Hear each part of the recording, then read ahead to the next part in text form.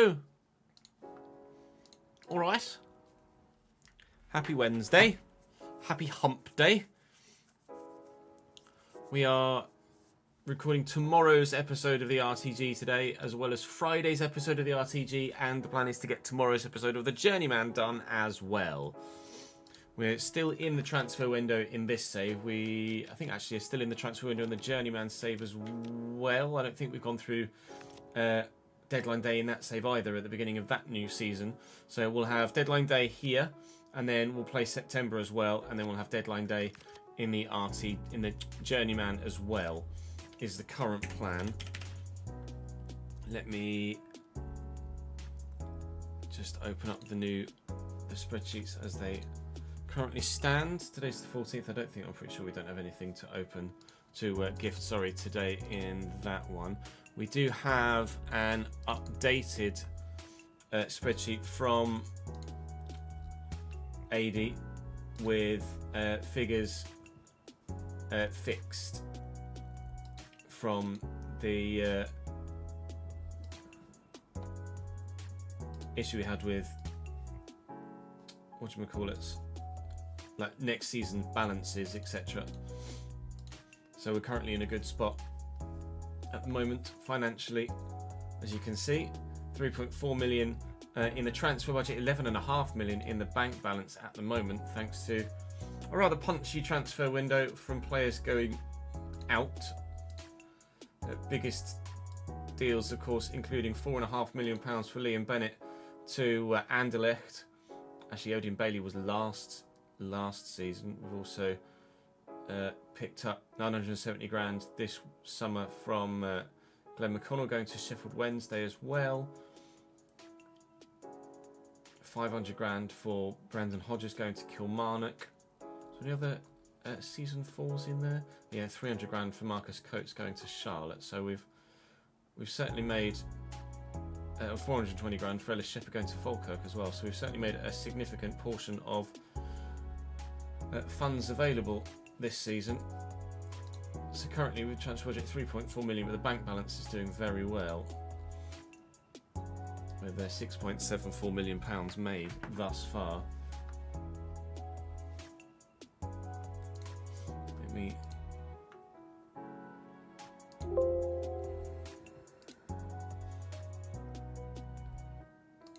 save this as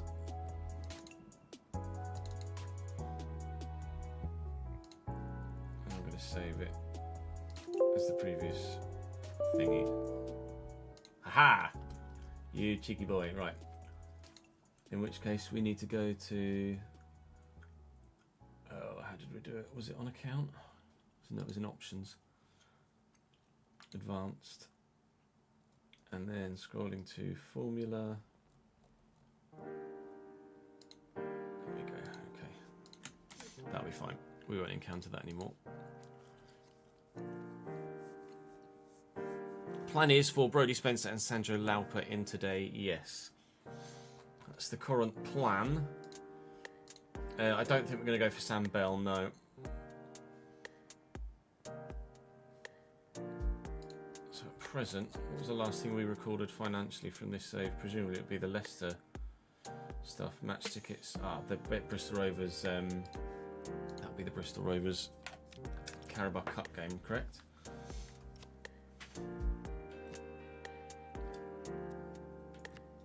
$6760, which I'm sure we did in here.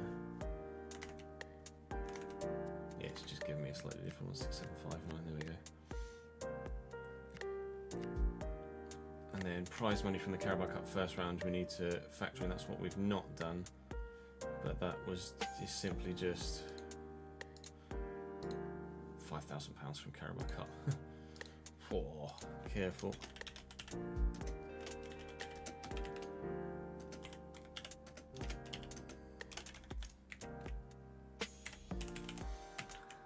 Don't spend it all at once. As much as £5 would be lovely.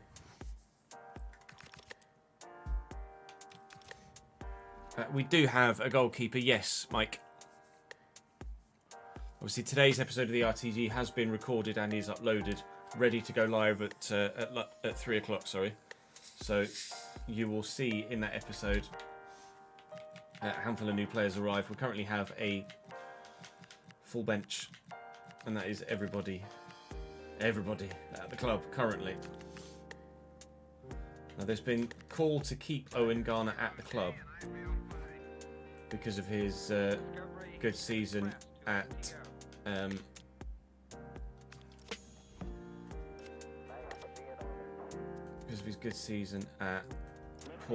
Plymouth last year, so we are going to keep Owen Garner at the club as it stands,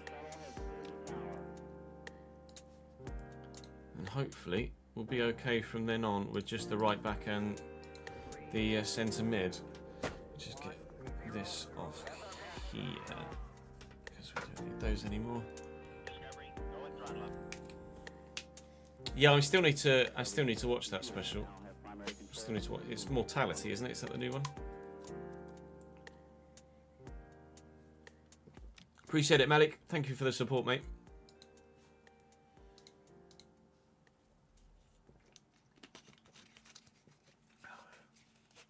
So we are going to need to bring some new people in because we don't have enough room in the squad currently to send those that we want to go out. So at the moment, Louis Ford won't leave us, and Joel Bagan can't leave us either. And we've got the Joel Bagan money about to come in. He's going to go to Nijmegen in the Netherlands to get some first team football. So we will need another centre back.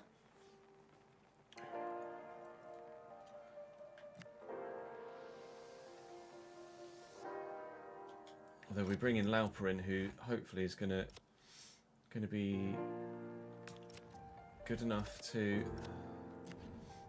I think I want that shortlist, don't I? Going to be good enough to come in and do a job. Only 70 rated, but be a really good squad player. 6'1", decent tackling, really good jumping. So can play centre back, can play CDM, can play centre mid. And we're going to get Brodie Spencer in as well. We're going to try and get Brodie Spencer in from Oxford. Not that I've noticed, Jordan, no.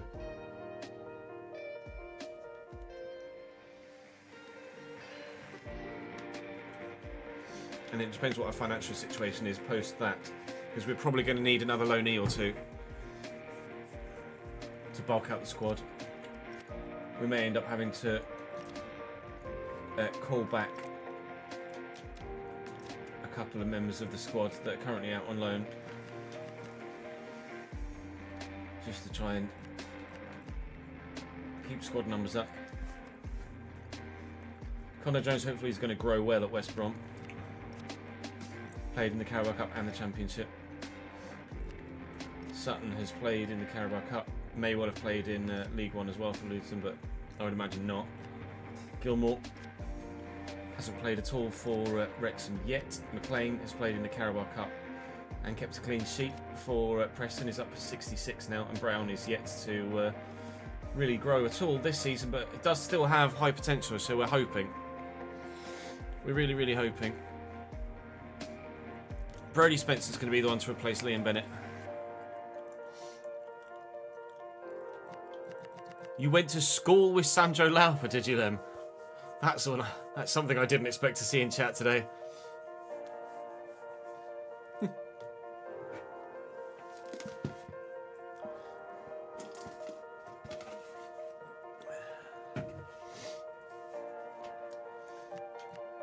So we have a small squad here right now,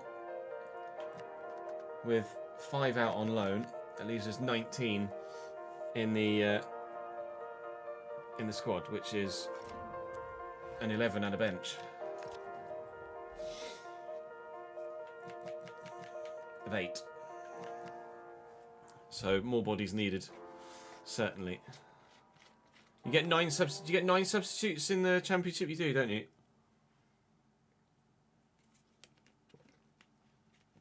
So at the minute, I believe we can't fill a bench. And I'm actually surprised it's let my squad get that small.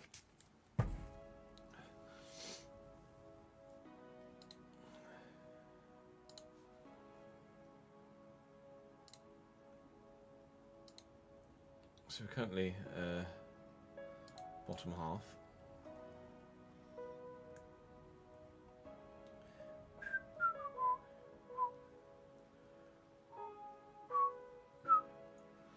Just double check.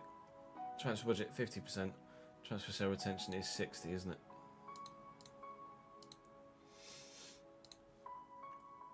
Yeah, 60.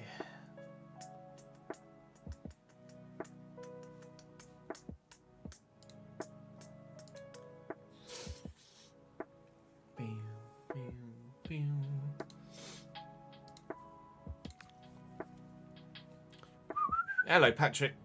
You didn't expect me to sign Swiss players. Well, we are Championship now. And we are allowed to sign players from outside of the UK.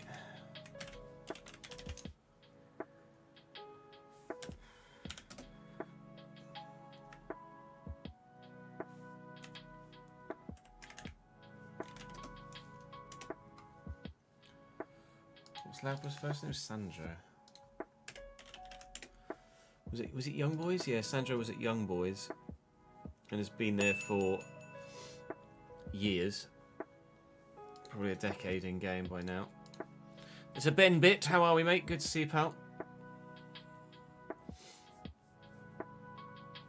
Just one episode from the last episode that's been recorded, Blaze. So you just missed the start of the transfer window, that's all. We have seen some players go out. We've seen some players come in. And there is more to happen yet further still today. I need to change into the Cambridge kit, don't I? I appreciate it, Len. That is the aim, mate.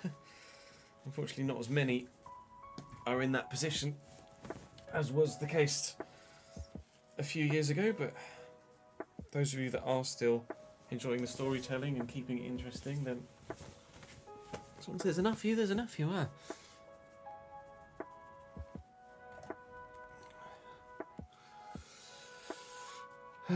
Benno Dietz.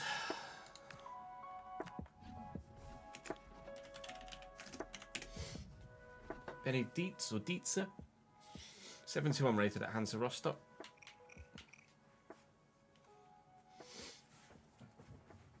Looks alright. Yeah, good, thank you, Suf. Been there forever, came up through the youth at Young Boys. It says, yeah, was it Toon? Well, Toon, I think.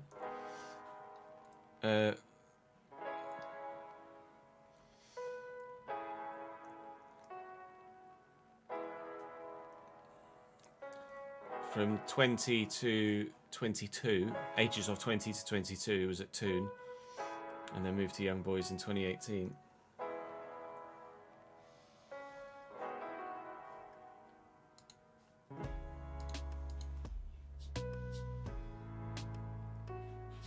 Is Pino your favourite player at Palace, Patrick?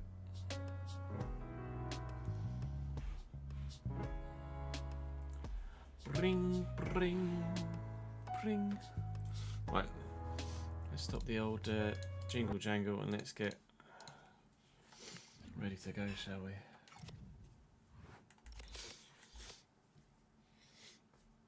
Doris Curtis.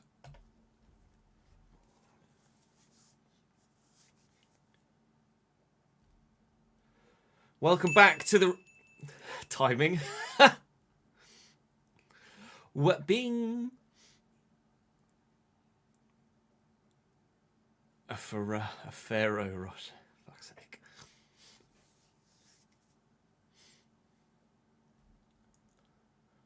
Welcome back to the realistic road to glory. We are in the transfer window in our first year at Championship level. Of course, in the last episode, unfortunately, we lost Liam Bennett to Anderlecht, who are now paying him actually £18,000 a week, not 20, and they paid £4.5 million, not 5, but close enough, ESPN. Maybe we need to work on your research a little bit. We're currently in the relegation zone after losing our first game of the season against Leicester away, which isn't really a surprise, is it? We're anticipating a difficult season here at Cambridge in our first year at the level. We currently have a very small squad.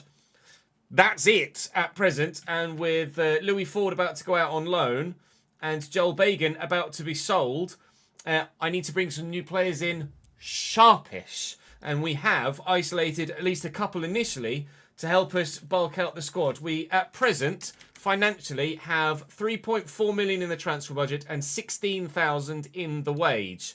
And I'm hoping that will stretch to sign Brodie Spencer from Oxford. Of course, they bottled promotion last year. He's down as a centre-back, but I will be playing him at right-back.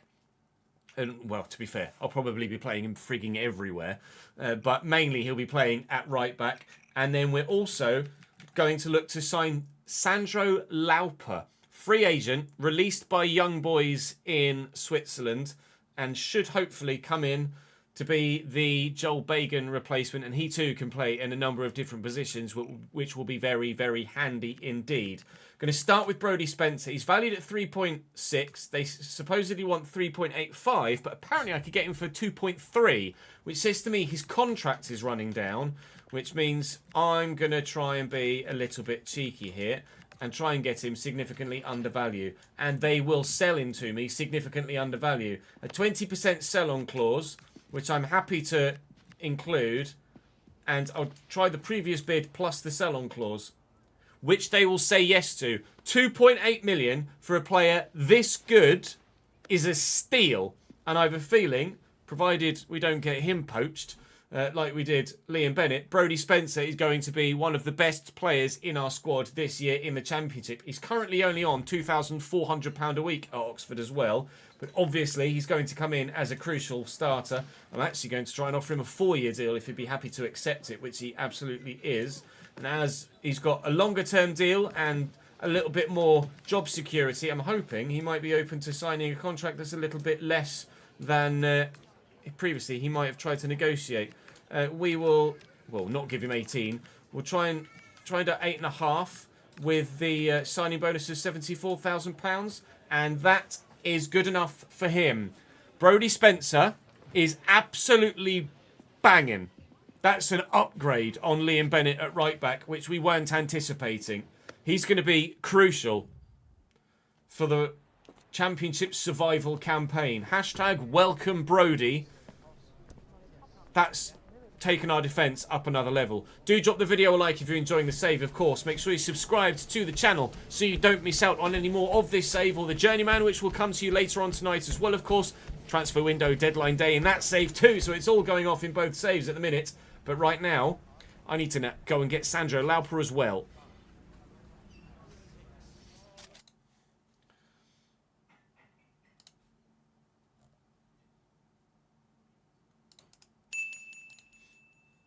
I'm actually going to put him down as a right back.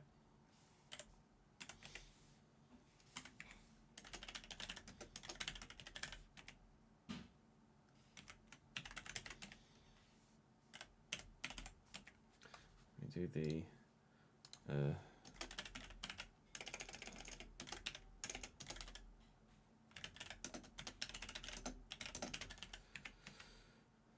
$73,000, wasn't it? No worries, Ben. Brodie is a wrestling name in your mind. Yeah, it is a little bit American, isn't it? Or Australian, perhaps, even. Fee paid 2.8 season 4.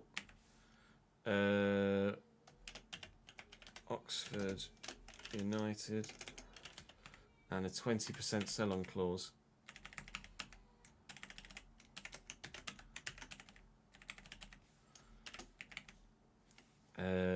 30th of the 6th, 2033. Should be the loan deal he gets. Should be the length of deal he gets. 4 years? No, that's 4 years. 2032 then. And Brodie Spencer was born on the 6th of May 2004.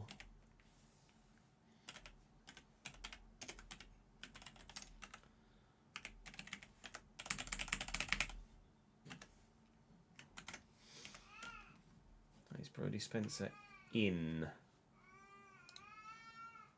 Not got any transfer budget left. significantly better than we were.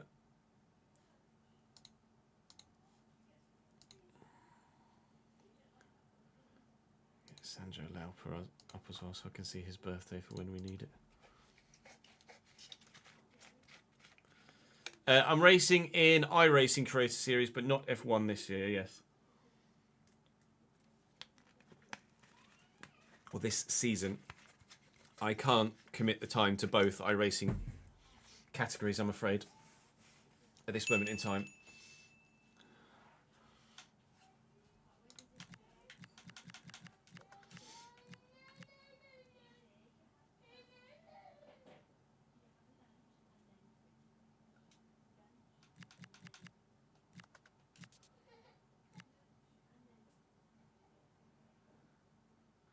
Not going to be able to afford him now, am I?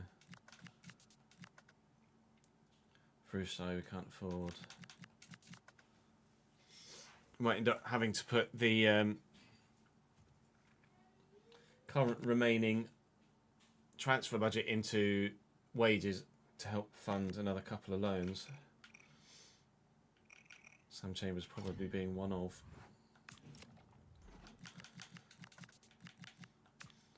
Right, Sandro Lauper.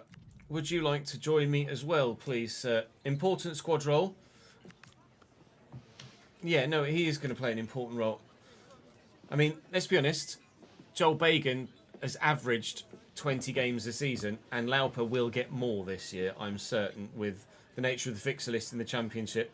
So we'll offer him just a 2-year deal at 31 years of age. Obviously, he's not going to be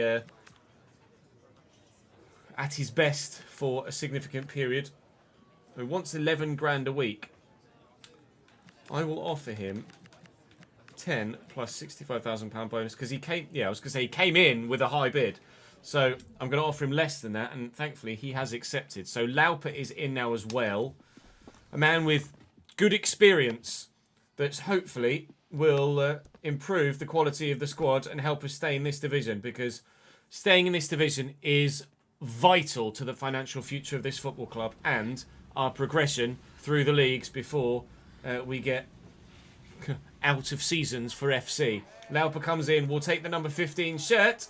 We have another new man through the door.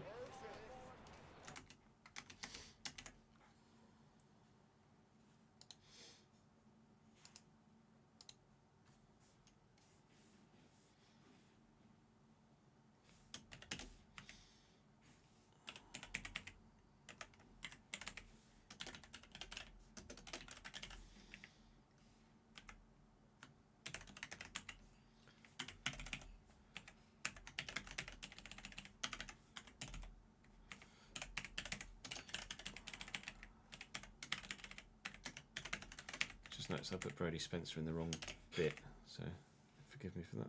I'll change it in a minute. 2-year deal. And then his birthday is 25th of October 96, 25/10/1996.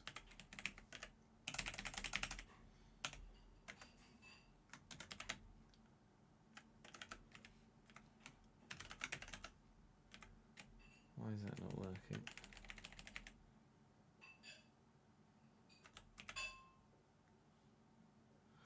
Why are you not working?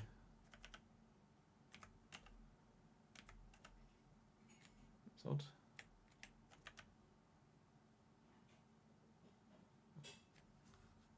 Put the wrong year in there, maybe. I have put the wrong year in there. That's why it didn't work, says. There we go.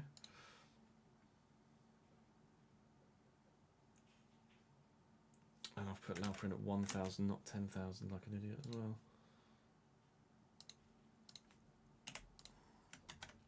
There we go. So we're now currently over budget, but Bagan is about to leave, so it's okay. And we're allowed to be over budget at this stage as well by a little bit. We do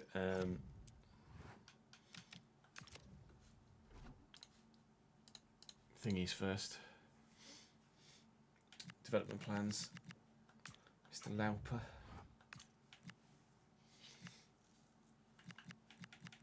Leveling down in 2 years' time is fine.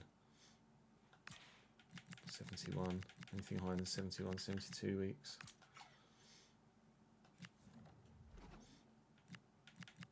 And Brodie Spencer, I'm going to change to a right back, which is going to take 2 weeks.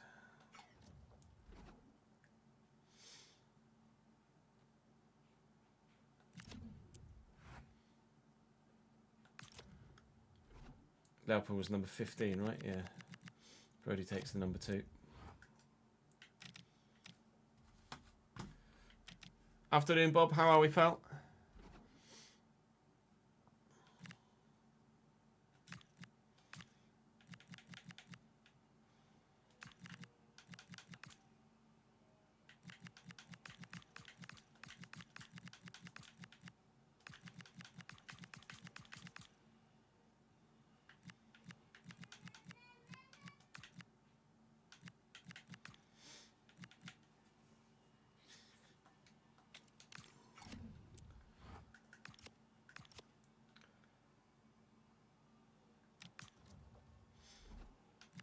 Make sure QPR aren't playing a incorrect formation.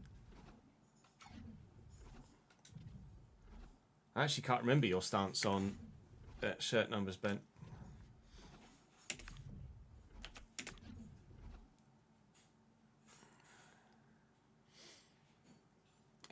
You need a mod on PC, Bob, to turn off the development plan or tweak the development plan. Yes, Zach, 'tis fixed. There was a conflicting formulae in there that was trying to do something a little bit too complex, so AD just simplified it. Just basically told it to draw the figure from the cell that we were looking at previously. He was trying to do too many additions and subtractions and was getting it wrong.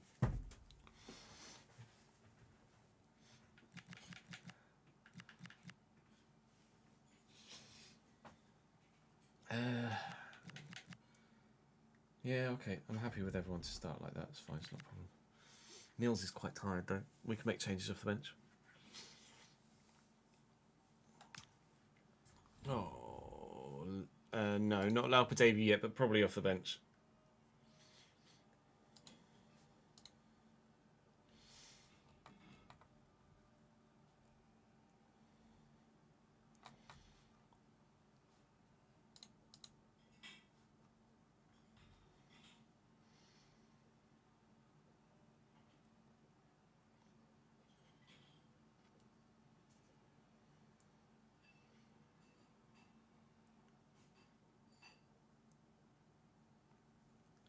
Not as of yet, Rory, but I will make it so.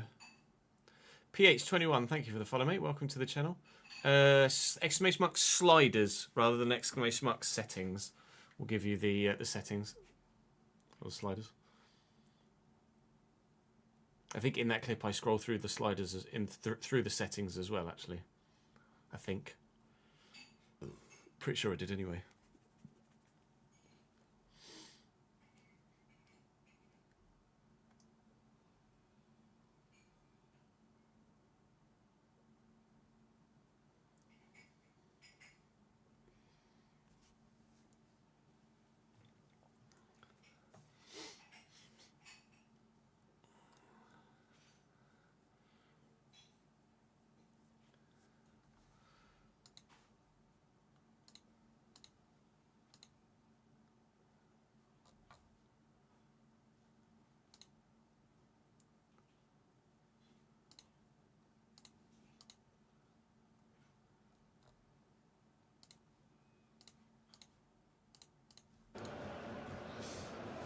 His QPR then for our next game at championship level. Hopefully, going to be able to get some points on the board in this one. 4-2-3-1. Maddison sat behind Sellar. Dembele on the wing. Chair on the other side. Varane, Jonathan Varane, through the middle at CDM. Obviously, we have Harvey Vale, former man of Queen's Park Rangers, playing for us out on our left-hand side. So fingers crossed he can have a decent game and show those former employers exactly why they should have kept hold of him and not let him come to me. We've got some indifferent... I thought I set it to Tartan, but It's obviously missing the vertical stripes for some reason. So the tartan pitch is just a weird stripy pitch at this particular moment in time. Not sure whether I can fix that at all. Quite frankly, we are hoping that the home games will keep us up. If you're strong at home, then you should get enough points over the course of a season to keep yourself at the level. That is the plan. Staying at the level.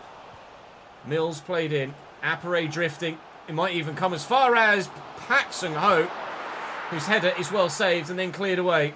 Very nearly an early 1-0 Cambridge lead. Well, in Pak, it could yet still be an early 1-0 Cambridge lead. Louis Appere trying to get in behind, but the defenders are too good. Well up, Kel. I mean, this is just continually coming straight back at the Queen's Park Rangers defence right now. This could be a free kick. Hit a hand. It's going to be a penalty. It hit a hand. It must have been on the line. No VAR in the Championship. The penalty will stand.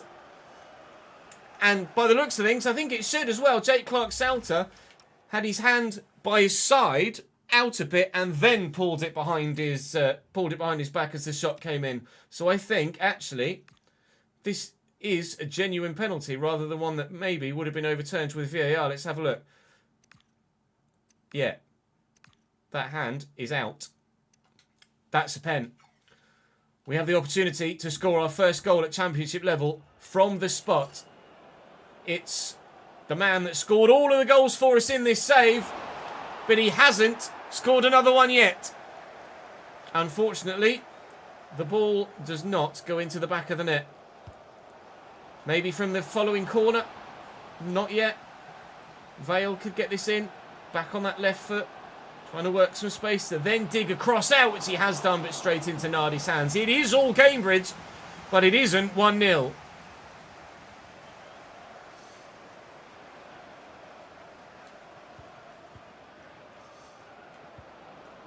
It's loose. Giving away to Brodie Spencer. Caught there. And a foul.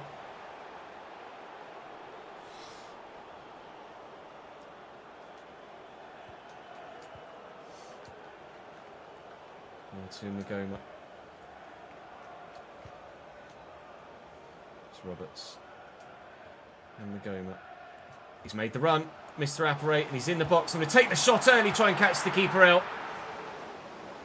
We are dominating this game against Queen's Park Rangers, but our lack of clinical finishing in front of goal is ensuring that we still are locked level.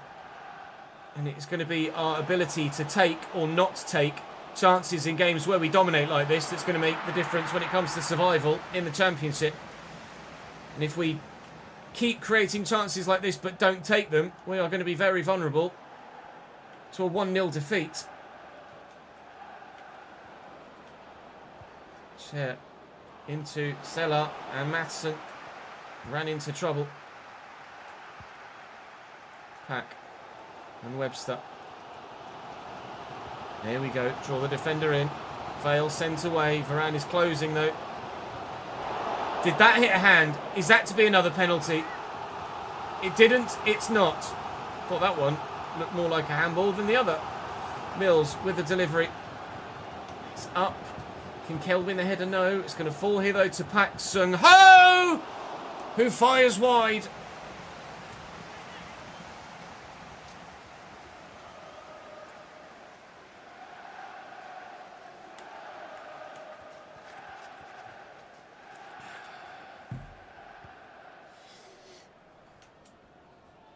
Is there a particular reasoning behind that numbering pattern, Ben?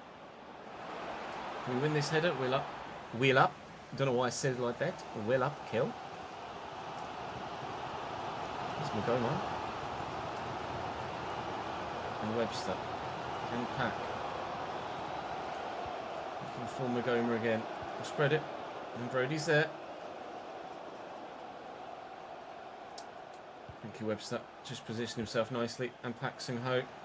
Nice little attempt at an offside trap that hasn't worked. And Harvey Vale is in. And Harvey Vale is off. Oh! It's got to be close. It's got to be real close. It is. Ah! It is off, though. Oh. Please, can I score?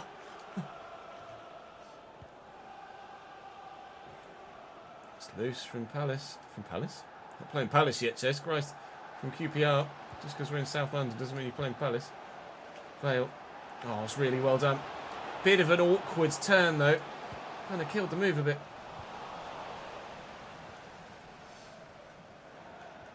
Oh. Afternoon, Dom. How are we, pal?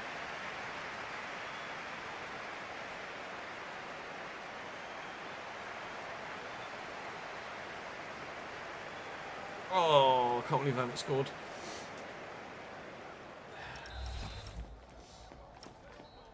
%68 possession and 5 chances to none. We are the better team right now. Everybody but Roberts and McGinty now in the 70s in the starting lineup. Their ratings are better than us, but similar in some instances.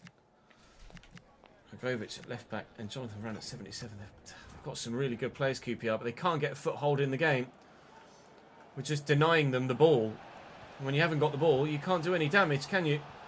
But we can't score. So if they do decide to turn up in this second half, a game that should be completely gone and out of their touch, out of their reach, is still very much winnable for them. And that's on me for not putting the ball in the back of the net well enough. Spencer over the top to Mills, who's going to take it down in his stride and drive inside and then look for Apparay and mess the pass up. Not a great start to the second half. Come on, boys, please. Desperate for 3 points in the Championship, not just a single one. Sela. Nice chair, well in Paris Magoma, but taken off him. Well in Paris Magoma.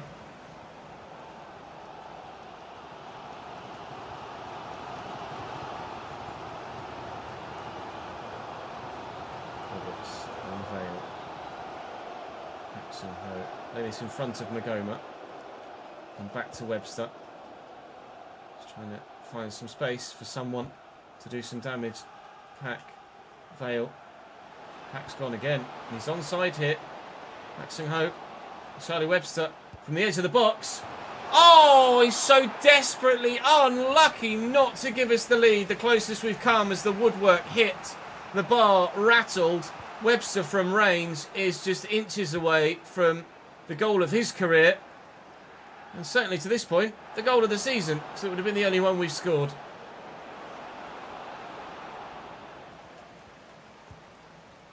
It's loose from Spencer. The game is done well. It's meant for the keeper. And breathe. Oh, I can't believe that Charlie Webster game. His shot didn't go in.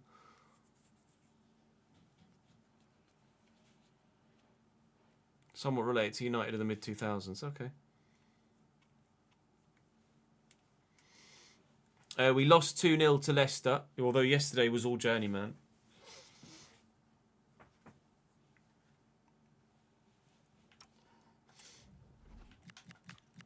Mills for Windass.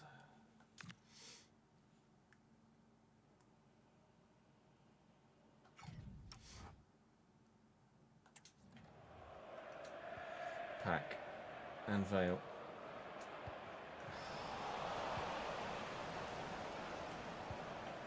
Dembele. Done. Our loanee at West Brom, I just saw that top right. He's just scored for the Baggies, Connor Jones. Delighted for him. A Cambridge United player has scored a goal this season in the Championship. It just isn't for Cambridge United.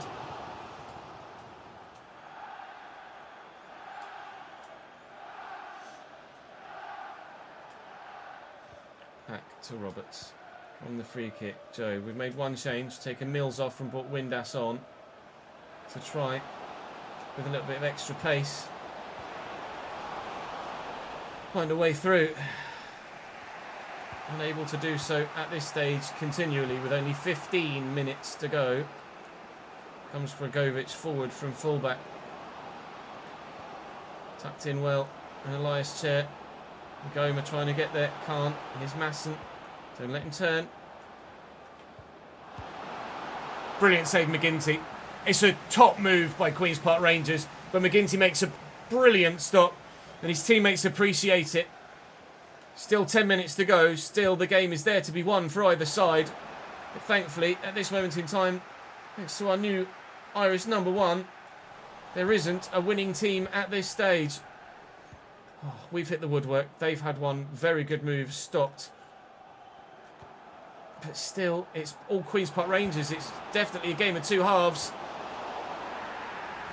I don't know why the keeper has volleyed that out, but now a penalty is given at the other end, presumably for handball, potentially as well. As Job goes up for it, he's missed it with his head, and it has, I think it's hit him on the shoulder, but the referee or the linesman has seen it and said it hit an arm.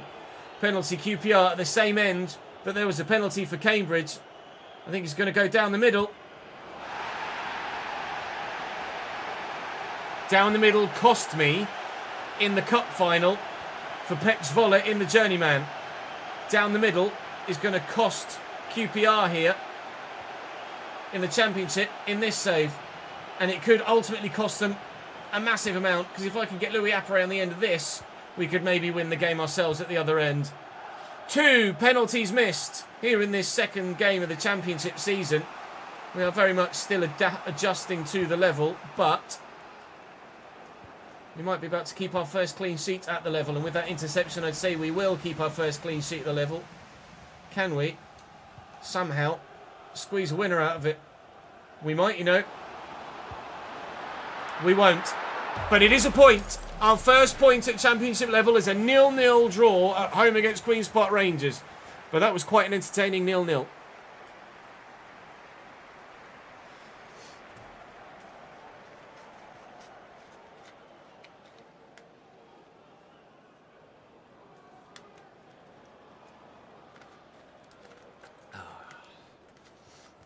Yes, Roberts is a youth player, Rob.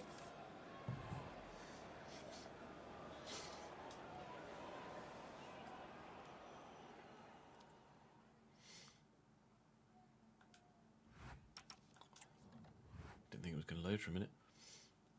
We'll take the point. Take the point and be happy with it. We have to be happy with it. New email from Cambridge Board. Joel Bagan is sold. £1.6 million. He has gone to Nijmegen. That's something we'll need to add to the spreadsheet with the finances. So we were over budget with the wages from the signing of Lauper, but now with Joel Bagan going out, we'll be back under budget, and there is going to be room to either A, permanently sign someone else, or probably more preferably loan in a couple of players.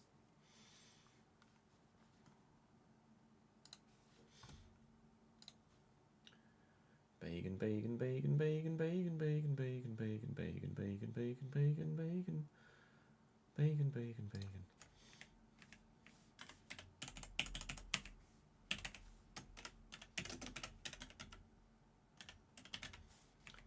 Is that how you spell it? Nijmegen? Yeah. Didn't play for me at all this year.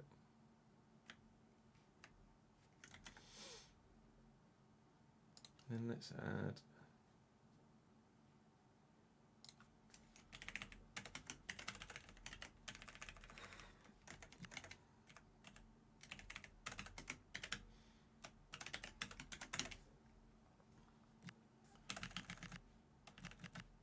yeah. 12206. Going to give us 3515. Player wages at the minute is set at 123292. And then match tickets 7883.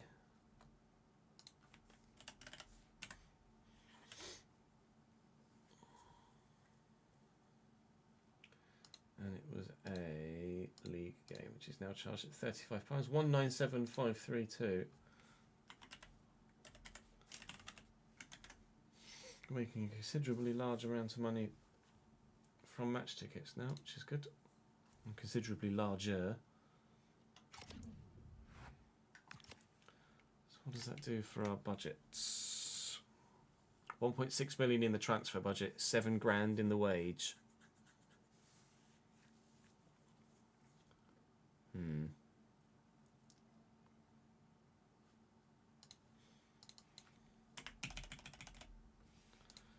Let's do that.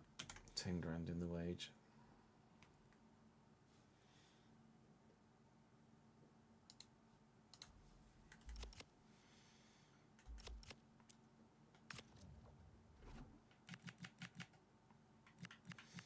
So we've backup goalkeeper, we've got backup centre back and full back, backup striker. It's probably that centre mid still, isn't it? That we're missing. Just an out and out centre, an all round centre mid. Don't have a versatile centre mid on the shortlist really.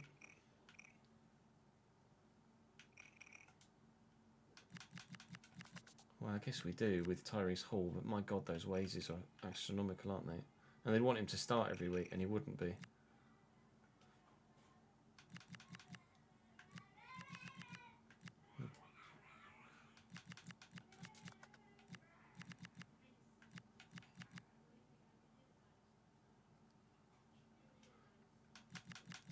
Yeah, we could look at into League One for a centre mid. McConnell out, McDonnell in. Yeah. Chambers just, he could play at centre mid, but we're playing CDM really. We are playing at CDM, so I kind of want a forward-thinking CDM. Tyrese Hall would be amazing, but he's just too expensive. Let's have a look and see who's on the transfer list.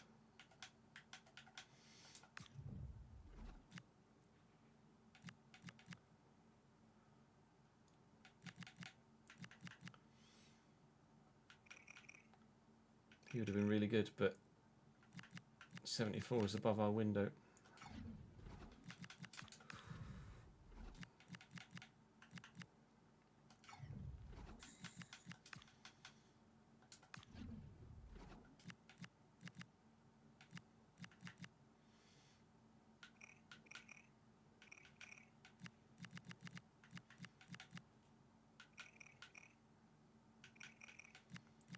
Still rather sign real life players at this stage than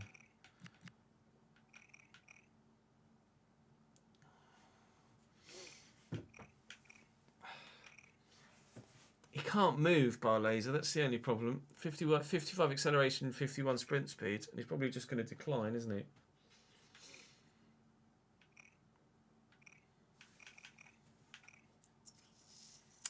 We do need to have a look at Ipswich. You're right. I don't think Ipswich had anything for us.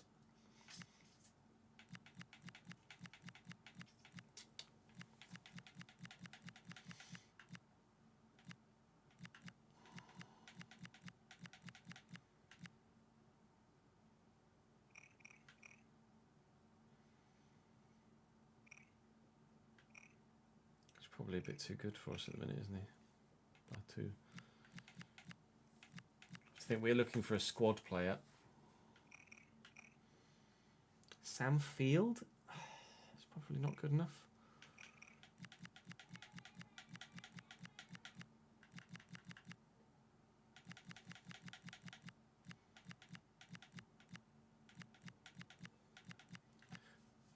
Probably better off looking at centre mids, really, wouldn't I? I'm probably better off looking for a centre mid that can play at CDM than a CDM that can play at centre mid.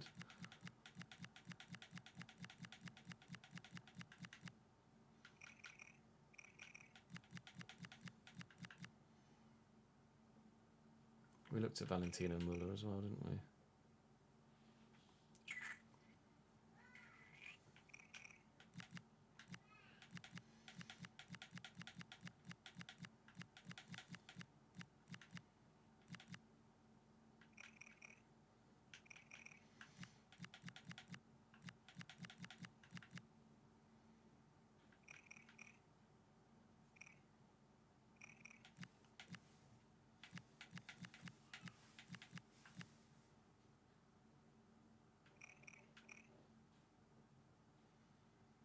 Was Jack Taylor Ipswich?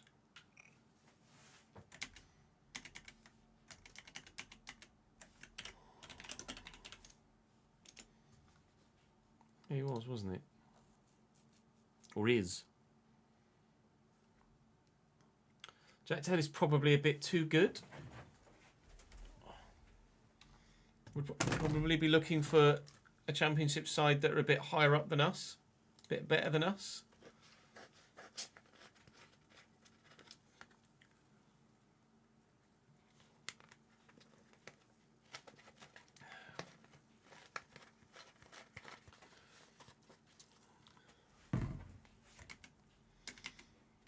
Not really a squad player, is he, Jack Taylor?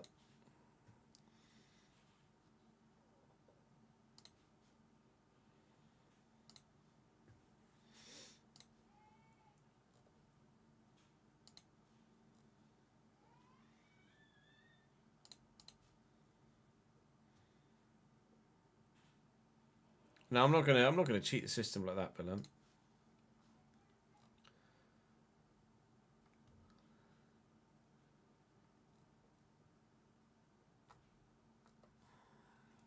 I think Jack Taylor's probably just a bit too good for us. No worries, Bob, catching a bit.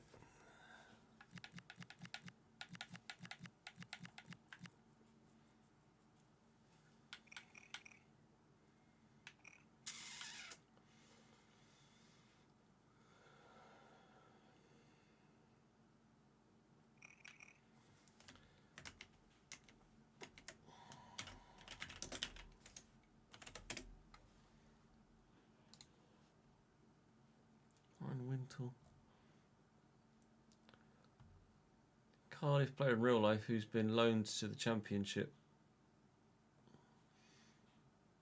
a couple of times. Now starting regularly in League One.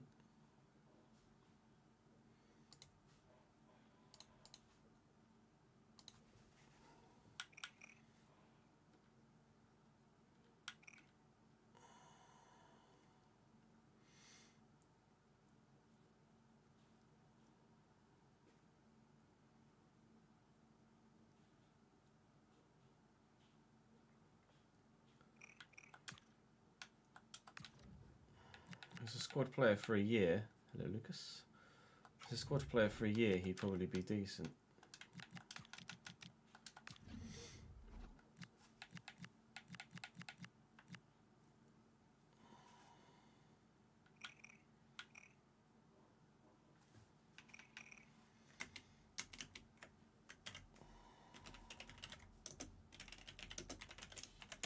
Magnus Kofod Anderson plays for Sparta Prague. That's probably too high a level for us, isn't it?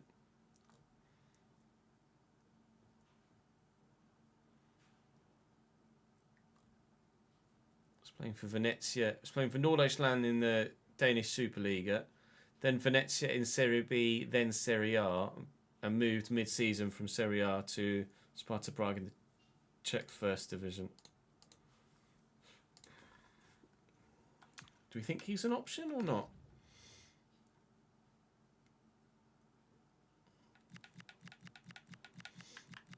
Shandon Baptiste. Shandon Baptiste is good.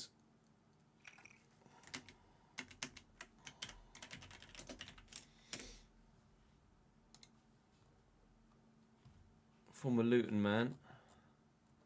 Played for Brentford in the Premier League though. Brentford in the Prem as a squad player, played in the Championship for Luton as a squad player, playing as a Championship player in League One. Oh, he's got an ACL injury. So he was first team for Luton in League One and then did his ACL.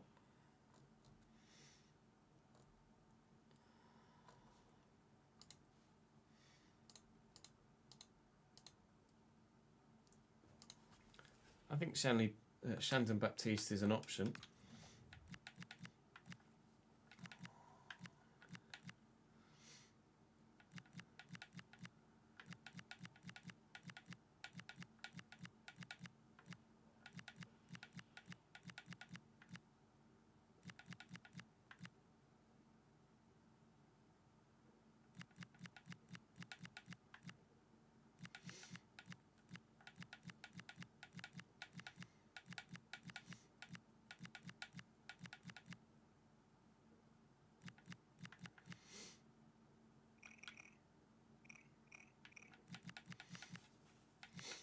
quite like Shandon Baptiste, actually.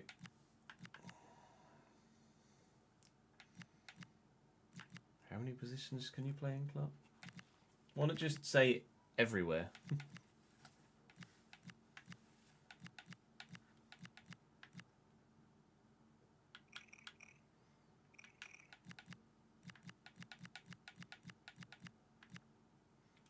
Luca Robertone. Signed him in a Cambridge saving like FIFA 17.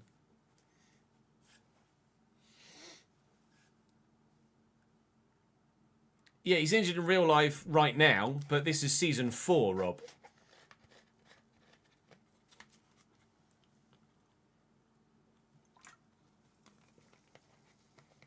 I don't think it would be unrealistic to sign a player that's injured in real life now.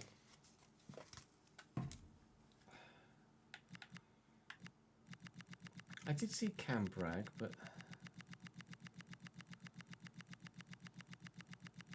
I didn't actually pay much attention to how good he was. 67.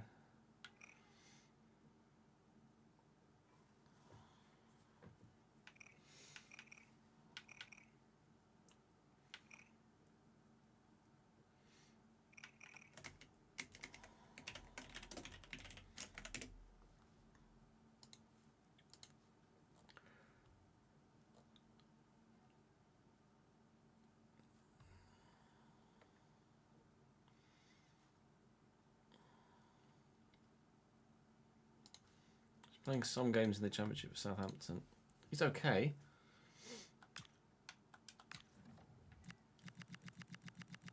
How good was Ben Close? Oh, never mind.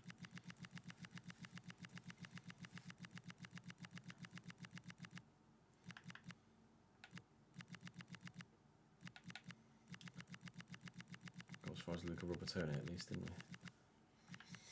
Jordan Rossiter.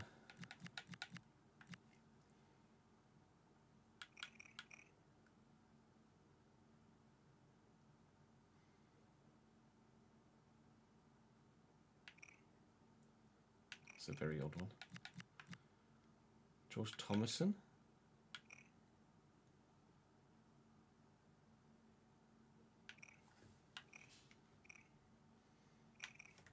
Hello.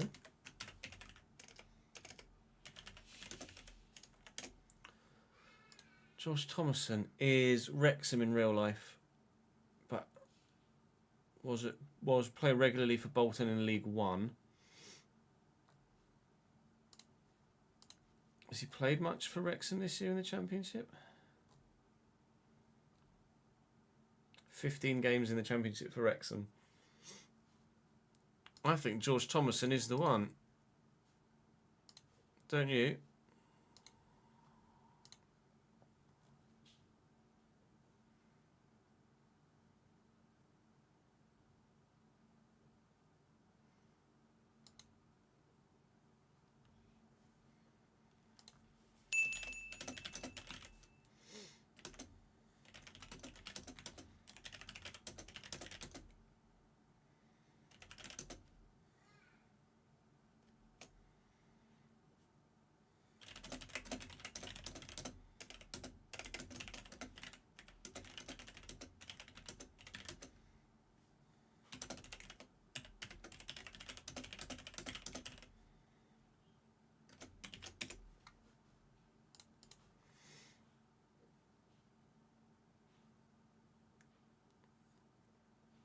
Who did Odin Thiago Holm play for, Ben?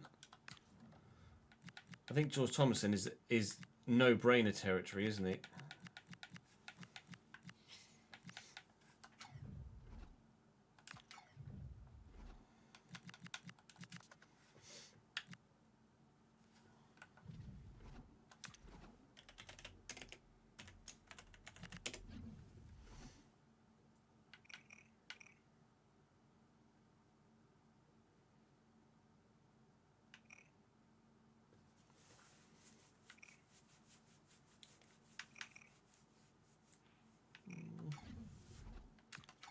I think I prefer Thomason from a realism standpoint.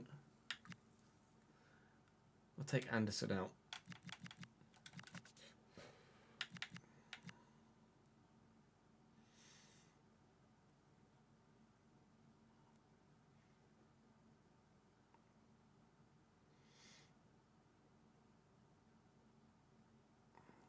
Celtic want to only on Berlin's best striker in real life. Who is that at the moment, Villa?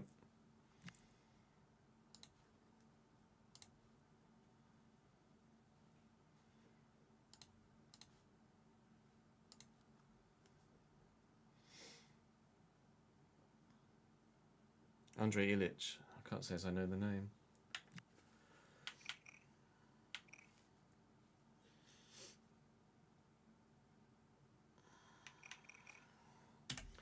This Mats Egbring still intrigues me as well. Let's see if they might loan him to me.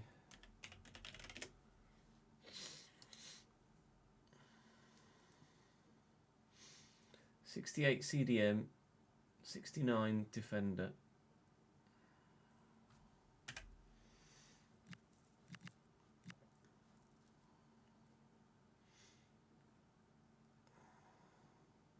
Liam Bennett to Leicester in your save.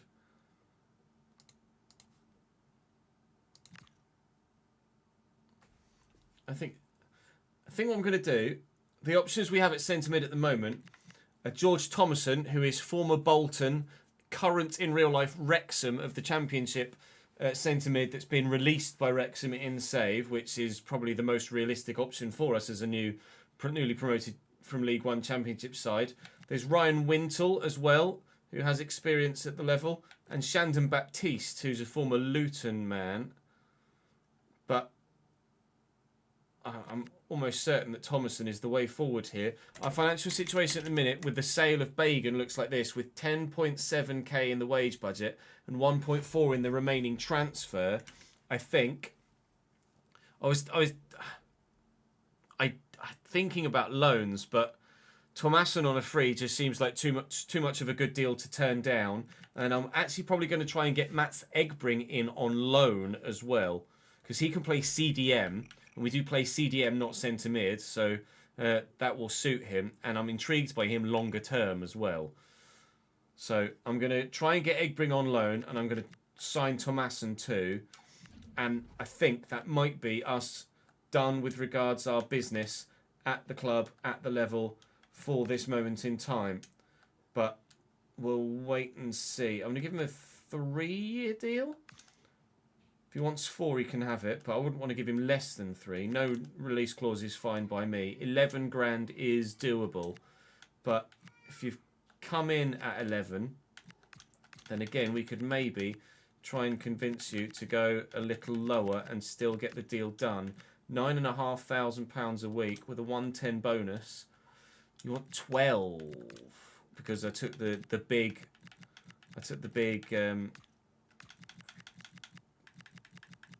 clause out. Let's say 10.5. 10.5 and a 110 signing on fee. George Thomason is in. And if I can get Egbring through the door as well,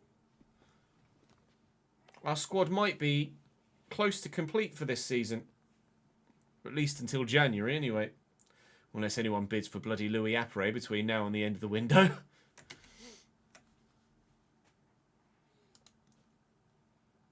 Is Thomason a centre mid or a CDM? Can't remember off the top of my head.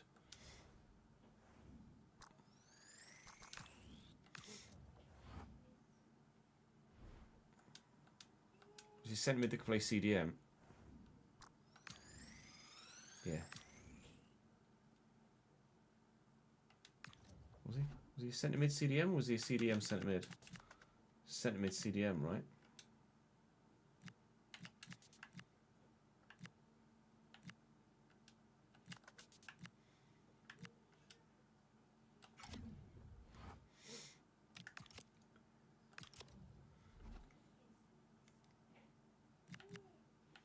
Yeah, we will check Stokes right backs.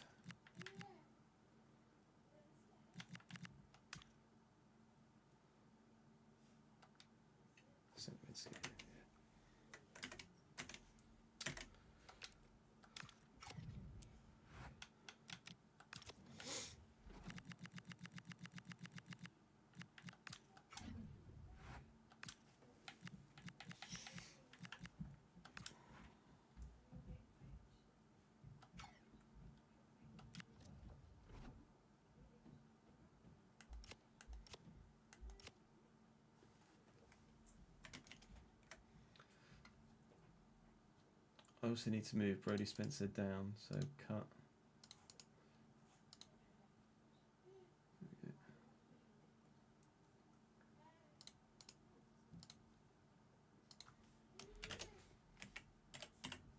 Squad number are you?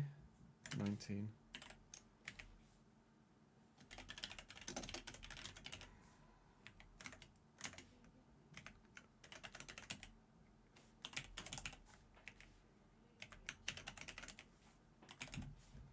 Oh.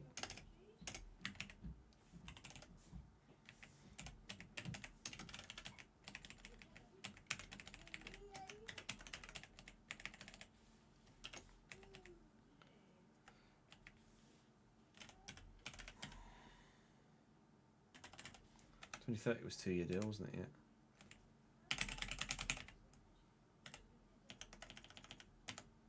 12th of January 2001. Thank you.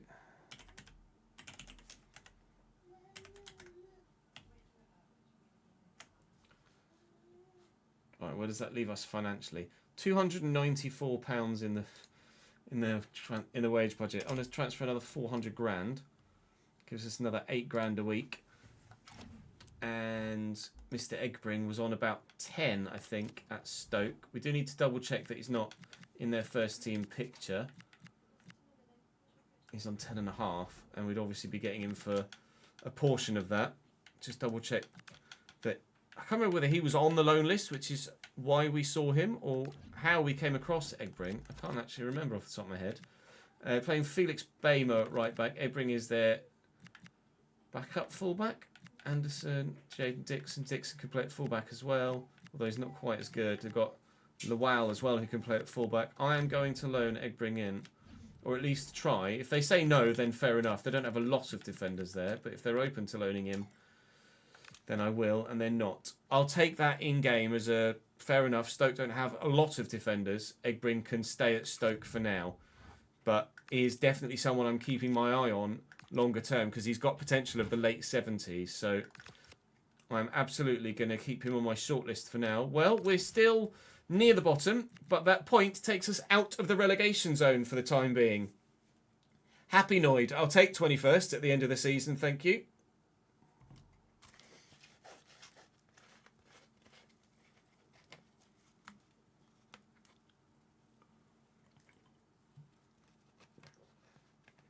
Good to see you, SA. Hope you're well, mate. Hope all's going well with the dissertation.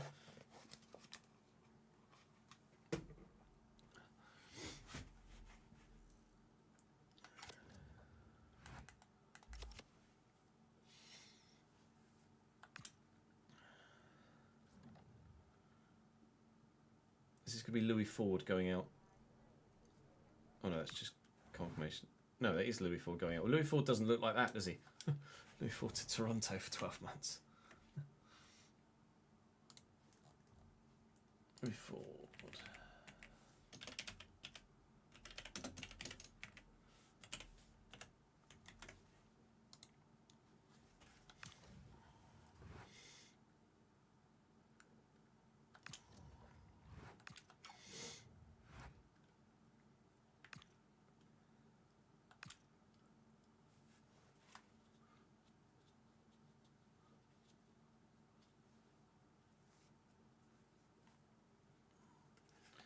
What's Paris Magoma saying?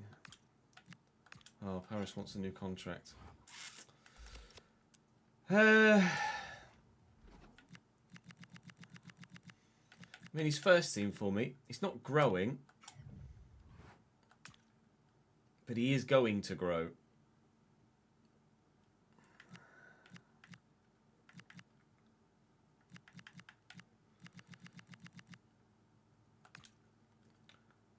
Yeah, okay, you can have a new deal.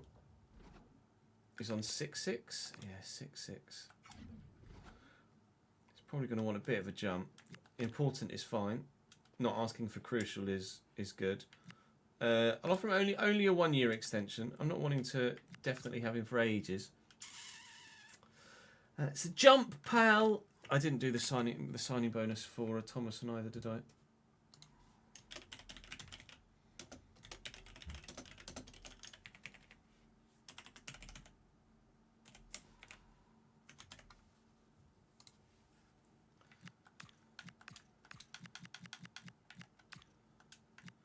12.5. 15. Fucking hell, Paris, that is punchy, mate. Is Paris Magoma worth £15,000 a week to me? Is the question.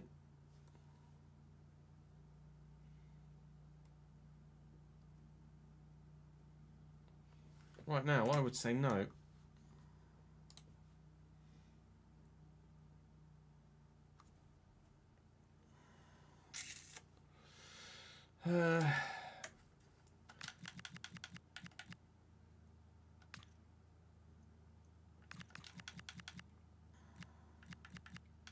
£150,000 signing on fee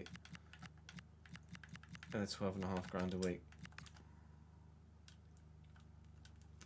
Less of a signing on fee, but still wants 15 grand a week.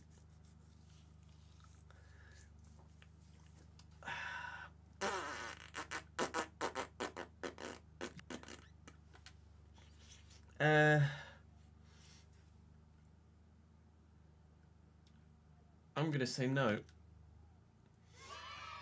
At the moment.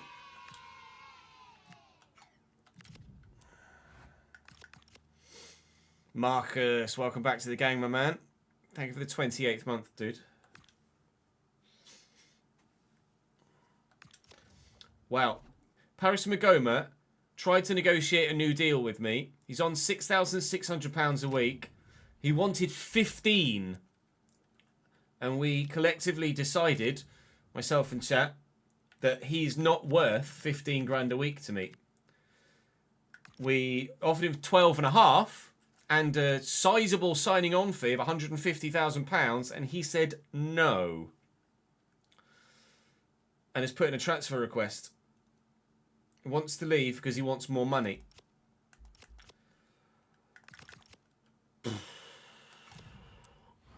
In my first, we have just got George Thomason. So if I can have a quick comparison between George Thomason and Paris Magoma. Magoma is better in the pass and in the dribble. And quicker.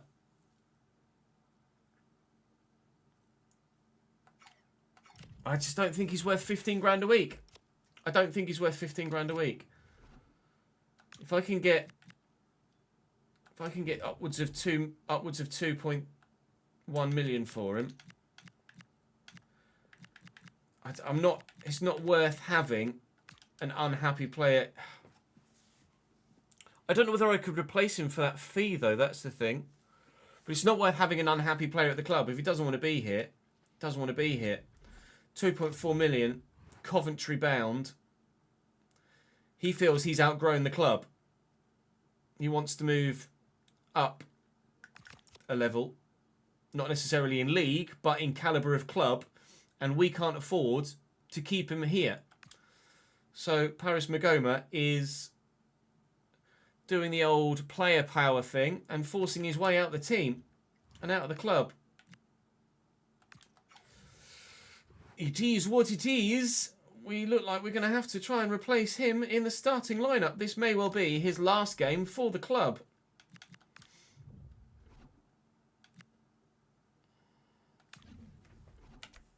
Baptiste is only 69 though.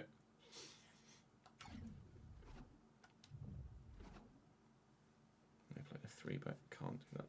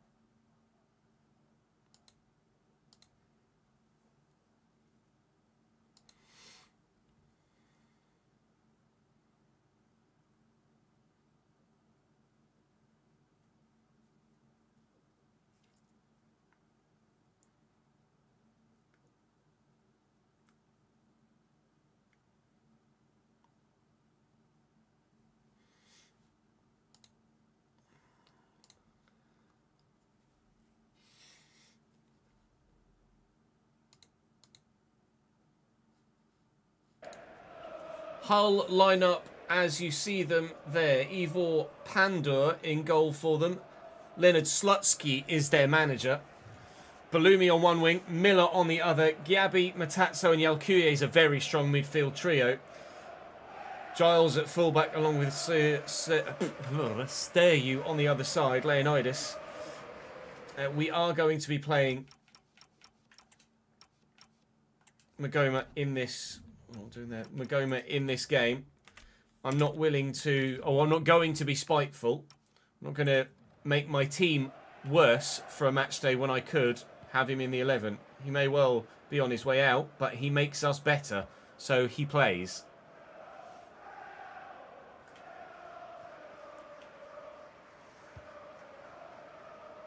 Yalkuye with the ball over the top.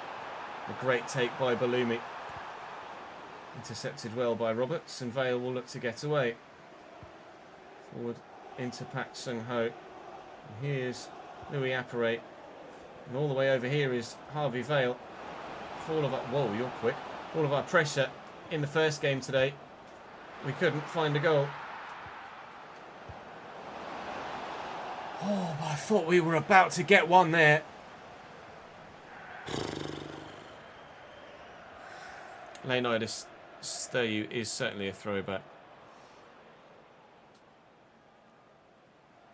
Yeah, so did I, Connor.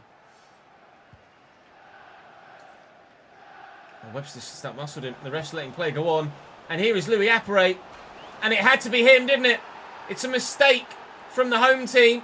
And Cambridge United take a 1-0 away lead here, early doors. Oh, the friggin' yellers! Had to wait for them to make a mistake. But Louis Apparet, rather aptly, is the first man to score a goal for us at this level. Could have had one with a penalty in the last game. Scores from open play now. Okay, good.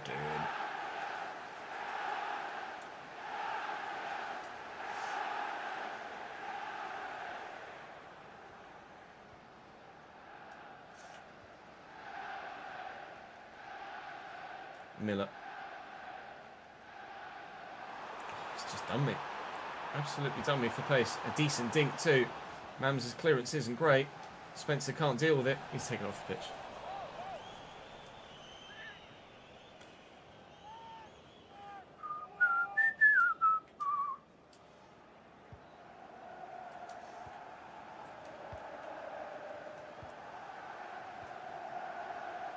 Webster. Mills inside nicely. Just opened up again, maybe for Apparet in the middle then. Mills delivers. Doesn't really find even a gap within 5 yards of a teammate with the cross, unfortunately. Gabby with the ball out wide. We did have a bid, in fact, didn't we, in the last episode, for Stanley Mills from Hull. So they'll be keeping a keen eye on him here. We've got a corner here now. And they'll be looking for an equaliser, but we need Stanley Mills to perform today, please, to show them exactly what they're missing, or why I decided to turn down that deal. Stanley Mills hasn't been insane for me, but he's been good enough for us to think that we probably couldn't replace him with anyone that much better in the short term. Magoma looking for Mills, finding Mills. Mills with the delivery. Apparet's up. The header is not good enough.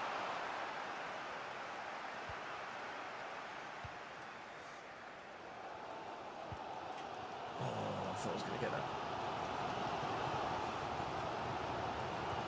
That's so. Miller, Lillian, Pack. Pulling their midfield this way, then that. Maxon Ho finds Webster. Vale is going. Pack's here. Webster's with me. Steps round one. Looking for Vale again. Out of his feet. Around the corner. Around the corner. And into the middle. And Charlie Webster's there. Pack wins the header well. Magoma's going to win it back. It's feisty at the minute in this middle of the park. We have our 1-0 lead still.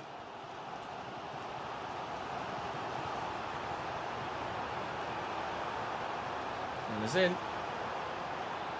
Well in, Brody. Corner hole. Bellumi on the far side looks like he's going to take this short, and does. And Miller delivers a decent ball, but McGinty is there to stop it. Oh, not underarm, please. That was supposed to go overarm all the way to Mr. Vale down here. He's now actually in a really good spot. I see Magoma at the back post. And Louis Apres busting a gut to get in the box here too. And will help that on its way to Webster. Oh, who nearly forces a second goal for Cambridge. Getting 4 points from our first 3 games would be huge. We're going to have some more difficult games than Hull City this year, that's for sure. So if we can get victories in games like this, it's going to be massive for our survival campaign.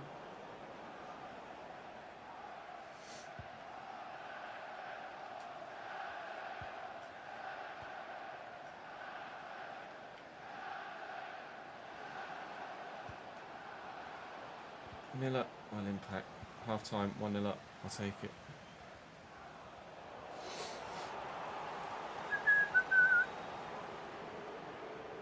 I shall have a quick check, Charlie.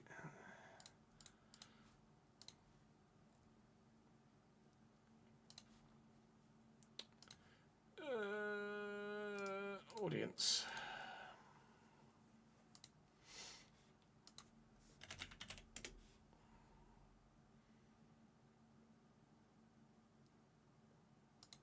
It's still showing as declined my end, but it might take it might take a little while to update, so we'll give it a few minutes or 24 hours or so. But thank you for hopping on and sorting it your end, mate. Appreciate it, Charlie. If you're able to, if you could leave a comment on the most recent post, then when it comes through, I can just create your guy immediately. Or when it confirms, I can create your guy immediately. Afternoon, Ledge. How are you, pal?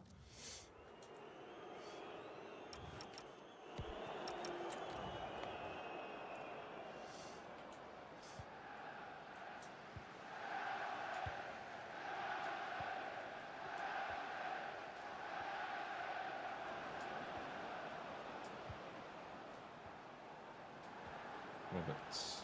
Paxing Ho. Fail. It's Paxing Ho again.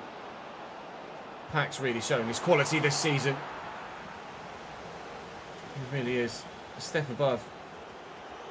Certainly, even though we loved Pelly, Roddick and Panzu, Pack is technically significantly better. He might not have the kind of bullish tank-esque elements to his game, where Pelly Roddick would just run through a defensive line. But Pack is definitely putting himself about and creating some good chances. It's a different style of play in the midfield we've got now. That from Miller was very good though, but not even close to how good the save was from McGinty. What a stop with a strong left hand. Eddie boy, where has that come from? Well, in Magoma. Mills forward to Louis. Oh, I was going to try and go one way then the other and cut back again. Well, Hull have proven that they can cut us apart, but they have to get past Mr. McGinty to find an equaliser. They might be about to get past Mr. McGinty. They are not getting past Mr. McGinty.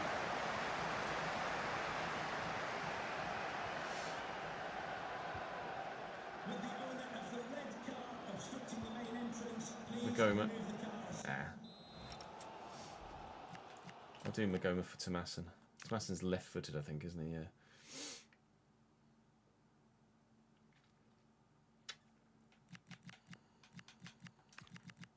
I'm going to bring Garner on.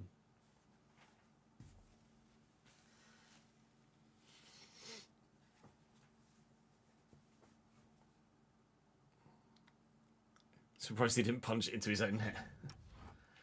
I think Garner's left-footed, right? Right-footed, okay.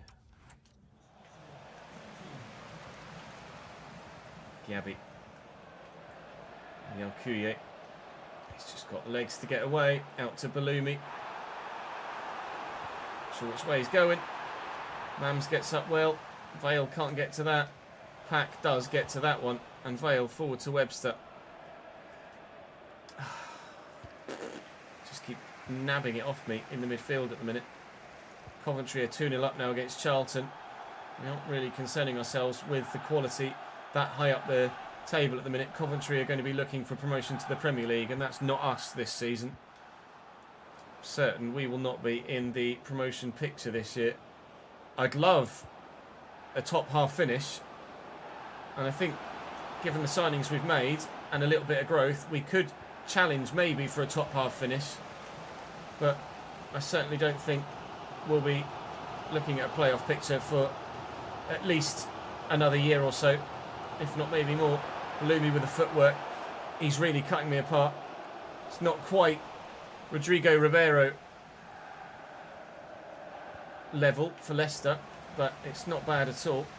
Although they've given that away there and then I've given it straight back to them. Both sides making mistakes in this one, but we're still, for the time being, hold the lead. I was trying to change to Brody Spencer when I couldn't. Jobs gets me out of it.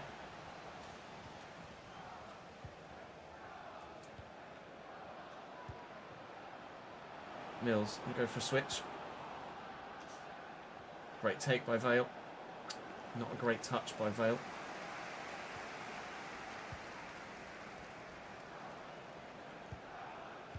Oh, nice little 1-2. Kuye forward to Balumi. Back here to Darko Gyabi. And Balumi again. Well in, Pak Sung Ho. Honestly, he's been really good. Webster and Magoma. This last action as a Cambridge United player here, I did look to make a change like 10 in-game minutes ago to take him off, bring George Thomason on, but it hasn't had the chance to happen yet. Oh, I was trying to slot that for Vale through a gap, but it just didn't put enough power on it. But we're going to get the win. He says, "Oh no." I see it come Hull, and it's a decent whip. I think Miller was offside. He was. The game is over.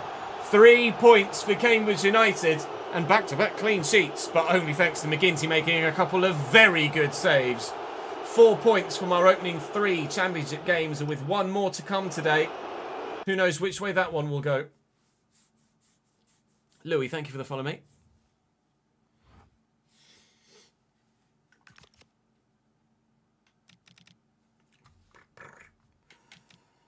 That's a giant 3 points away from home.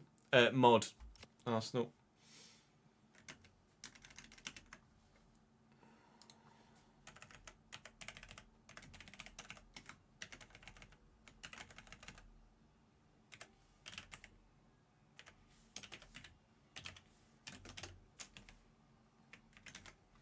Do we take different travel costs in the Championship?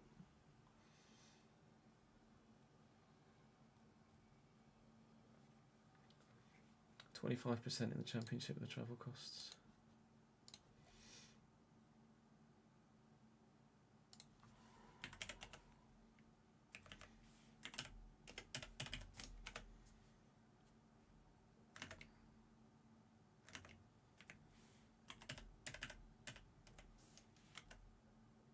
Oh, well done, Dickard.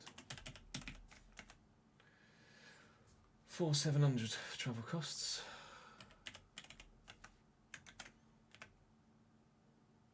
A lot of wages now.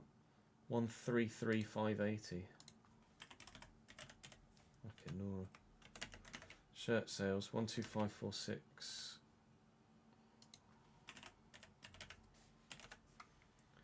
$31365. What was it? It was an away game, wasn't it?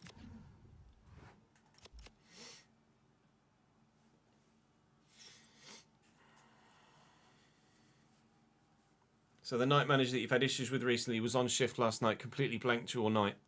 Man in his early 40s acting like a petulant child. You're right. Thank you, Jack. Magoma stats before we advance.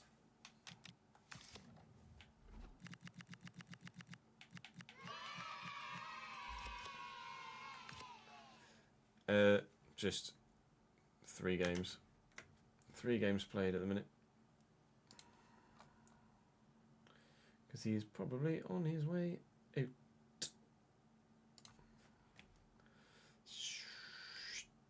Season 4.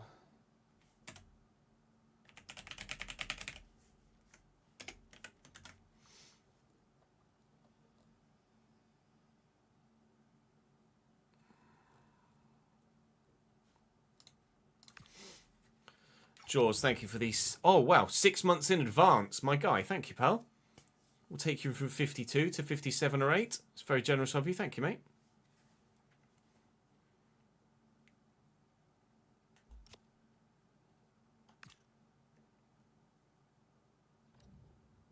This is going to be confirmation. Paris Magoma came in, helped us get promoted, and then wants to use his high reputation from being one of our better players last year, turn himself a move elsewhere and earn some more money. He was willing to stay, but wanted too much money to do so. So rather than give him £15,000 a week, Coventry will give us 2.4 million. I do now need to replace him, but we feel like, hopefully, we should be able to get someone of decent quality in.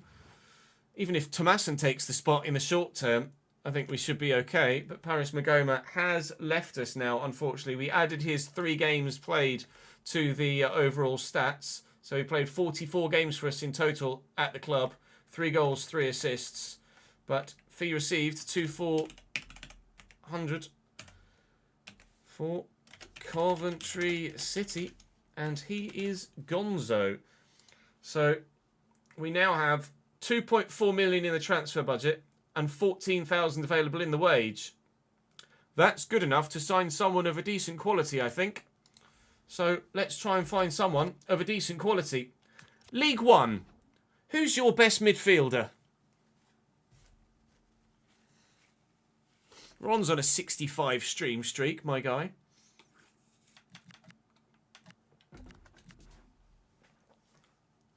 Why? Why does his wage go up with his overall rating? That's retarded. He was 71 rated on 36.5 grand. He's grown to 72 and it's upped his wage. That's nonsense. His wage shouldn't be tied to his overall rating. It should be tied to when he signs a new fucking contract. That's bullshit.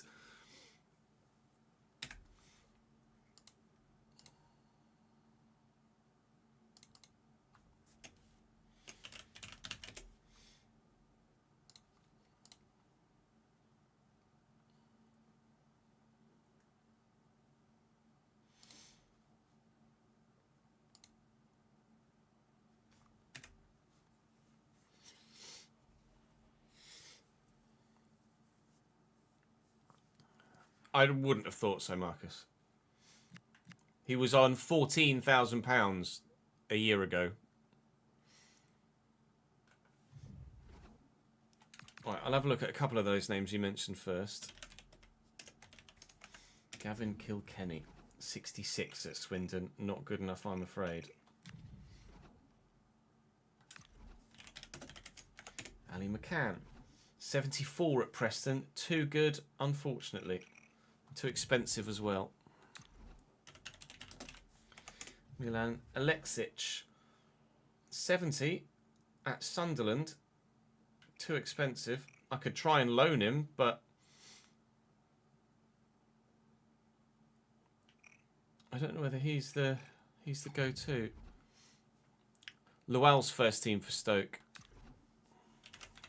and we had Lowell in the RTG last year. Travis Nez. I mean, he's good. 57 defensive awareness though isn't great.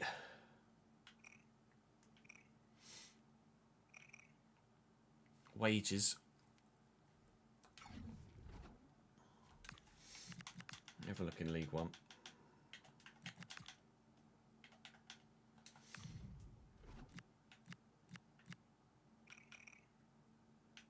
Irimi we did have on the shortlist, didn't we?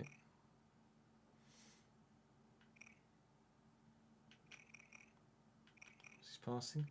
70.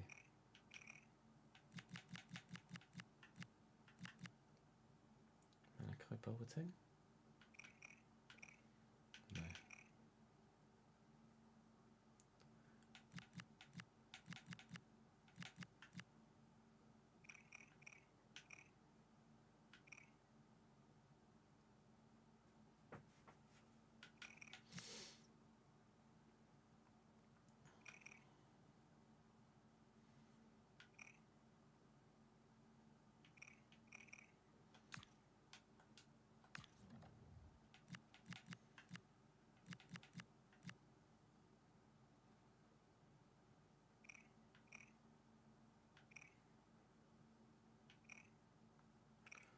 physically could do a job, certainly. I mean, Fana.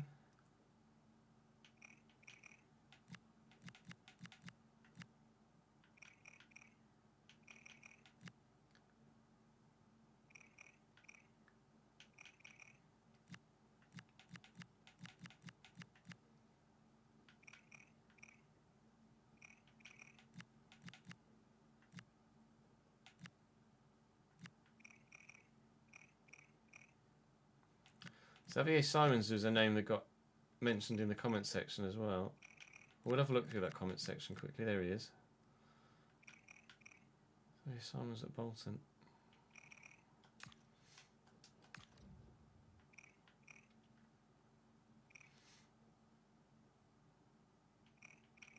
Does look decent. Room to grow as well. David Turnbull technically is very good. Can't move though. He's someone maybe a bit more agile than that.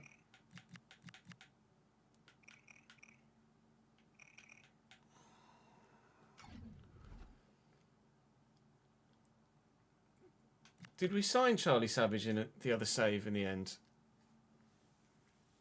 I did have Xavier Simons on FM. You're right, Sam. Well remembered.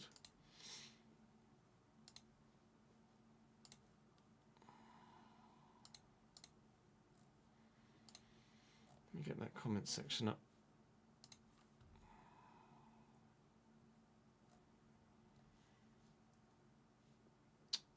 Oh, wait. Videos. This was the comment section yesterday, so we've obviously today's video of episode 1 hasn't gone live yet.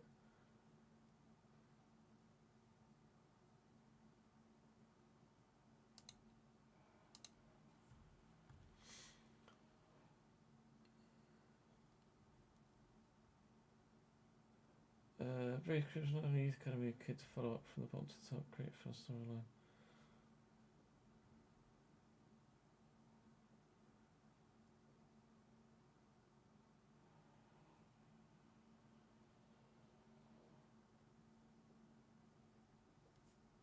We know you'll score goals. Don't know. Not so sure.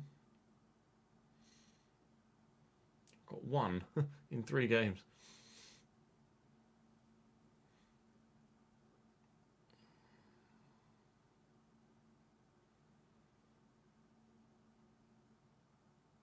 Glenn has been a problem since day 1.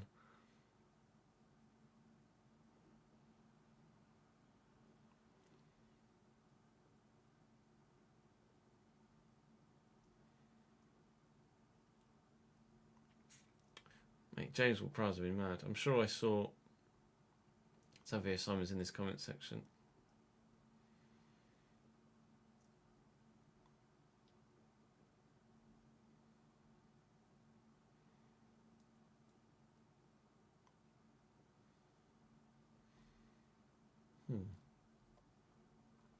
Is it maybe the... Oh, no, there you go. Leonard Garner with a low edit to Plymouth. Also, if you haven't already, could Simons replace the leaving Pelly Rudder?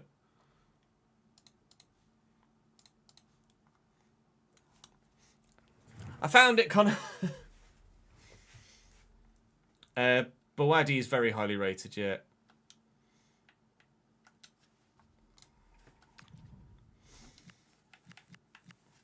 Lewis Bate. So I just saw someone mention him in chat.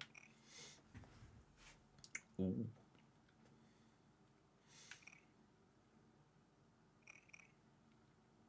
3 mil. Can't afford Lewis Bate.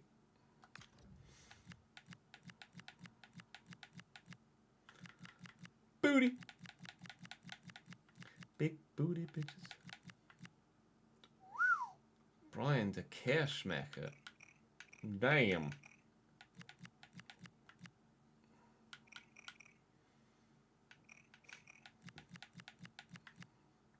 Fiorini's former City, isn't it? Had him in a FM save as well at Cambridge.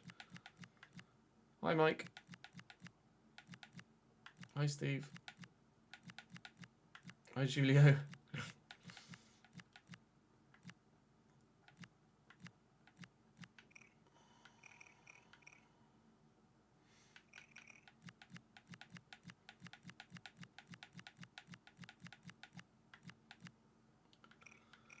Monsieur Savage.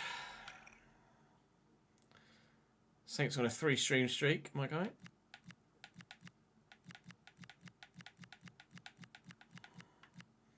Jensen Weir. Okay.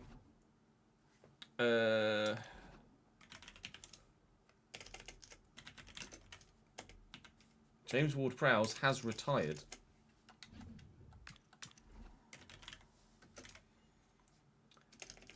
He is no longer a thing. Lewis Baker is 33 at Stoke now. Still decent though.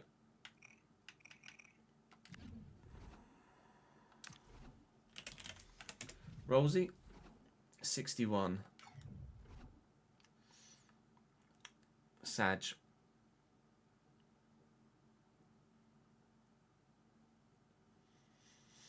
Rolls scores goals.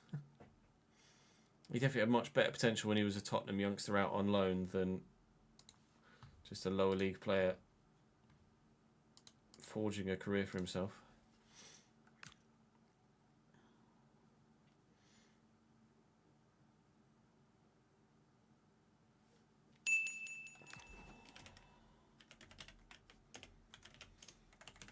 Jordan Thompson. He's not bad. He's not great.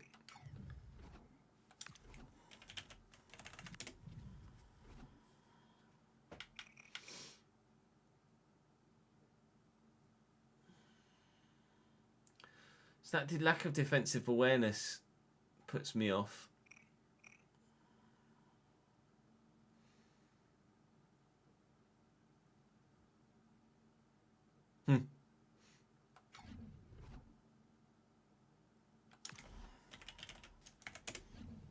Oh, and Moxon's still at Stockport. He's not good enough, unfortunately. Lots of play styles, though. True, Idris El Mazouni. We used him in the previous one, though, didn't we? I'm sure we used him in the previous one.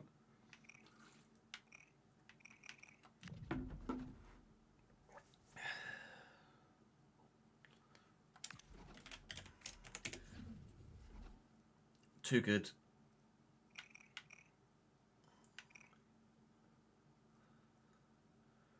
Does look good, though. He's a top-end championship player. Not us right now. Olivier Kemen. Başakşehir. I mean, physically, wow. Even at 32.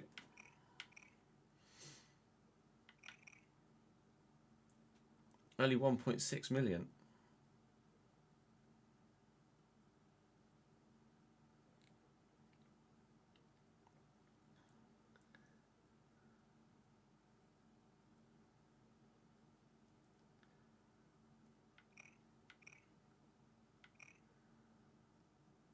I mean, he's very good.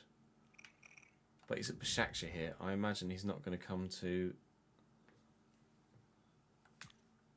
a newly promoted championship side.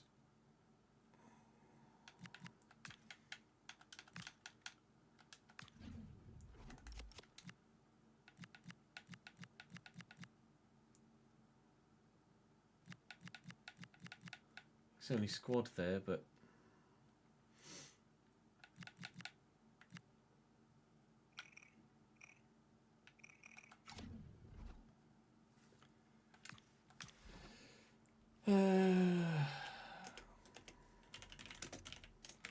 Thomas Jurgensen.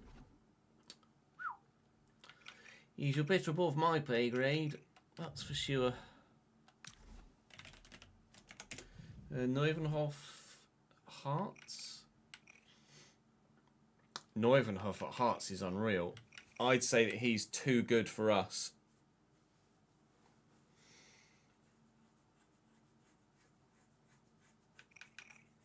I can't afford him as well, I don't think.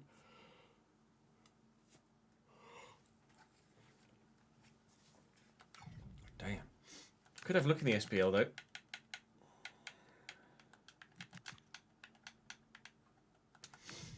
See who's around. Digger!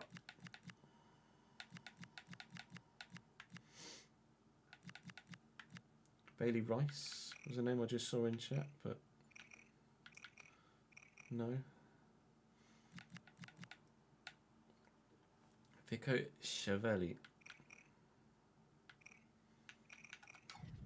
Not many CDMs at that level, is there?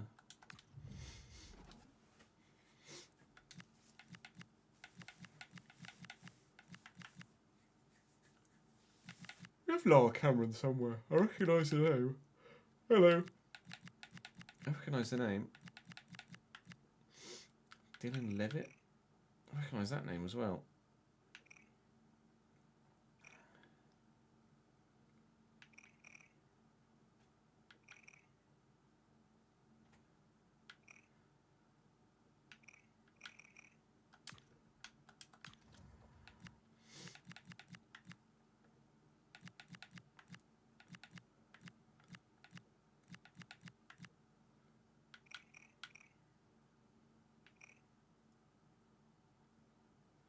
If his pace was better, he'd be very good. He's too expensive, actually.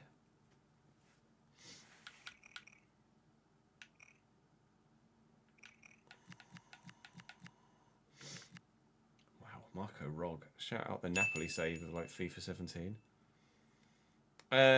What was your question, Tomasi? You know how on the financial tab there's the staffing department salaries. Do I input those once a year, or do those numbers automatically influence the budget? Staffing departmental salaries. Here, I do it per week. Same with, so whenever in game you get the player wages and coach wages, I take the coach wages as the staff wages.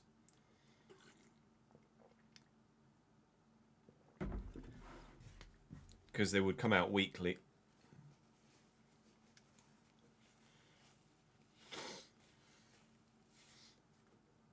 You could do it annually if you wanted to.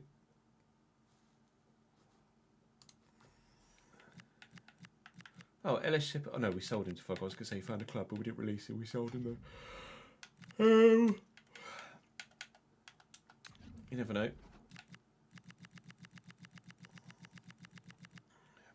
That probably was predictable though.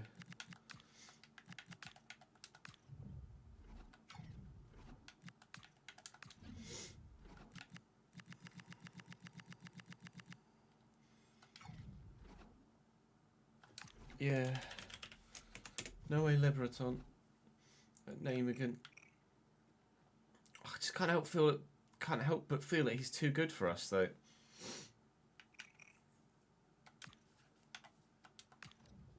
He's too expensive, to be fair.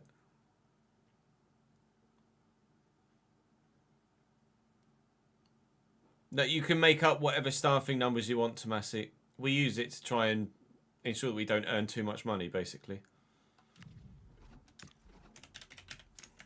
Christian Mihai, 73 at Dinamo Bucuresti.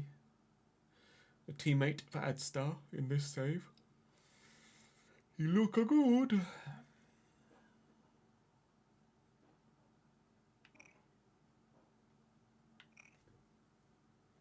.76 short passing is very good.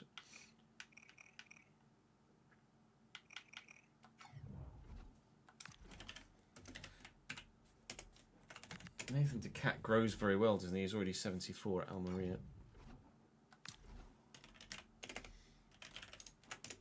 Dirk, 76.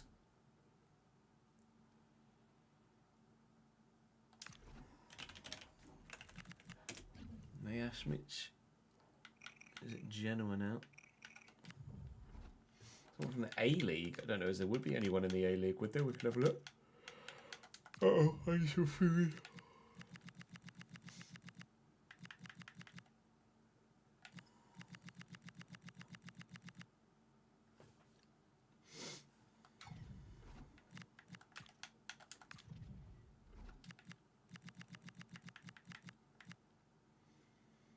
Rhys Bozinovski.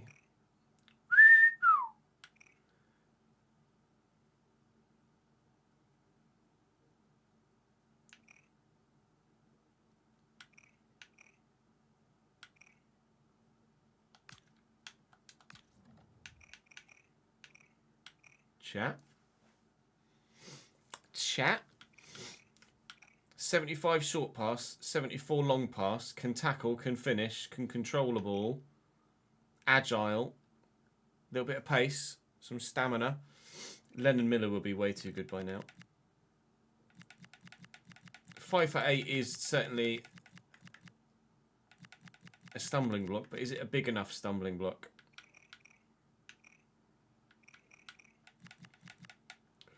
Oh, Tanguy Dobele, bloody hell. 74 at Gillois. I mean, that would be unreal. George Hall we've got on our shortlist already, but he's too expensive. David Cruiser? Göteborg? Technically he's good. 59 sprint speed puts me off. Mentally he's very good.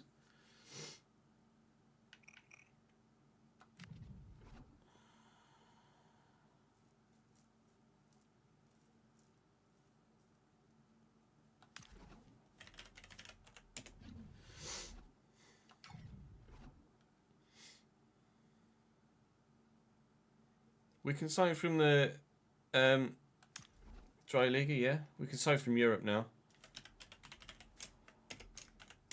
Thiago Pita, is it Real Madrid?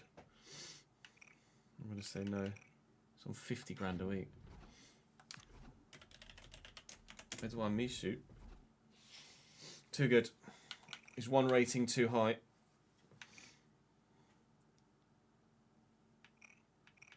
Unfortunately.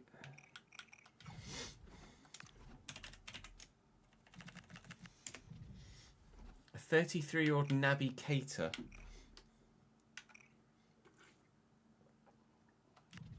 .44 stamina.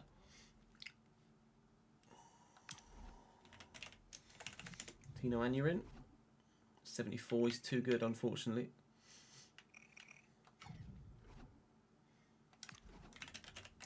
Yusuf Saidu, too good. Yeah, we looked at bait. Just to confirm, at Stoke. Again, only 5'8". If I was to sign someone 5'8", I'd go with the guy from Oz. Joshua Kitolano, 75 at Sparta, too highly rated, unfortunately. Leon Flack. A Yagalonia. Really good in the tackle.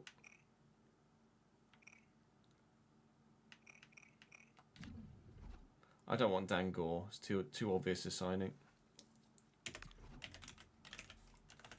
Casper... Is it Casper Yander?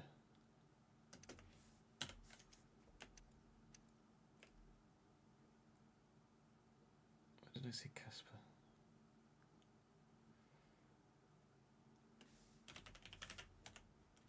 Oh, Caspar, not Casper. Way too good. Charlie Patino, 75, too good.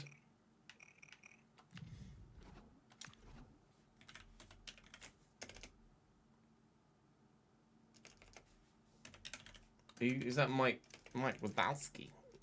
Fuck's sake. Too good.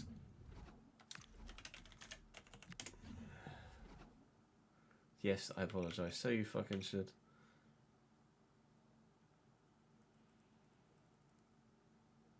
Nils. You intrigue me, Nils.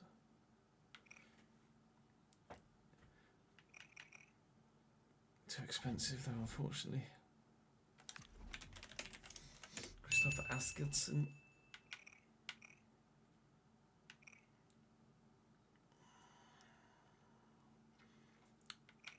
Didn't we look at Mokio? Or was that in the other save? Way too good. We signed Adam Randall somewhere else, didn't we? I'm sure we signed Adam Randall somewhere else. He's very good.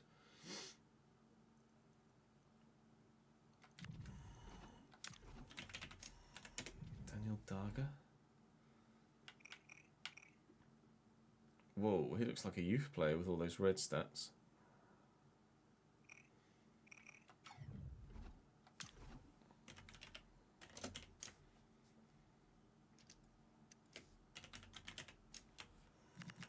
Do you mean Johan Hansen?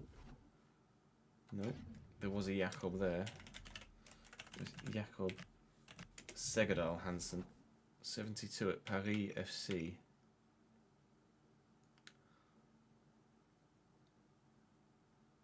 Defensive awareness. I mean, he does look very good.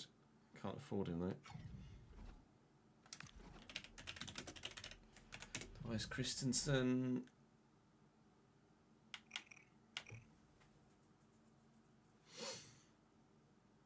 He's good. It's more of a cam than a C. He's 58 stand tag. No, we're looking at for someone for CDM really.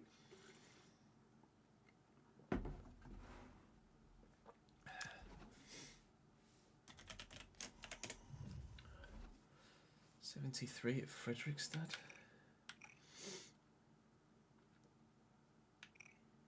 That I could get on board with. He's not very agile, but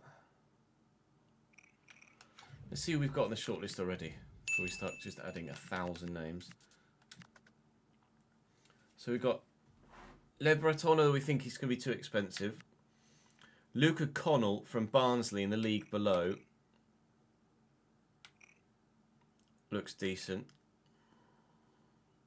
Mentally is right up there. Bozinovski really impresses physically.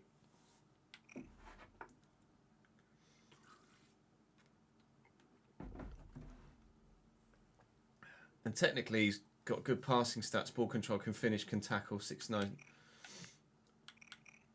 Defensive awareness, 62 defensive awareness for Dylan Levitt. I'm going to take Levitt out.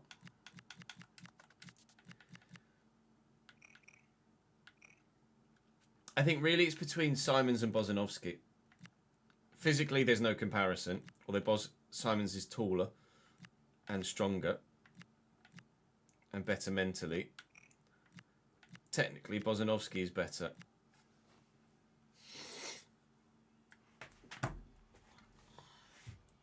I'm going to offer you a vote, chat.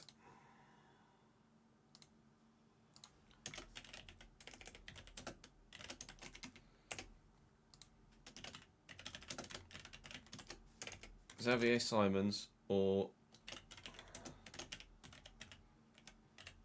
Reece Bozinovski. You have 5 minutes to vote. I'm going to go and get some food. And then when I come back, you guys will have decided which centre mid we sign. To remind you, Bozinovski, Xavier Simons.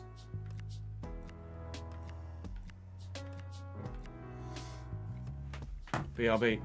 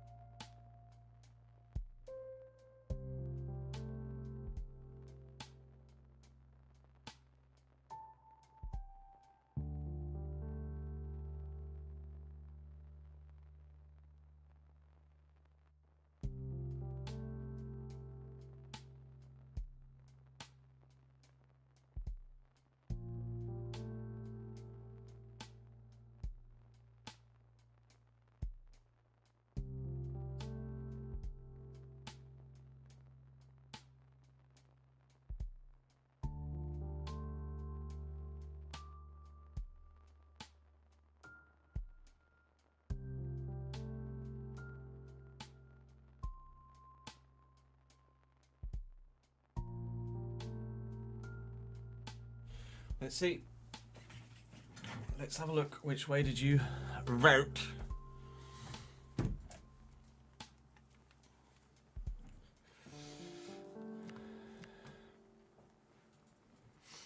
Do do do do. Aussie, Aussie, Aussie, oi, oi, oi. Is that a sign? Is that a sign?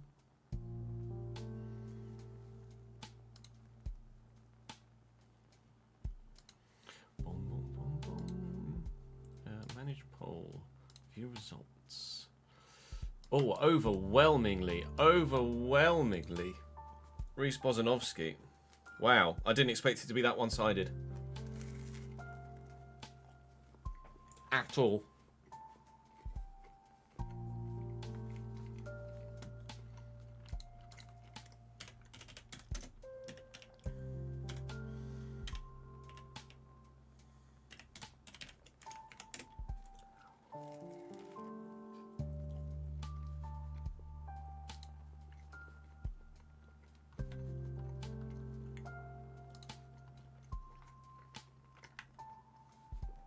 Wow. Okay. Not Xavier Simons then.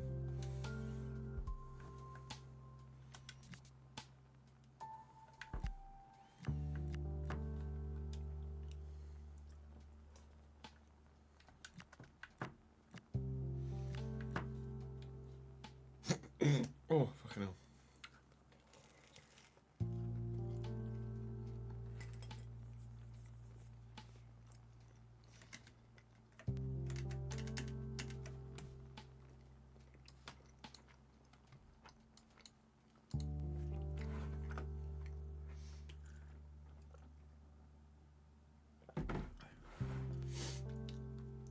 He's of Macedonian and Maltese descent.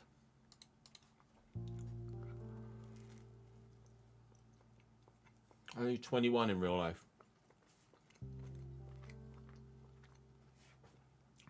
Who knows, Salmon? Maybe at some point.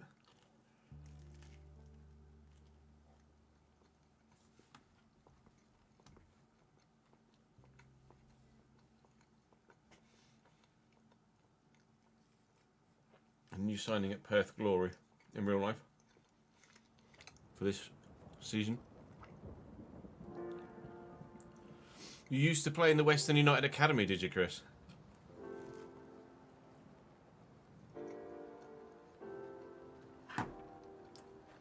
That's a name drop. Or a flex.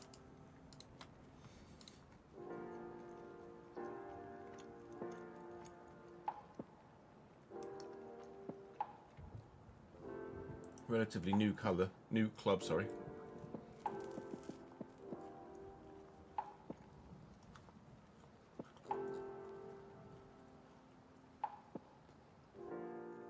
From Melbourne.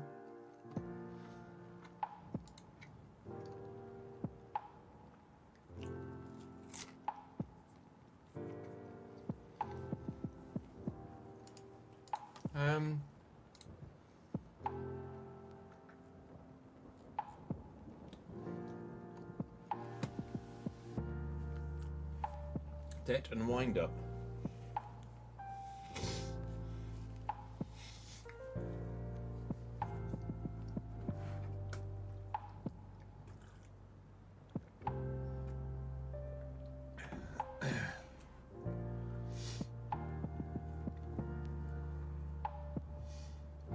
There's suspended license.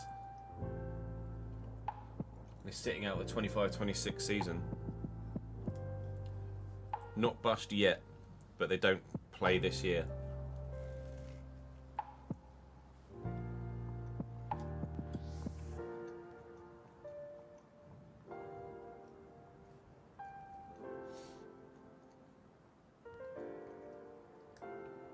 Missing out the season, and all players were released from their contracts.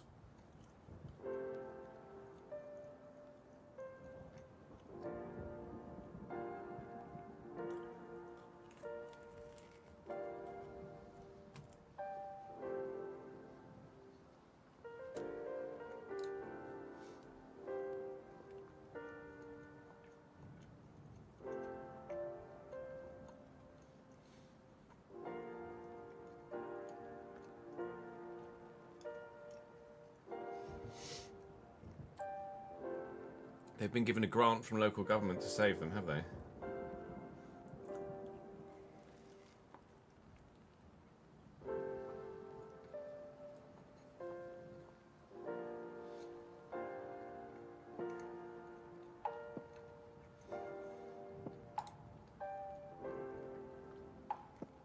Wow. Move to Schalke. What a turn of events that is. Released from Western United, and Schalke are like, we'll have you.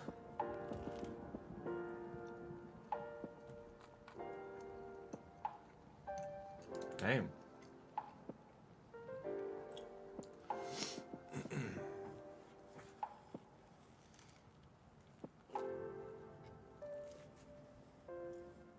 Food-wise, Dom, red onion and chive bagels.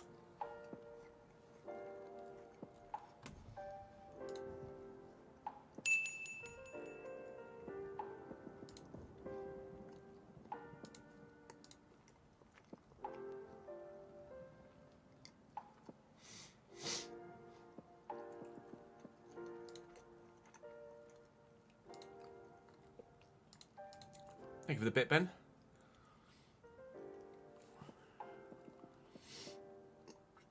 Scroll up.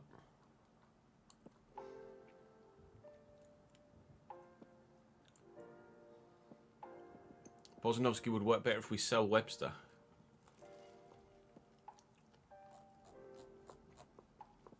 Maybe?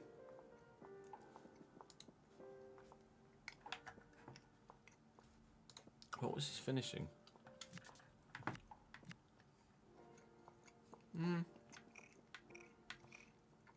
72.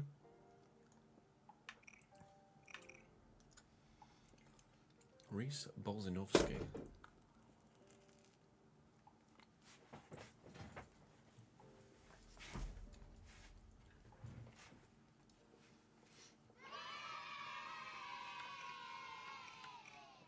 What's his potential? Let's have a look. Thank you, Matt. Appreciate that, dude. 76 potential. Bozanovsky.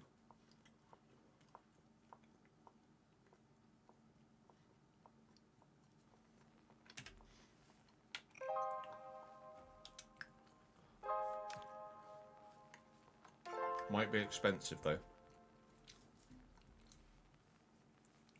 Yeah, I know what you meant, Ben.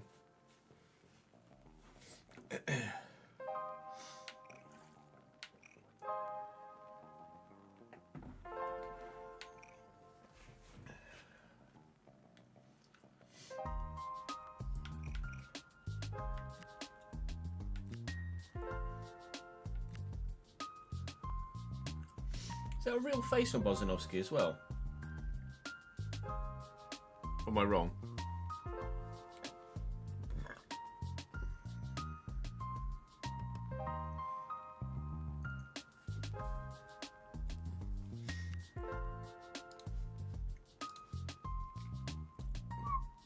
Not a real face, okay.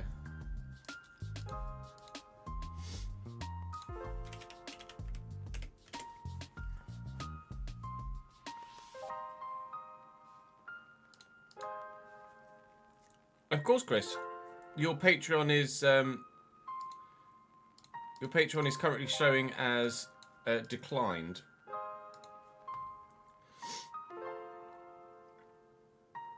So it will have tried to have taken a payment and payment would have not gone through. About 6 months ago. It's a cranium one, is it? Okay. Right, let's continue the recording then, shall we?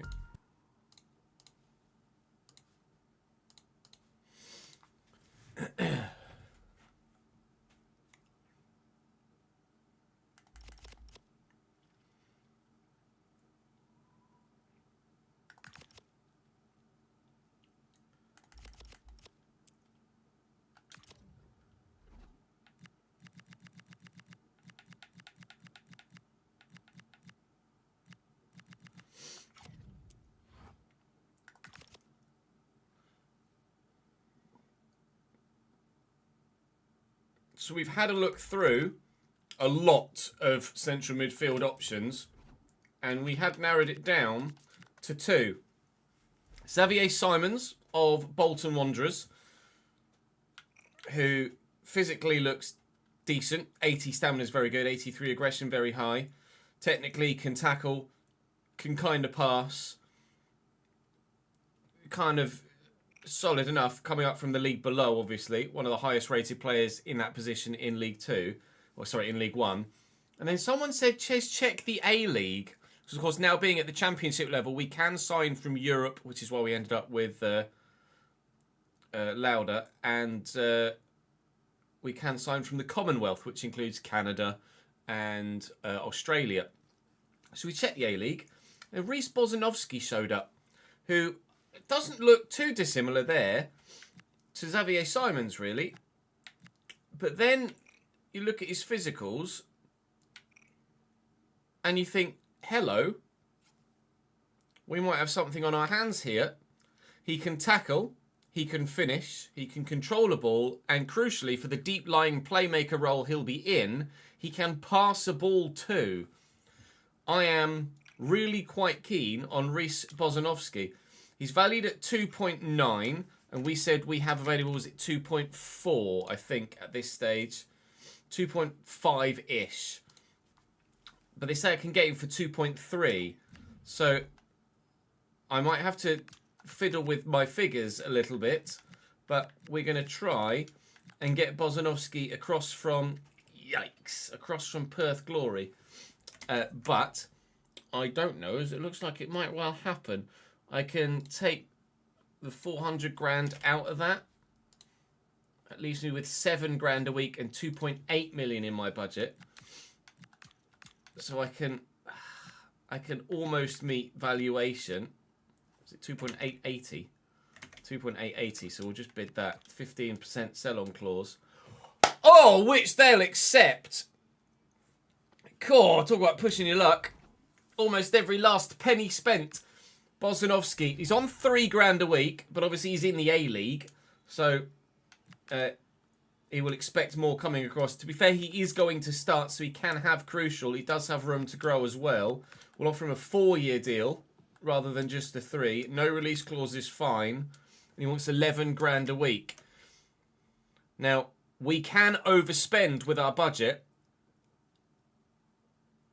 up to 27.2k a week from where we are now. We have about 20,000 extra because we're allowed a 15% wage budget overspend as per the rules of the save. So I absolutely can afford to get him in.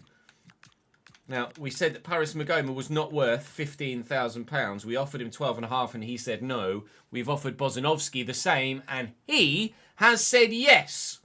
Reece Bozanovsky is on his way across the globe from Perth Glory to Cambridge United.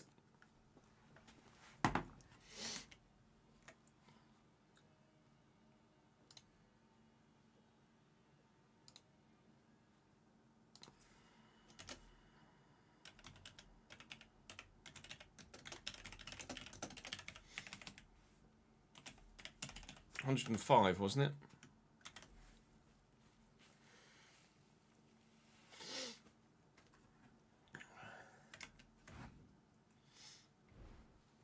Centre mid, 72 rated.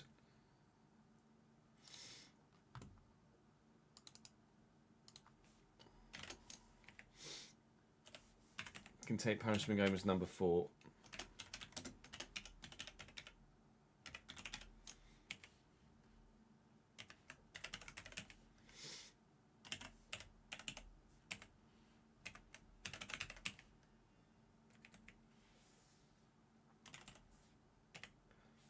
Is it 2,850 with a 15% sell-on clause? Club purchase from Perth Glory.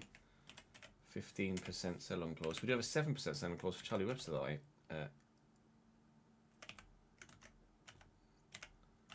wasn't aware of. Or I couldn't remember. Didn't remember.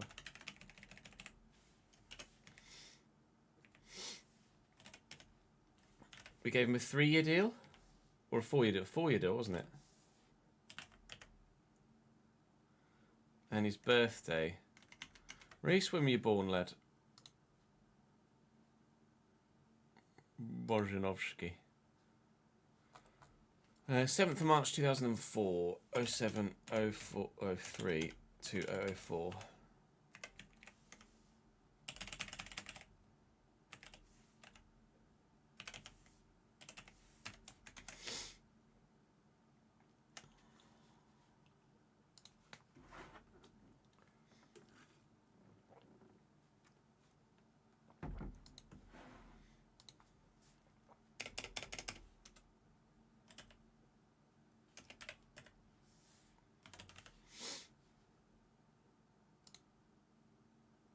I have 50p left in my transfer budget.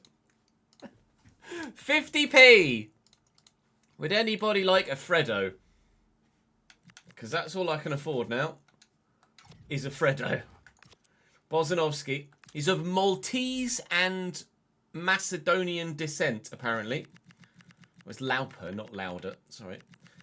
Maltese and Macedonian descent.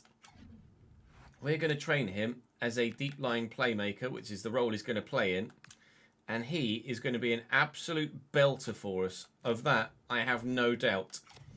He will go straight into the starting lineup, unfortunately for George Thomason. And hopefully prove to be one of the signings of the save to this point. He will have the opportunity to prove himself now as well as we travel, or no, Middlesbrough travel to us. This is a big game, especially on the back of our first win at the level.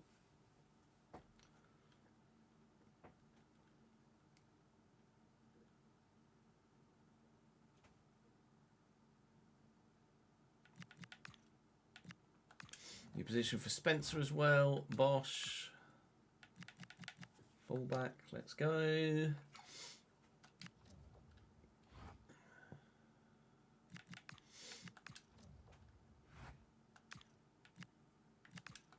Alex Roberts is up to 67 as well. Let's go. Who's on international duty?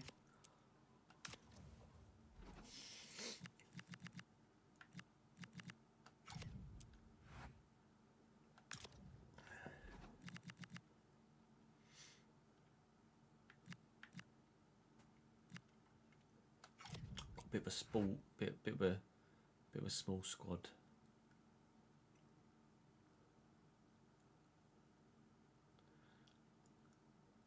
Never seen a name scream the number 38 like here. You think Bozanovsky should be number 38?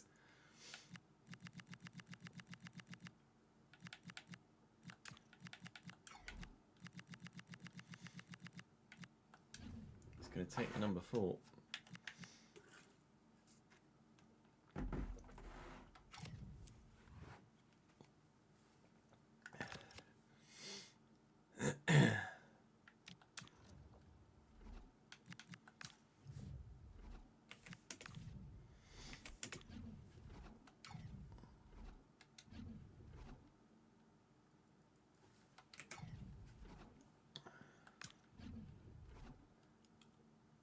Huddersfield are interested in signing Charlie Webster, are they, in real life?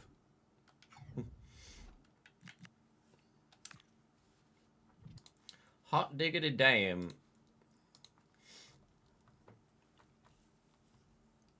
If we need to recall some loanees, then that's fine. It is what it is.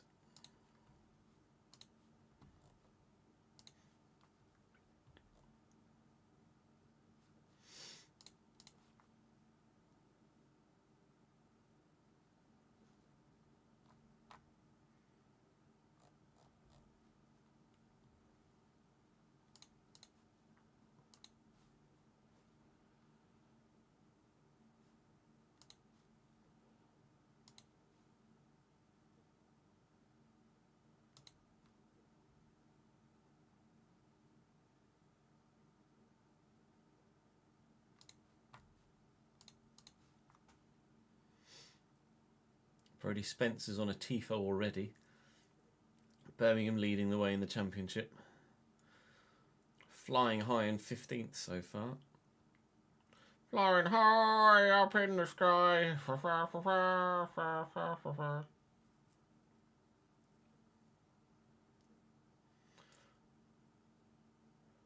the Abbey to Wembley. Keep the amber flag flying on.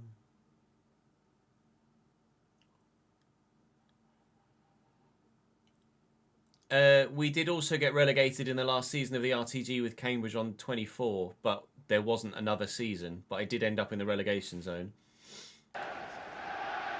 So technically twice, Dom.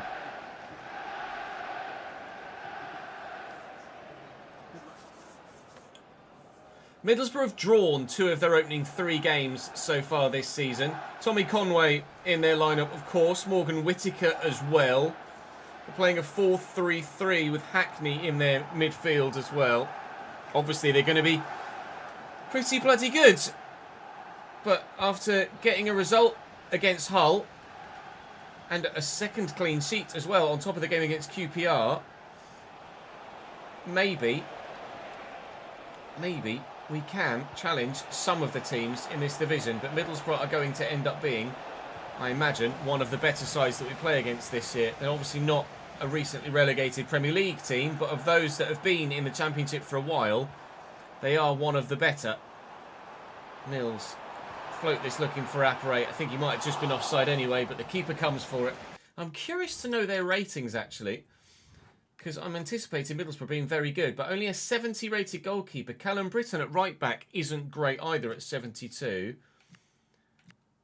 Their midfield is obviously extremely good.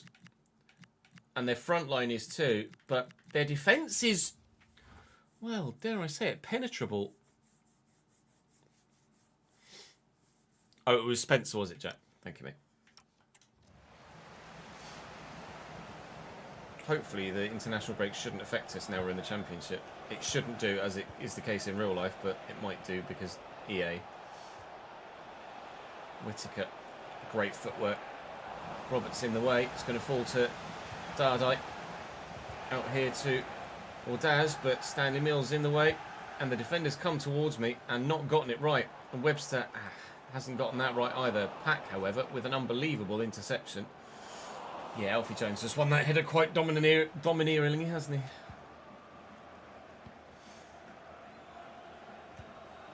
Reece Bozanovski debut, but it's Pak Sung-ho that's been the better midfielder for us so far. To be fair, Reece hasn't even touched the ball yet. Here we go. Here we go. Too quick for his own good. I'm not used to a centre mid actually bursting into space like that quite so enthusiastically. Peli Radakampanzi was our fastest midfielder to date. Centre mid anyway. But Bozanovski's going to blow that out of the water. It's only 5 for 8, but he's got the stats to be able to deal with his lack of stature. Vale looking for Apre. First time for Webster. Wrong foot the defender. Charlie Webster. Oh! Screamer! Cambridge 1, Middlesbrough 0, and he will have to pick that out of the back of the net. What did I say about this Middlesbrough back line? Penetrable. Up the Yellers. That's a top quality goal. Now they're in a much better quality league. So far, so bloody good. Oh, what a strike. Charlie Webster. Hats off to you, sir. Wow.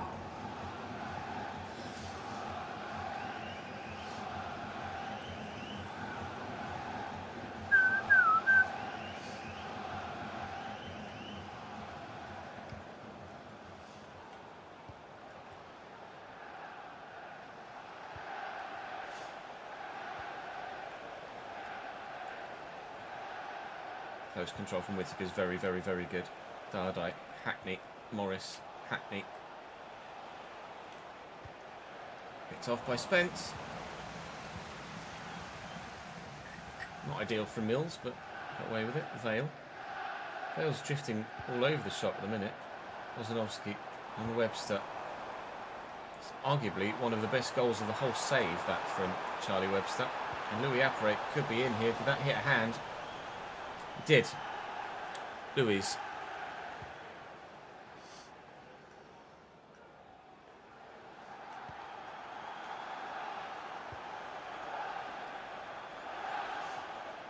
Ordaz into Hackney and Dardai. He's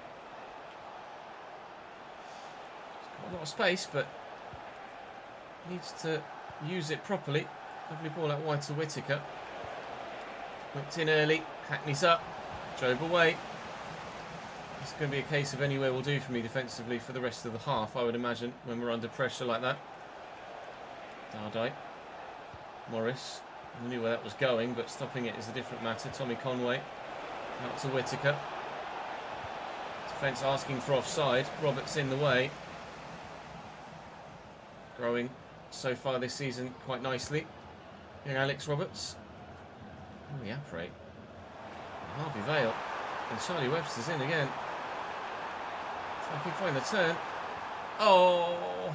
Oh! Bozanovski was waiting, loitering on the edge of the box for a debut chance at a debut goal.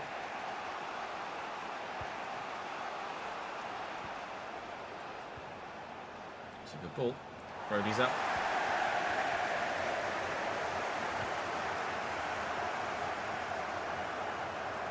Back. Webster. Has to go out wide.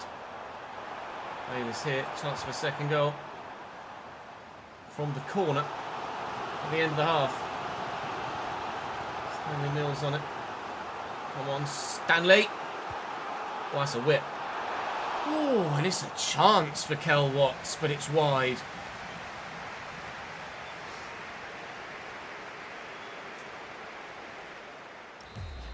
We've been very lucky. We've not always signed the right player, Helles. If you remember, there were a couple of players in the RTG with Cambridge on 24 that we didn't click with.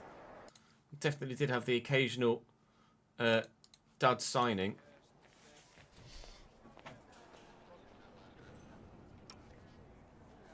But we don't have many dud signings. We're very fortunate in that regard. The side we've got there, let's be honest, that side we've got there is definitely Championship survival, isn't it? It's way better than a League One side. the team we've built here is definitely capable of staying up. It's not capable of getting promoted in its current guise, but we do have players that can and will grow. Anyone that doesn't will either get moved on when the time comes, or still be good enough to help us maintain the level at the very least. Hackney and Dardite. A lot goes through him in this midfield for them. Hackney and Morris. Not many options though. Ordaz, Conway, taking his time, but McGinty in the way. Tommy there actually chose to go on his weak side there, Tommy Conway, which is what threw me. Mills, Webster, here comes Pack through the middle. The old box crasher roll at it again, but can't get the ball away. Whittaker's one of the best players in the division on paper. He's not shown it in this game so far. I don't quite think they've got players in the right roles here, Middlesbrough, at the minute. Lovely interception by Pack. Because their better players are quite quiet. You see, drive with Vale across here. Please be onside. No, Louis! He's going to drive into the middle so that Louis could run into the space out wide rather than Vale run into the space, because I wanted to find Apre in for a second. We haven't gotten one. Is that Micah Hamilton coming off the bench there? It's Kali Sene. Alright. Is he any good? Don't know. Bozanovsky. Driven. Mills. Webster. Again? No. I don't know which Dardite it is. It is indeed Bent Dardite. They've switched to a 4-2-1-3 now.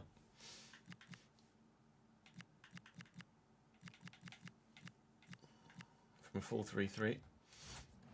They are going for it, Middlesbrough. There's still half an hour or so, probably including stoppage, to go. Hackney and Whittaker. Pack's in the way. Oh, never mind. Webster, Roberts, Vale. Playing well here. Man went for me there. Vale, Apparate. Webster's there again. Maybe I should have gone to the edge of the box where Bozanovsky was just hovering. Deep line playmaker, getting forward into potential goal scoring positions. I just haven't been able to find him. We still lead by a 1-0 here. The defence has improved. We were one of the better defensive sides in the division last year at League One level. So far, only the 2 goals conceded at Championship level in nearly 4 games. 0-0 against QPR, a 1-0 against Hull, and what looks likely to be a 1-0 against Middlesbrough as well. We said if you do well in your home games, you'll stay up. And we are doing well in our home games. A 0-0 against QPR and a 1-0 against Middlesbrough, and then a win away from home against one of the weaker sides in the division. And we're doing our job so far. The thing is, we're not really looking likely of scoring more than 1 goal. So when the defence does get picked apart, as Leicester score a 4th, Rodrigo Ribeiro again, and the defence does get picked apart, we're not going to be in a position like we were last year where we could kind of almost half rely on outscoring the opposition. Can't do that here. We've not scored more than 1 goal in a game all season long thus far. We have only conceded in 1 game thus far. But this might be about to change as Whittaker has the arriving Morris from midfield, and we have, curse of the commentator, conceded in the 90th minute. It'll be a point against Middlesbrough. He arrived at the right time. Nobody tracking that run from midfield.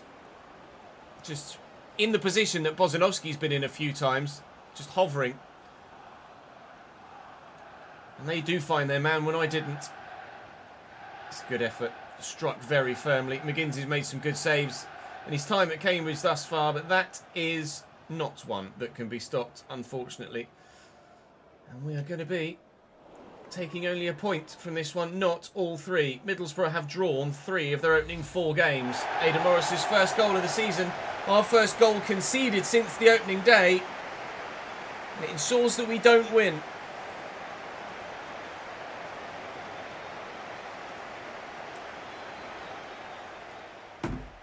Bugger.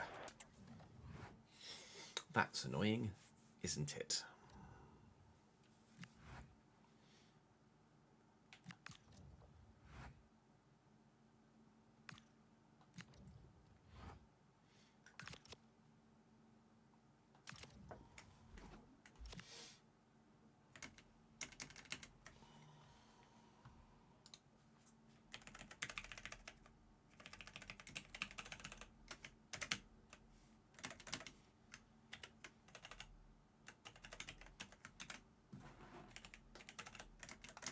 My wages now 139,480. Yikes, that's a lot. Shirt sales 13260. Oh, hang on, we got that one in there as well. Star signing debut. We've got 2 shirt sales to come in here. Nice. So we'll do 33264 first.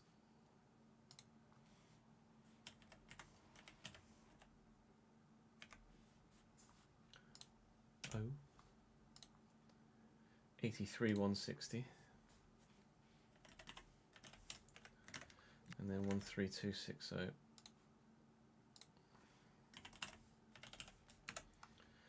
33,150. Match tickets 7958.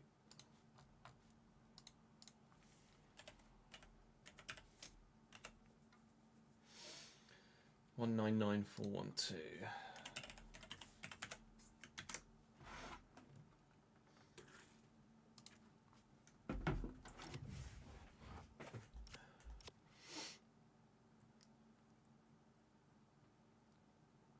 I didn't even know Forza Horizon 6 was a thing yet. Why are Everton so shite? Training injury clash. A challenging day at training took a turn for the worse as both Windass and McGinty sustained injuries during a training session. Regrettably, neither will be fit for selection until they recover. Now, we have a very small squad here at Cambridge United. We have a match day squad, and that's it. 18 days for McGinty and 1 day for Windass. McGinty is not going to be available, I don't think. No, 10 days' time. McGinty's not going to be available for the game against Southampton, unfortunately. We've got some players on international duty. Windass is already back, but McGinty is unavailable. We do have Dylan Phillips in, of course. I hope it lets me field a team and just a smaller squad than ordinarily available, unless otherwise I might end up having to recall someone from loan just to be able to fill a matchday squad, which is not ideal. Busy month coming up in September, October. Well, it's just busy everywhere. November is a little bit easier, but December's really full on. Let's see what happens in this transfer window then, shall we? Biggest deals of the day so far. Already a £92.3 million deal has gone through on deadline day. That is Dean Housen from Real Madrid to Leipzig. Moise Kean moves from Newcastle to West Ham, and Mika Bierith from Monaco to Wolves. That's quite the way to start the day, isn't it, here on transfer deadline day? Orsolini moves from Italy to Germany. Conrad Harder to Liverpool. Noah Okafor to Celtic. Uhrmann to Stade Rennais. Nobody interested in any of our players yet. The Louis Appere. What's the opposite of a curse? The Louis Appere blessing still in effect. Traore to Ipswich for 35.3 million. Willian Pacho to Inter Milan for 85.3, and Antonio Silva from Benfica finally does leave, and he's gone to Brighton for 49.4. Seeing some big deals go through now in this save, whereas previously we've had a few windows where we haven't seen anything massive. We're getting away with Louis Appere again, aren't we? Costa to Bournemouth, Cabal to Stuttgart. No bids for any of our players on transfer deadline day. No one's really shone to... Ah, ha, ha. Release clause met. Bruges. Charlie Webster. Right. He's come to me and he said, I actually had another offer lined up. I'm not against staying either, so I'm open to negotiations. I don't think he'll have enough time to get it through. So I'm going to not offer him a new deal. And I don't think it will go through with just 2 hours to go. I don't think he's going to leave. Can I afford to take the risk? I don't know. Approached by Bruges. Valued at 4.1. Release clause of 6. 7% sell-on clause going to Burton if he does leave. Probably deserves a new contract, to be fair. But it's not worth the risk, is it? So the question is, could we convince him to stay over going to Bruges, though? That's the question that live chat will have to help me answer. But I think he would want to probably go to Bruges and play European football. The question, yeah, that's a good question. Would he start there? Are we maybe losing a star player with 2 hours to go on frigging deadline day? What formation they play is also important. So let's have a look at the formation that they currently play at Bruges. We can have a look here. Go to Belgium. Club Bruges. They do play with a cam. So now the question is, does he start for them? Does he get any sort of game time for them at all? Or not? 74 outdoor. Canales 76. Onyedika 82. They don't have a cam. 87 Solis still there. Wow. Was it CK that was playing at cam? Or was it? Might have been Sandra. Cisse Sandra playing at cam for them. They've got Sandra Pregen as well, weirdly. I think he goes.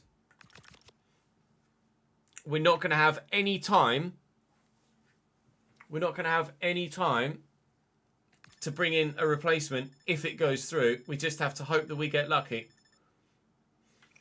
And we might have just gotten lucky. As Maximilian Bayer moves from Brentford back to the Bundesliga to Leipzig, I don't think... He's been approached by 2 clubs. He's been approached by Werder Bremen as well. If he doesn't leave, he's getting a new deal. I can't offer him a new deal to entice him to stay over going to Bruges. But if he doesn't leave... To be honest, Gaffer, I'm relieved the Club Bruges transfer didn't go through. I'm convinced we can achieve great things together here at Cambridge. Can't wait to get going again. Glad you're staying. New contract on the way. Werder Bremen tried to get him as well, but talks break down between Charlie Webster and Werder Bremen and Club Bruges as time ran out. That is a let-off. We need to get rid of that release clause in his contract, or at the very least, significantly improve it. Let's give you a full transfer window roundup once I've updated the spreadsheet as to where the Patreon players might go, because I think there's been some movement there as well. Holy moly, chat. We just got very lucky. Very lucky.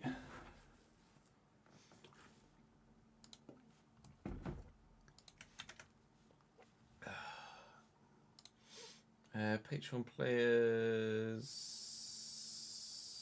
GG. I'm not going to be able to see chat for the time being, I'm afraid. So bear with. Will is at Wolves. Is that a new deal? Wrong button, Chiz. Oh, idiot. It is indeed.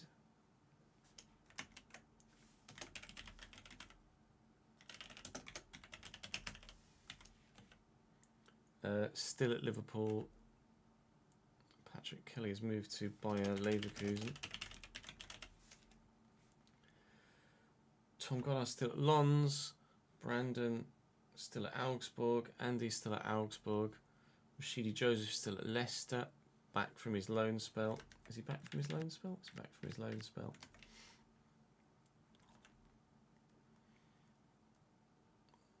Miguel still at Genk. Jack still at Aki Stanley. Ben still at Osasuna after his move. Northampton still for Charlie. PSV there. Leganés. Leon for AJ is a new signing that went through last year. MK Dons for Mr. Forbes is still in effect. Joe Blacker at Liverpool. Johnson at PSV. That's all still as was the case. That's at Mallorca.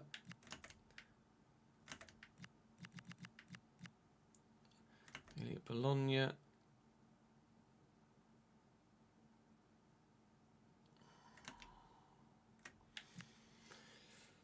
Betis we've done. Connor, Wimbledon, Crew. Yes. Rejected the loan bid to go to Sligo Rovers. Nick at Lyon. Daniel at Hoffenheim. Mike at Plymouth. And still as it was. Mike at Mansfield. Liam. Southampton. Yep, from Newcastle for Aaron.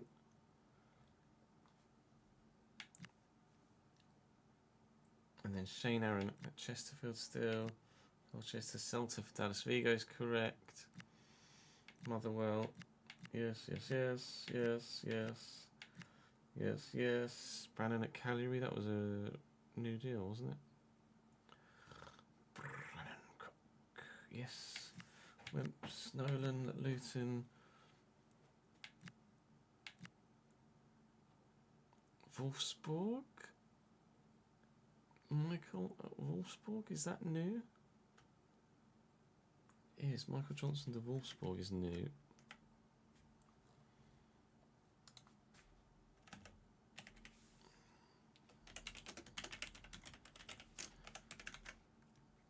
Rodney Augsburg is still correct, isn't it yet? Arnar Palsen to AC Milan from Newport County. Liam has gone from Sunderland to Pisa. Is that just a loan? No, it's a permanent. Adam at Leicester, Slyn, Fiorentina, Strasbourg. Oh, Jun Ho's got a club. Nice.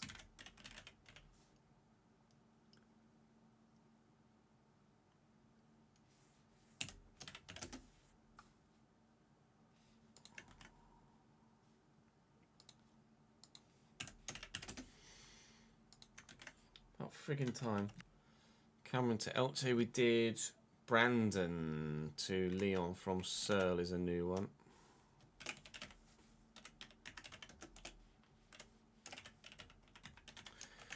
Lyonnais. AD. Joey at Monaco went through last year. Okay. Nope. Not what I wanted to do at all.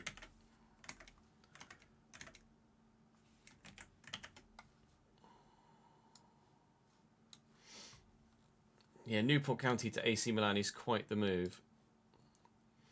Thank you, Ads. I presume that's what that notification was on my Discord when I saw the time. Right, so green, green, green, green, green, green, green. Not a lot of moves.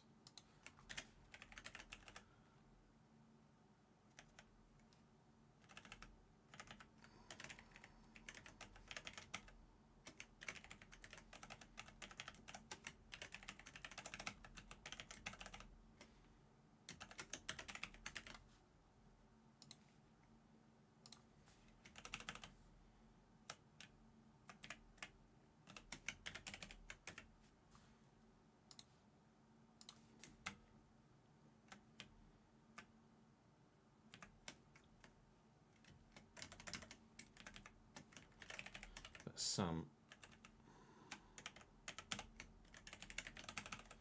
Some is better than none.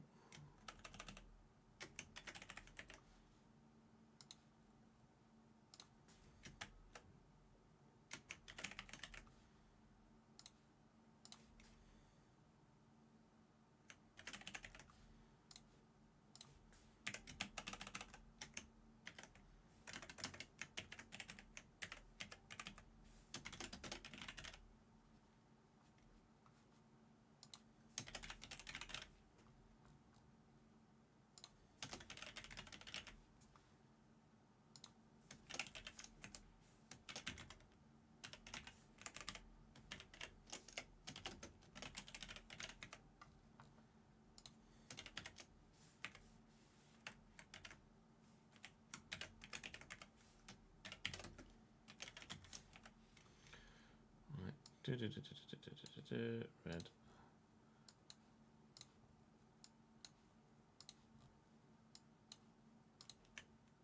Right, bosh. Yeah, good, thank you, Azza. How are you, mate?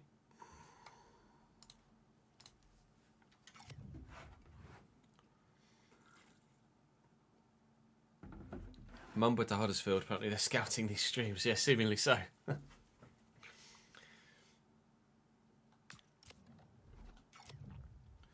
So transfer history for the season all told thus far. Ousmane Dembele to Arsenal for £117.4 million. Arda Güler moves for £99 million to Bayer Leverkusen. Ferran Torres leaves Barcelona for 200 grand less to go to Dortmund, also Bundesliga bound. Also Bundesliga bound. It's Dean Housen for 92.3. 85.4 million for an 86 rated Lewis Hall from PSG to Juventus. Pacho goes to Inter Milan for 85.3. So PSG losing out on two big players. Real losing out on two big players. PSG have bought in Nkapie to replace Pacho, or at least bought Nkapie in and then Pacho moved on. Alexis McAllister to Newcastle. Endrick from Liverpool to Atletico Madrid. Victor Gyökeres has gone to PSG. Okay, that's intriguing. Your Harto to Leverkusen, Simeone to Inter, Bonney to Leipzig. Leipzig have been busy. Keane we saw. Marcus Leonardo to Frankfurt. Ibrahim Konate to Barcelona. Jurrien Timber back to Arsenal. Logic. Fabio Silva to Palace. Militao to Liverpool, but from Bayern. Lukeba to Liverpool from Leipzig as well. Well, their centre-backs partnership is sorted, isn't it? Cucurella to Roma. Lucas Stassin, or Stassa, to Brentford. Beerith we saw. Conrad Harder we saw. Kubo, I want to say back to Sociedad from Atleti. Nathaniel Brown to Villa. Antonio Silva we saw. Calafiori moves to Bayern. Jesus Rodriguez, Wolfsburg, 82 rated winger. Petar Sucic to Mallorca. Restes to Tottenham, I think we referenced in a previous save. David Raya leaves Arsenal.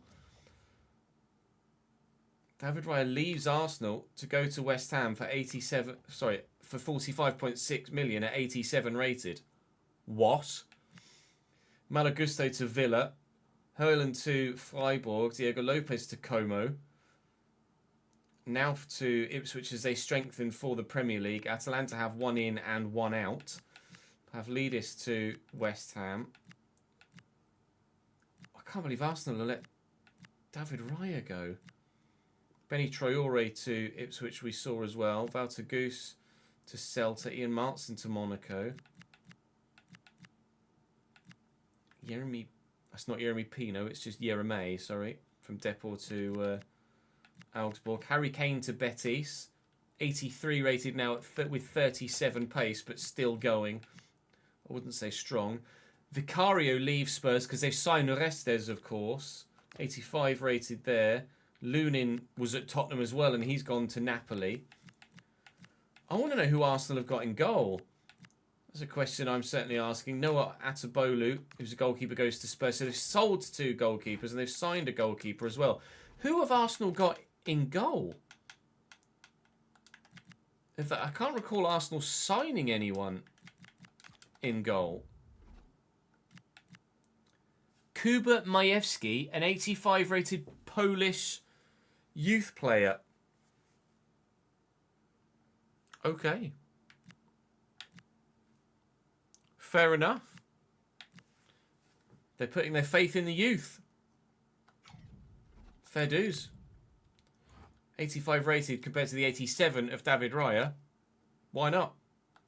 Transfer history we did. Transfer Hub is where all of the Patreon players are. There have been some transfers for you guys. Will has swapped Arsenal for Wolves. He was a potential to be special, of course, goalkeeper at Arsenal, but they've let him go. Patrick has swapped Ayupspor for Bayer Leverkusen. Norwich for Real Betis for Thomas Noos. Sunderland for Pisa for Liam. Junho finally has a club in season 4. He's gone to Strasbourg. So soon enough, surely we'll end up at Chelsea. LA Galaxy for Wolfsburg for Michael Johnson. Newport for AC Milan is quite the step up for Arnar Palsen. Newport to AC Milan. And FC Seoul to Olympique Lyonnais for Brandon Yang. So 8 moves within the save this summer window. Of course, your ratings you can see on screen. If any of you would like to join the gang, then you can do so at any point. I can add you in at any point. You don't have to do it right at the very beginning of a save. So do come and join the Patreon if you want to join this roster. Of course, if you just want to support the channel, then you can come and join the Patreon as well at any tier. It would be very much appreciated, but of course at this stage never required. Some good growth for a number of you. Nobody in the 70s yet, I don't believe, but you're not far off in a couple of cases. We've already played against Adam and Eric in this save, and we might well be butting heads against some more of you later on this season, if not certainly in this save. But if you don't mind, I'm going to go and offer Charlie Webster a new contract between now and the next episode, because I definitely don't want to lose him. Shock news as the clause was triggered, and then even more shocking news, it didn't go through. Bruges fumble it. Thank Christ. I'll see you tomorrow.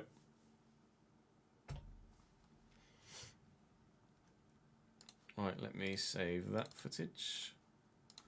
RTG S42. And let's go and offer Charlie Webster a fucking contract.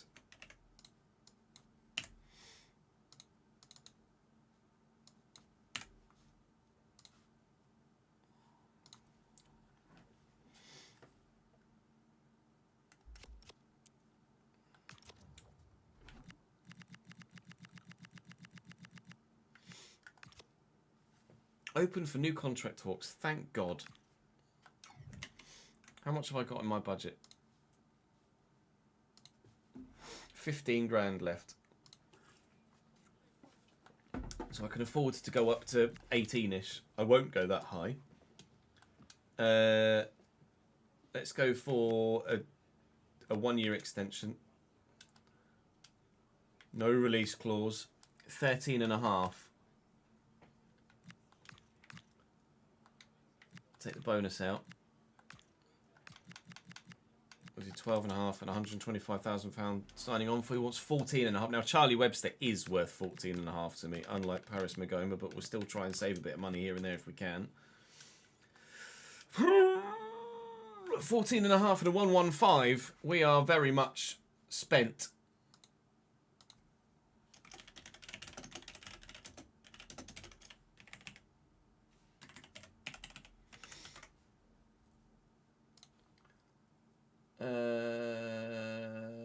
Where are you, Charlie Webster? 14,500.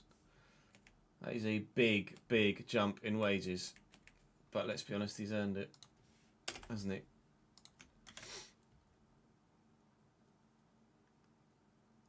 Oh, Christ. I'm 15,000 over wage budget.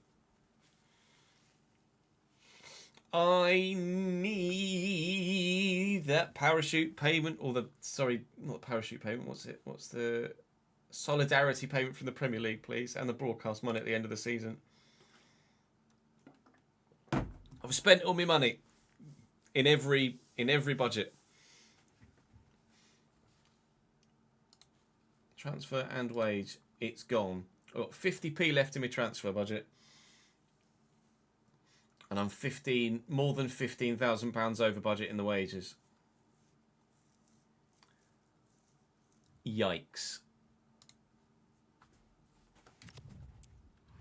That £5,000 from the Carabao Cup is going a long way, huh?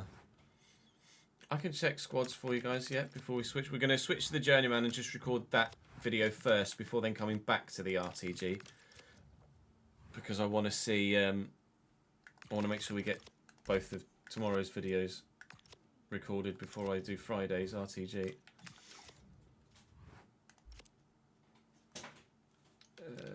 You want to see Real Madrid squad.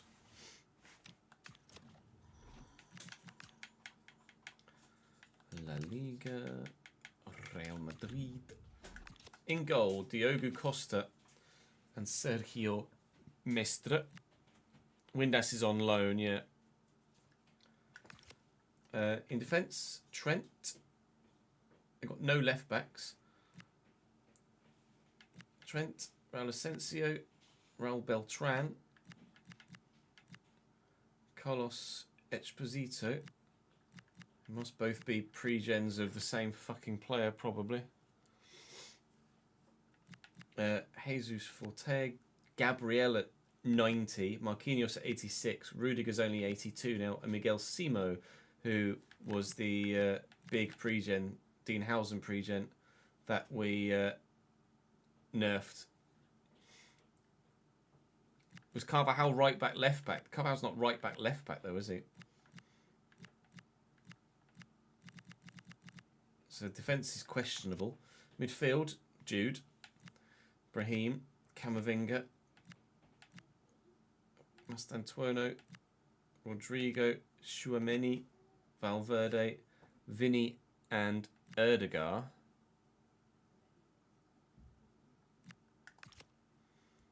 Jean-Philippe Mateta and Kylian Mbappe.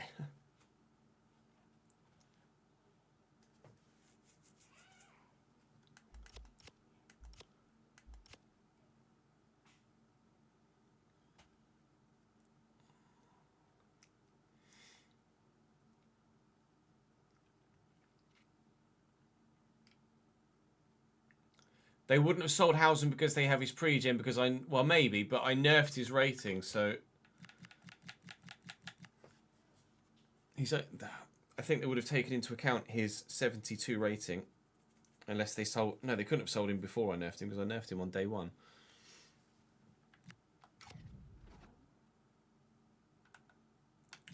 What's Barca saying? Let's have a look. Barca is Juan Garcia at 89. Wow. Wow.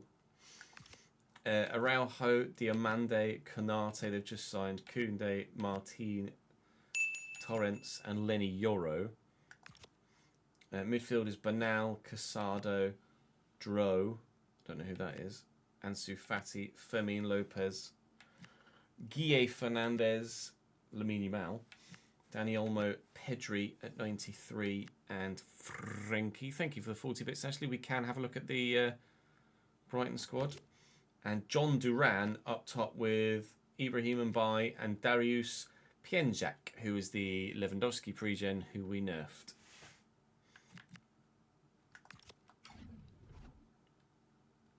Let's have a look at Brighton.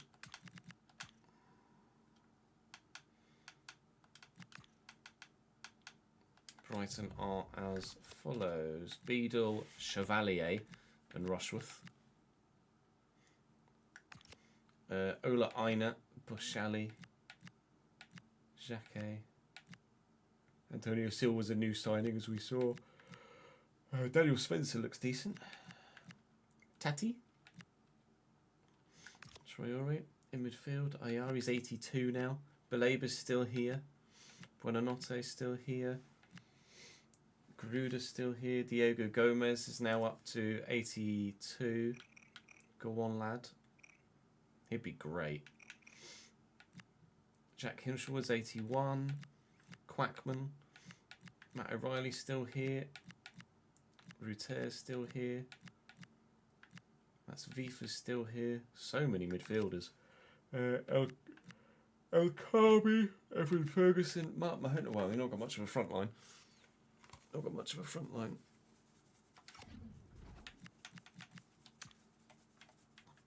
Sunderland look like this.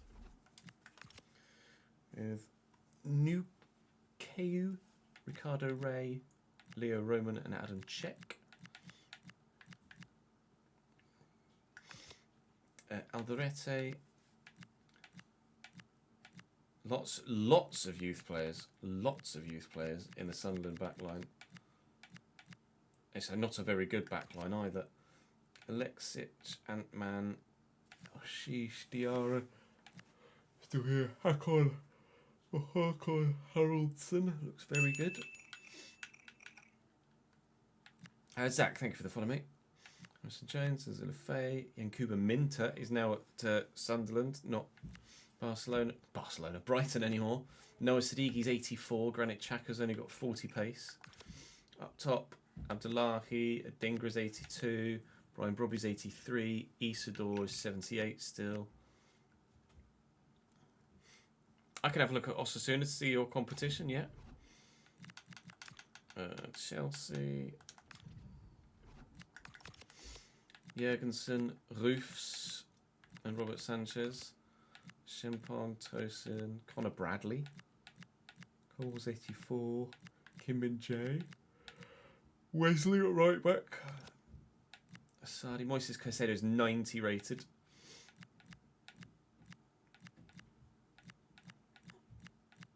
Cole Palmer's 90. Andre Santos is 87. Liam Delap's 85. Alanga is here. That's kind of it.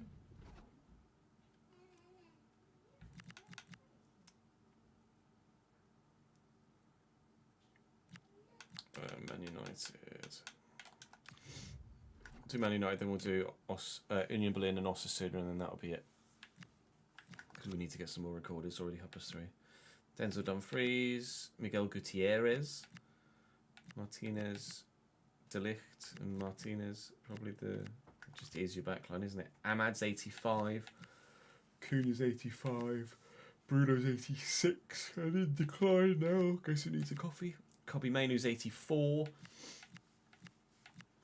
Jadon Sancho 81, still here. Ugarte 82. Scott Bacon. Adrian Plater, Hugo, Loriente and Burmo. Xerxes and Sheshko's 88 now. And scoring.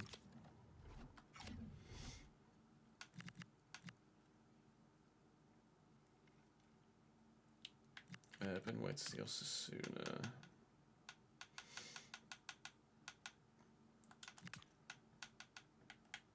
Right, your competition at centre-back at Osasuna. You are 63. There's a 74 rated Felix Barrios, who has very good potential. Catena, Dahl at left-back. Herando, should I say. Diego Miranda. A lot of youth players going around in this save now. 4 seasons in, aren't there? A lot. I wanted to check, since you mentioned Gavi earlier, I wanted to actually just check and see where Gavi was. Pablo Gavi. Bournemouth.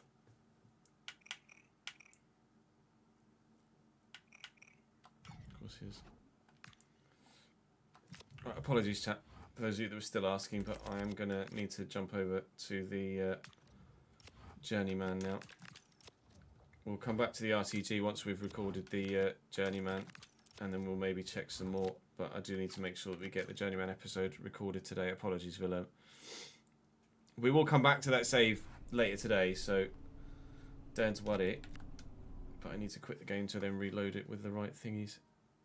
Gavi couldn't resist the world's loudest crowd. That's fair.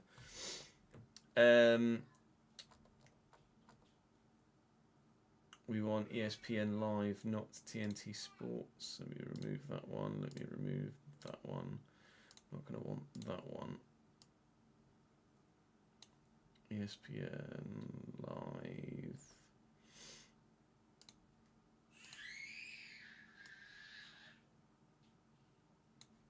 Hello, Jude. The Netherlands.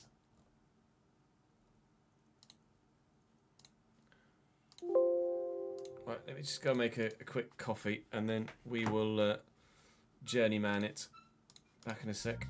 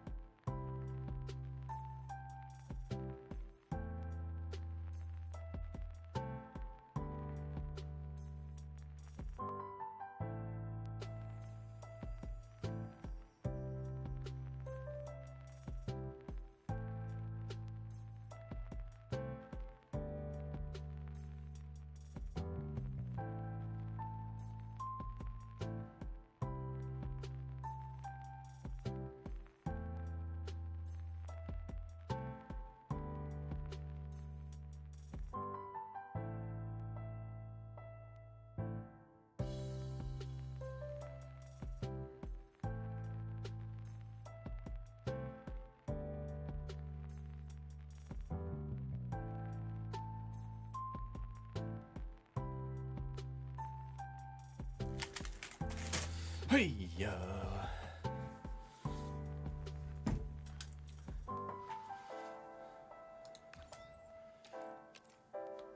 Is there Chelsea? Is Chelsea Arsenal tonight? Is there a game today? Diego, thank you for the follow, mate. I don't need to do that for this save. Diego, Diego, Diego. Career, play offline, original. Ring, ding, ding, ding, ding. Oh, of course, Carabao Cup semis.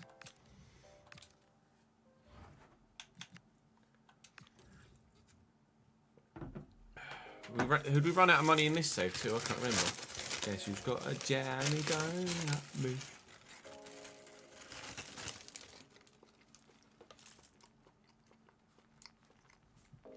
Hearts and Celtic play tonight as well. Not each other, crucially. Hearts beat Celtic recently, didn't they?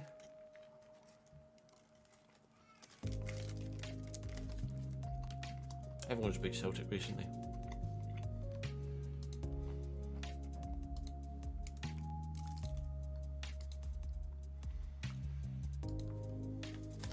Three-1 Arsenal.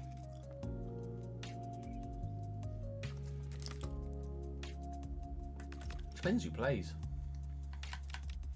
6 mil. We had to replace the centre back, didn't we? Was there anything else we wanted to do squad-wise? I don't think there was there?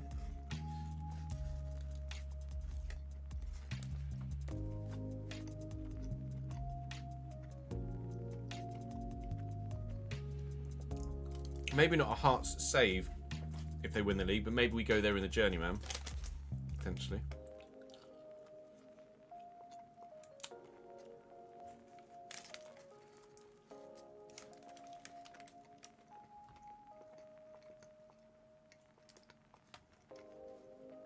We just bought the goalkeeper as well, didn't we?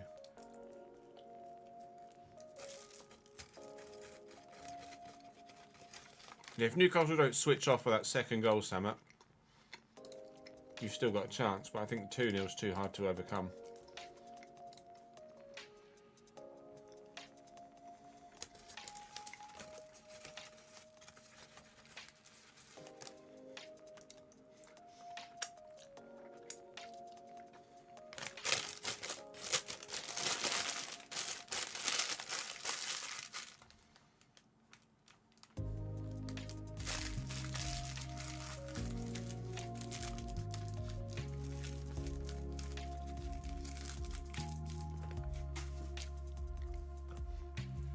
I can't remember what track's right in the iRacing this the calendar. See.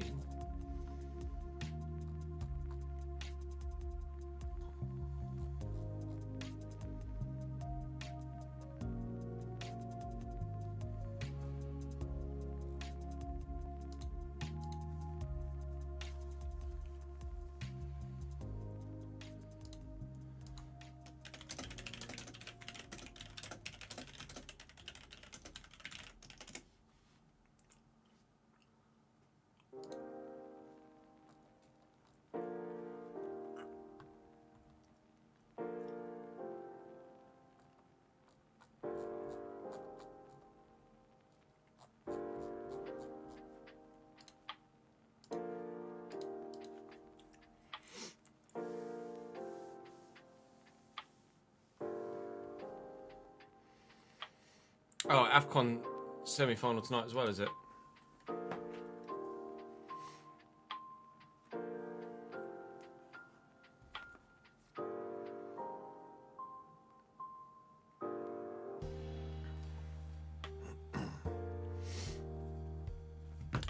Yeah, Rossini comes across really well, doesn't he? I see we've got Tapes, Asante, Keller, Becker, Cognac, Advarson and Saar.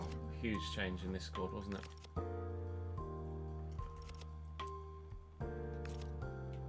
I think we were looking to do anything else. Dina Rabimbe in as well, and Sand.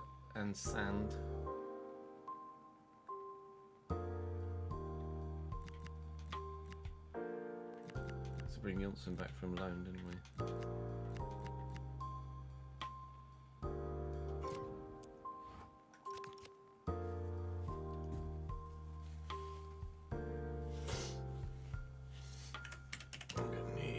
Patreon players Journeyman spreadsheet as well for this one. I'll leave that spreadsheet open because we might wind up at the right music, and then we can record an episode of Journeyman, and then we can go back to the RTG. I can't be asked to change the title of the stream, so we can just say what it says.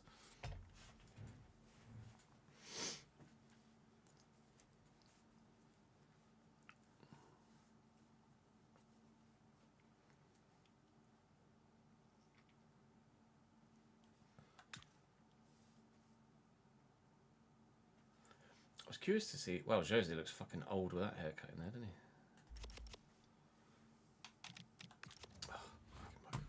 I want to see how well Sarah was doing since we sold him last year. 77 now at Feyenoord, Andreas Sarah.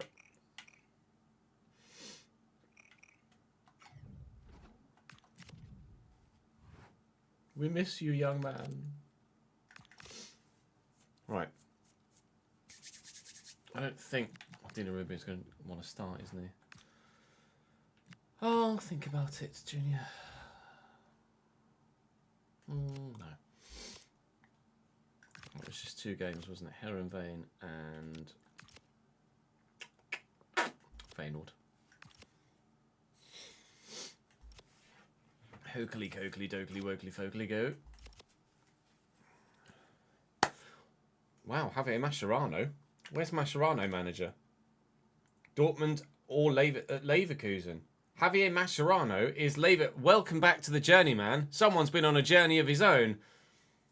Javier Mascherano is manager at Bayer Leverkusen. It's the German Super Cup over there, but we're concentrating on the Netherlands right now, of course, after rather embarrassingly losing our first game of the season to Fortuna Sittard by 3-0. With all of the new signings, it's taking evidently a while to get ourselves up to speed. Saar, Edvardsen, Konyat, Becker, Tape, Sasanti and Keller now, all new signings since the start of the season.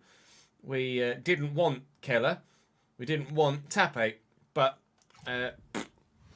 unfortunately other sides that are bigger than us plucked our better players, so we just kind of had to sell. Heerenveen are bottom, we are second bottom. The last time we played Heerenveen, they beat me 5-0.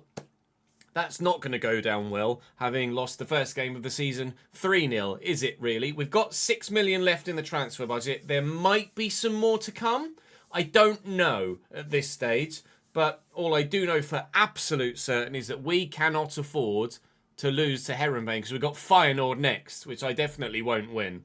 And I can't start the season with 3 straight defeats after turning down job offers or turning down potential job opportunities at Lazio and Nice last year. I need to start the season well at Zwolle. Otherwise, we might either A, get sacked, or B, not be able to get a stronger move that we might like to post Zwolle. So let's start by winning this match day to start things off, shall we? Do drop the video a like if you're enjoying the saves so far. Make sure you subscribe to the channel so you don't miss out on any more content here. Of course, the Realistic RTG will have gone live earlier on today as well, which will be well worth your watch in the transfer window there too, and quite a lot bloody happened and all. Anyway, Heerenveen.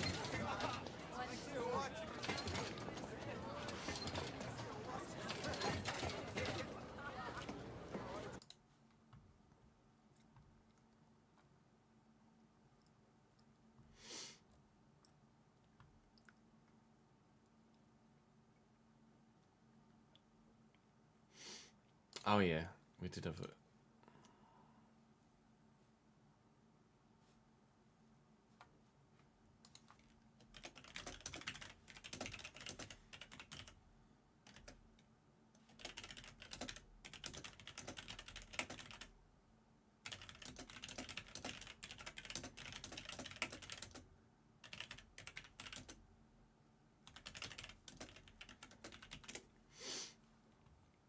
Road America, Laguna Seca, Break, Indy Road, Fuji, Cross Carnage in the cross carts, Okayama Daytona. Oh Christ. 4-2-3-1 for Heerenveen. Pereira leading the line for them up top. Vinicius Tobias at right back, who's a player we had at Valencia in a save earlier on in the cycle. I think we mentioned that last time we played Heron as well. We need to bounce back quickly and strongly, please. And yeah, create a series iRacing. Let me get the picture up. Let me open link. Here we go. So we're going to be at Road America, then Laguna Seca. Then we have a break week. Then Indy Road. I presume that is Indianapolis's road course, I'm imagining. Fuji, which I need to buy. Road America I need to buy. And then at Okayama, Daytona Road, which is where we've just been doing in the GR86. Then a break week. Then Sebring, Talladega Oval must be brutal. Then Miami, which I'll need to buy. I think I need to buy Talladega as well, unless it's free. And then there'll be a super special at the end of the season. Long Beach Creators IMSA Endurance, which is the same weekend as the real Long Beach IMSA race. And then Monza Historic with chicanes at the end of April as well. It's all in GT3s. There's currently a draft going on, ads, with everybody that's driving the GT3 cars. I got first draft pick, thankfully, so I'm in the McLaren. Pooh Bear is in the BMW. Josh's Corner is in the Ferrari. Stroopwafel is in the Ford. And Des is in the Lamborghini at the minute. Joshimus has just taken the Acura as well. And still left to select is Ancephalosis, Matt Malone, Storm Molina, Sparks, last year's champion, and Aiden as well. And the cars remaining are the Mercedes, the Aston, the Porsche, the Corvette, and the Audi.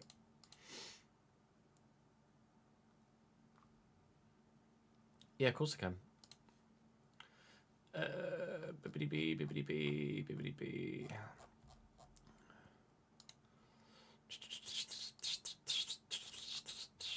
Let me just get to it quickly. So we're all in. Well, it's the team series, isn't it? So there's someone in an IndyCar per team, and someone in a GT3 car per team, and then one of the community members from either team member is going to be in a GR86. Reese is my community entry. So I think it's probably going to end up being alternative weekends, or alternative weeks, sorry, but Reese is going to race for my team, or for under the Chesnoid Gaming banner. The drivers, my teammate is Brendan Hyperstart. There's Zella and Grand Pooh Bear, Ryan L and Josh's Corner, Gillen and Stroopwafel, Punju and Des, Love 46 and Josimus, Kyoso and Cephalosis, Hayden and Matt Malone, Aero and Storm, Scotty and Sparks, and Super Noodle Bagel and Aiden.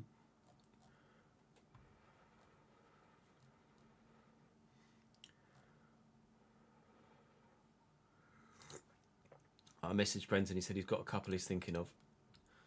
Gillen's back in as a full-time driver in iRacing, yeah.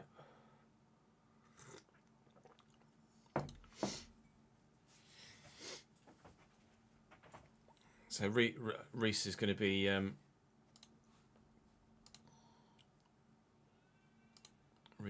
driving with hopefully a Chesnoid Gaming livery on it as well. I'm going to try and get one commissioned for my McLaren and the GR86.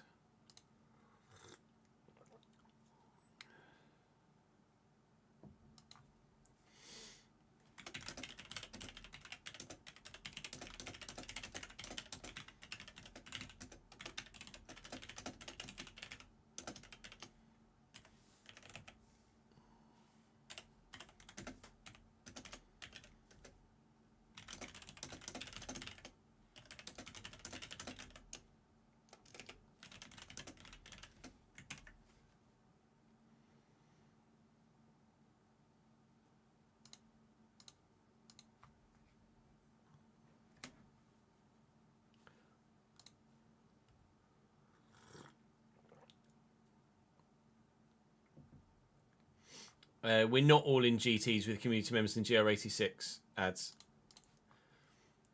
There are 2 team members. One's in a GT3, one's in an IndyCar. You left Frankfurt and joined Cambridge. It's season 4 and they've not made a single signing. That's good. That they've made signings and sold signings.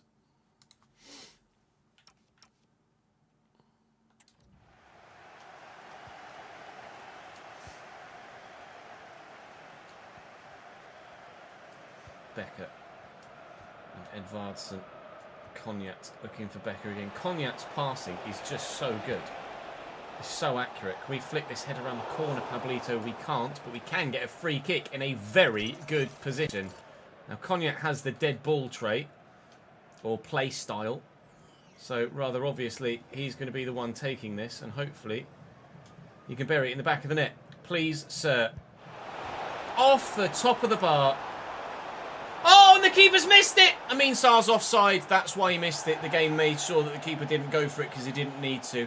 Oh, mate! When the free kick was struck, Amin Sarr was offside. We thought we'd taken a 1-0 lead, but no, he went too soon.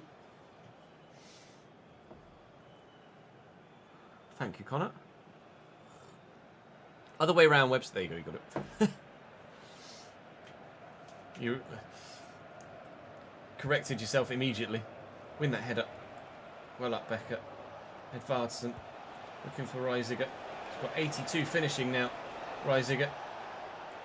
Edvardsen has lots of pace, and I'm going to square this and hope that I had someone on the end of it. Oh, brilliant takedown by Pereira, but Volta steps in. We are dominating Heronveen so far, but the scoreline stays 0-0.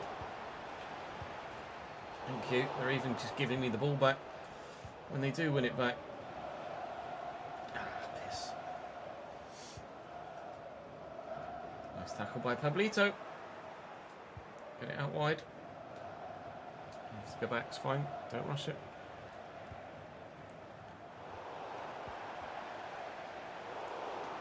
That's alright, mate. It's not a problem. Don't need to apologise. Sasanti. Tape. Oh, if he takes that in his stride and gets it away from the defender at the same time, it's so good. He cannot keep the ball, Heronveen. He just keep giving it back to me. I'm going to look for Amin over the top, and Sarr is in. And Sarr does not get the chance. A new Scream movie, bloody hell. Makes sense to release that in January. Maybe they planned on releasing it for Halloween, but it just wasn't ready. And rather than wait a year, they just want to get the movie out. Headland. Headland still. Headland still. Oh, not great from Pereira. Gallagher announced. There you go. Confirmed as a spud. Escobar. Amin Sarr. And Bayou. Looking for Reisiger. Not a great ball. As you touch, not great, but under control eventually. Reisiger is here now. And Cognac. He's going. It's a great ball again. The last time I squared it, this time I'm going to try the shot. Worth a go, but still no goal for Pex Voller away from home against Heronveen, but it is such a one-sided game. This feels like my game against QPR in the RTG that we played recently, where I absolutely hammered them for the entirety of the first half and could not get the ball in the back of the net. Escobar. It's loose. He's not good enough.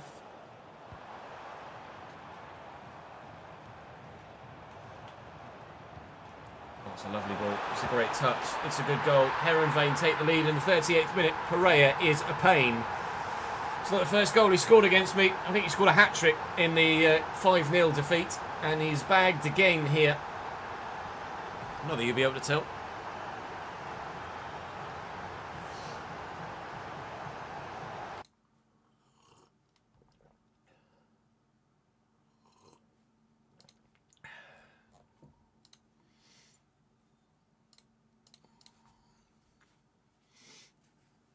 Scream movie is actually going to be out in Feb. Yeah, that's what Jack said, Jordan, in their Twitch chat.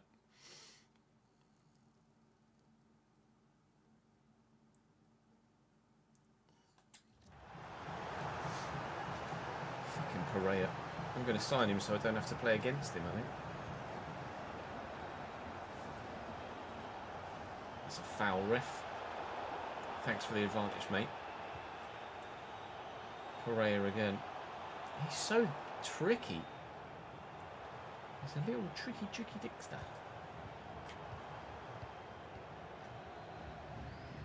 Headland.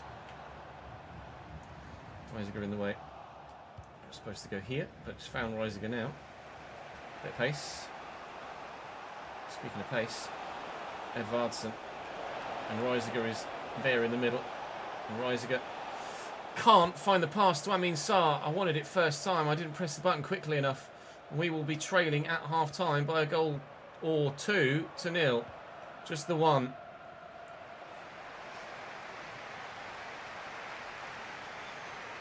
I'm in the iRacing Creator Series for Season 11 Sport, but not the F1 one.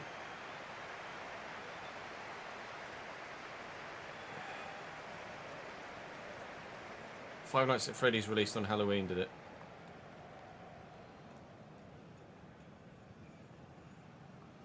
$5.5-year deal for Gallagher at Spurs, is it? Such crazy contracts these days, aren't they? It's like a player signs for a club and it's his entire career supposedly just gone.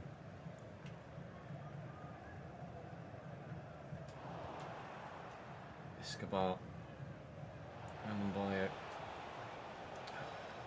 Something about Heronvane, man. I cannot. I just cannot. End of sentence. Trensko. Give me Escobar. Christ. Mayerfeld. Pereira. 2. I cannot. End of sentence. I'm going to sign Pereira so he doesn't score against me anymore because I'm sick of conceding to him.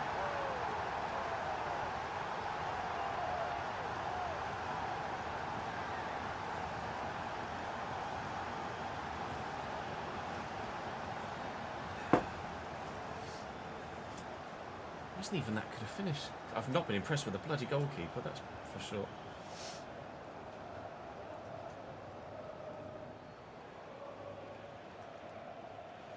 Why is this Follow side now shit?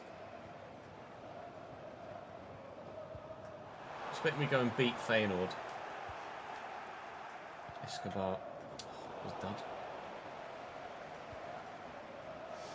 Mayerfeld, well in, Cognet. And forward to Edvardsen. We need 2 goals at least here. And Sarr is going, but in the time it took me to tell him to make a run, I got tackled. Edvardsen. Reisiger. Now he's definitely making a run. And he's in. He's not in. He's offside, as the case may be.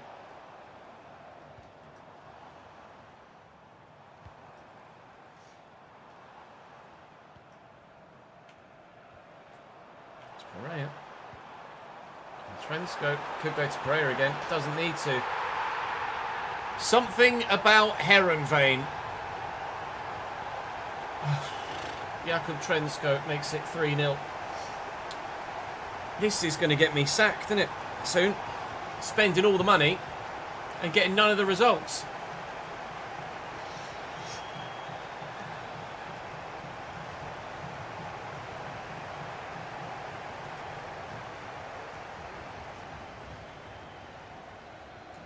Cognet and Reisiger around the corner, and Escobar doesn't buy it. I need that man on the edge of the box, which was Escobar, and he disappeared. Cognet. Sarr.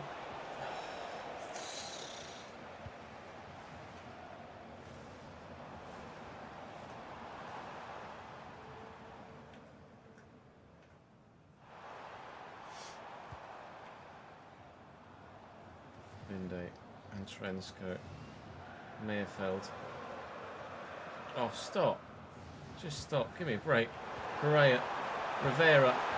Hit the bar. Could have been 4. It might yet still be. Please tell me he was off. That's undefendable. That's 4-0.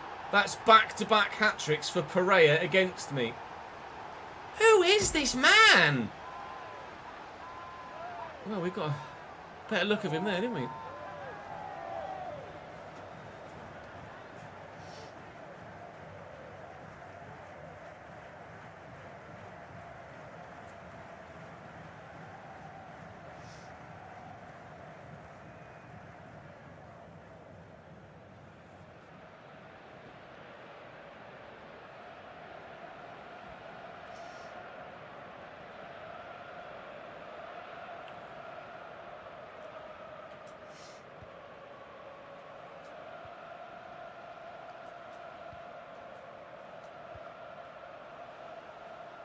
Cognac and Reisiger all the way out wide, so then come back into the middle again, then tuck it back inside. Oh, we can score. Right, can I do that another 4 times in the next 13 minutes? It's 4-1 Heerenveen against Pek Zwolle. That was a really good move. Why have we not been able to do that until the 77th minute?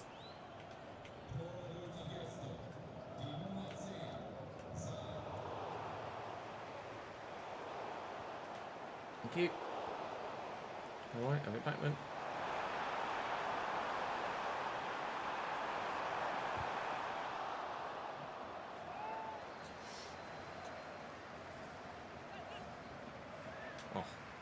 Oh, as if.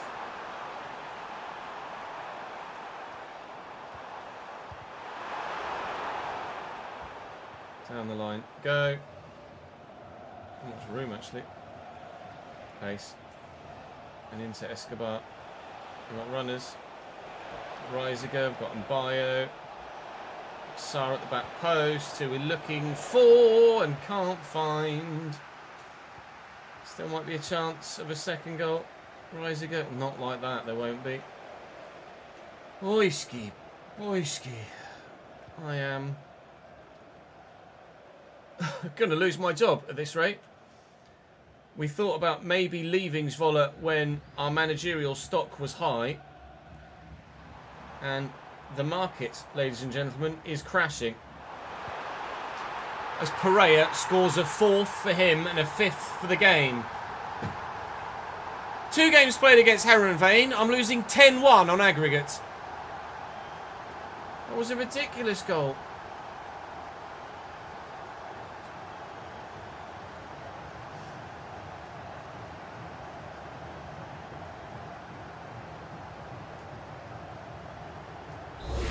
And it is the final action of the game. A 5-1 defeat. A second match ball against Zwolle. 2 games in a row. 4 attempts, 4 goals for Pereira. Yeah, at least it's not 5-0, says Hadrian Chat. He's correct. 5-1. We have improved, boys and girls. Apparently. We're rock bottom of the table. No surprise there.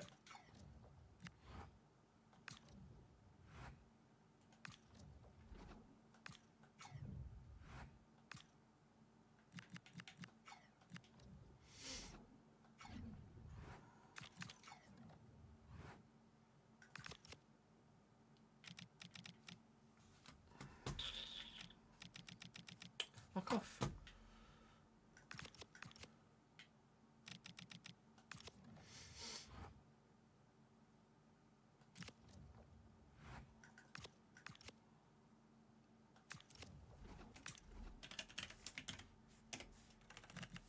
Juanma Pereira, 77 rated. He's quick. His finishing's 84. Low driven shot play style, which showed itself with the 4th goal that he scored. Dead ball and long throw as well. He's mental. Remember him, because at some point, somewhere else, I'm going to buy that boy.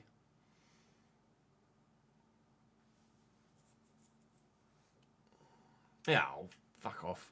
Rub salt in the wounds. Cambridge just lost 2-0 to fucking Peterborough. Feyenoord a second. Oh, joy of joys. Here we go again. Fucking hell.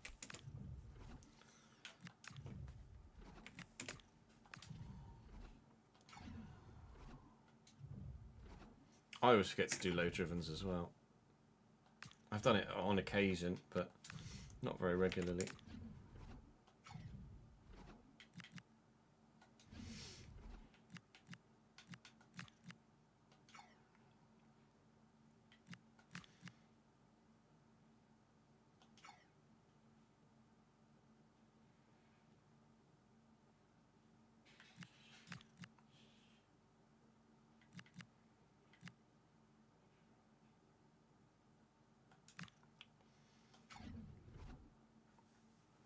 I can't play him. No, he can play against his parent club, can't he?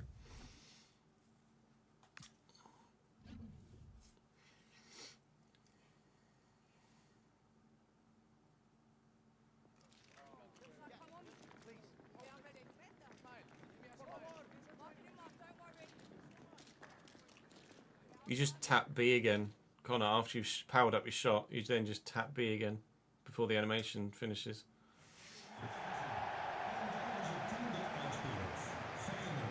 Feyenoord. Big Zwolle.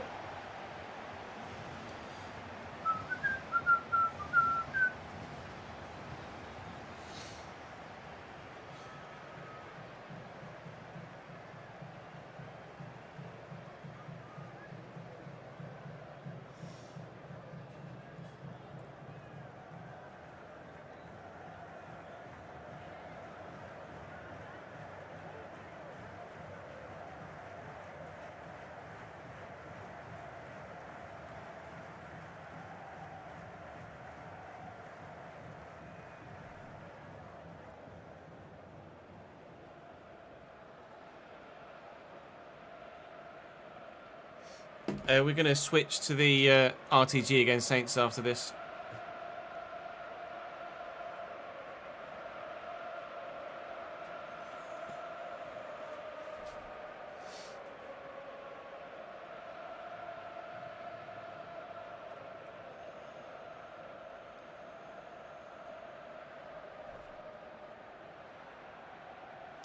Kepa in goal for Feyenoord, and they're 4-3-3. Kepa is a surprise. Quinton Timber's still in the midfield, of course. Sem Stein at number 14, Cam. He was the original Juanma Pereira. And he will probably score against me again. I made a change, I think, for this. Maybe just the one. Actually playing against his parent club here is Starland. Or Zand, sorry. So such a strange middle name. It's just apostrophe T. Here's Tengstedt. I am ruined at Zwolle. I don't know what's happened, but nothing works.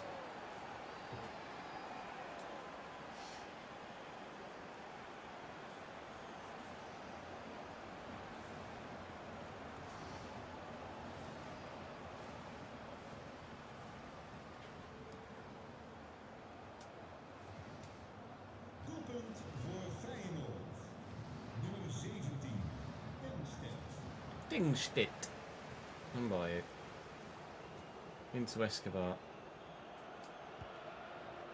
Sar. Escobar again. Please be onside. You arse. Some would say it isn't going according to plan. You're right. Some might say.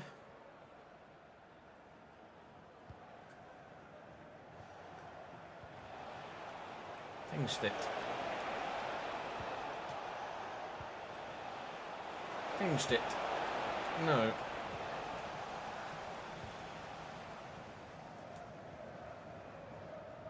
Sand. Oh, Jesus.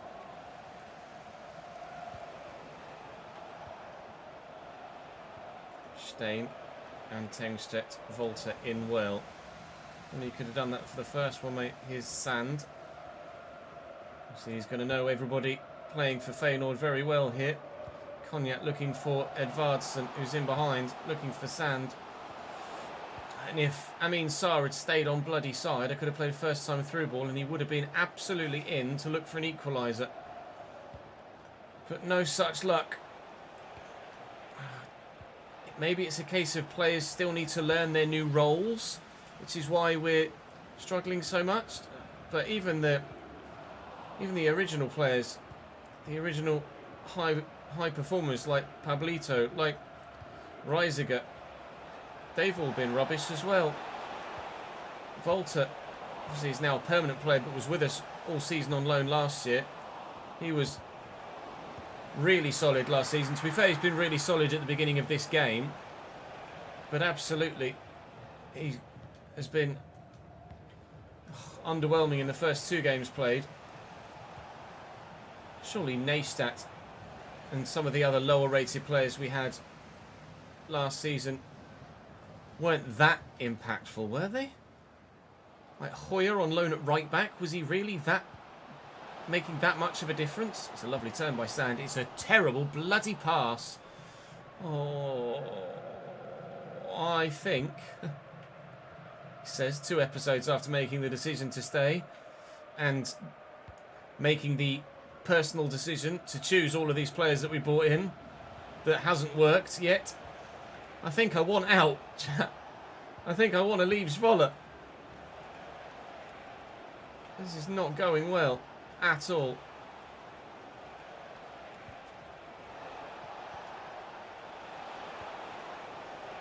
Timber. Oh, it's a lovely turn. It's a nice interception, but I've lost it again immediately. Safe.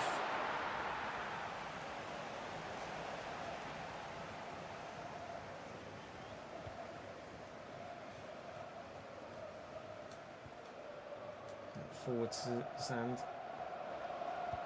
In front of Edvardsen to rush onto. Lovely. That'll do. The on-loan Ajax man equalises and we are level. It's the first time I've been able to properly utilise his quick feet. And he's really left the defence for dead there. And a good finish too.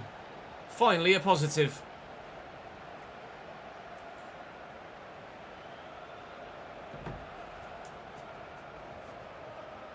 His hair changes colour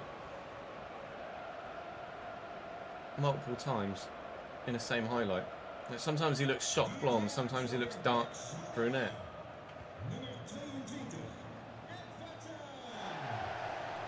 Well in and Bio. Go on, lad. Have we just sparked ourselves into life here in this season now? Bio.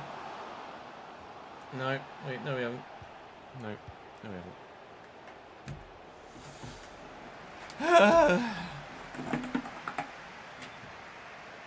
Yeah, came to Zwolle when they were bottom, took them to 6th, the brink of Europe, then back to bottom of the fucking table again. It's a circle of life.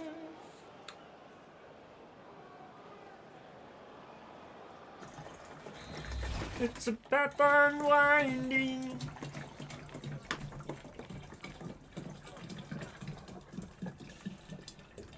In the circle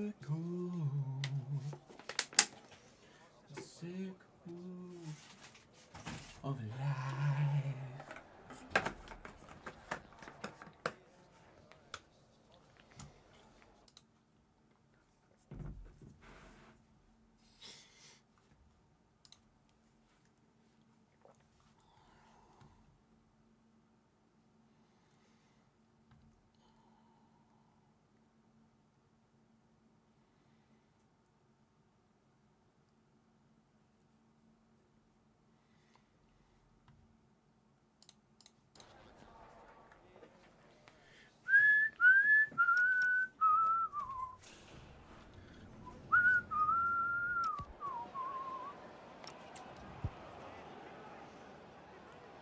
Lion King live at the theatre is so fucking good.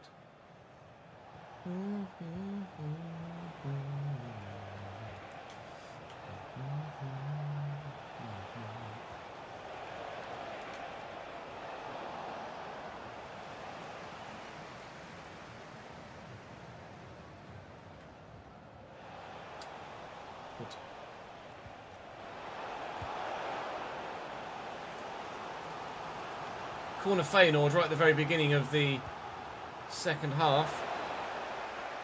Headed back out to Sliti. Hit straight into Mbayo's face. He's still scrambling to try and get there. Oh, it's a lovely ball out wide. Questions of pass back. I think it was just a dodgy touch rather than a genuine attempted ball into the hands of his goalkeeper. And Mbayo looking for Amin Sarr here. Don't know how quick their defender is. His legs are going quite fast. Varson, Sand. Oh, Cognac, you've got to commit, mate. There's room to get into there, and he's just hesitated. Oh! It's fine. 1-1 against Feyenoord is actually a very, very good result. Despite conceding 8 in our last 2 games against fucking Herenveen and Fortuna Sittard. Osimhen transfer confirmed. Don't know from where to where, but Osimhen is moving in this save. I guess we'll find out when we do a full transfer window roundup at the end of this episode. Pablito's been really average this season. Come on, Pablito. Why is Tape all the way back bloody there? Why have you gone 10 yards behind the play, you moron? 2-1 Feyenoord. Amen Sliti. What's the defender doing? He's just... he's so far behind the play for no fucking reason. Just doesn't react to the fact that the striker changes his run. Look at him. He's here with the defensive line and then drops and drops and drops and drops. Volta I take control of to try and close down the man. And where is Tape going? Why is the number 5 on the edge of his 6-yard box there? What is he doing? Oh, I lose the will to live sometimes with the AI decision making. It's nowhere near as frequent as it used to be. But when it does get it wrong, my God, does it get it wrong.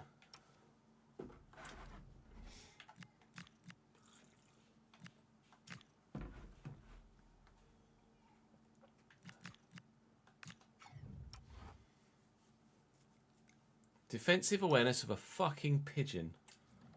You're not wrong. He's Defender Plus. My arse.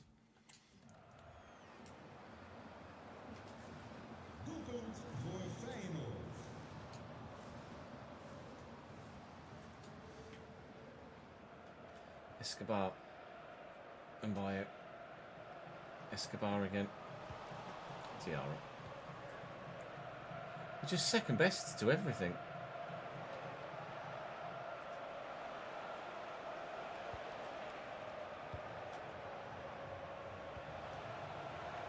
Timber.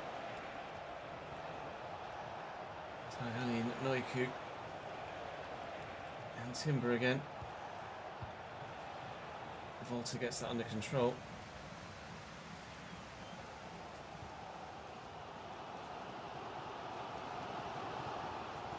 Mbayo.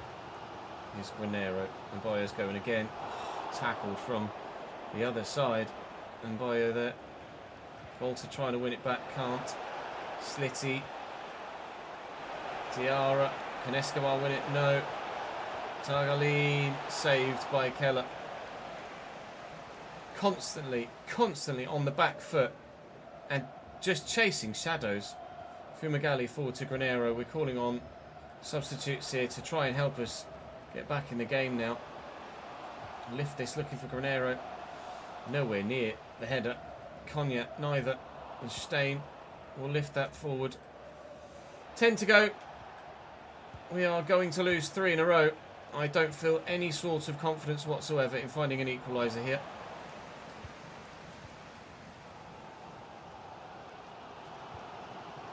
Fuck off.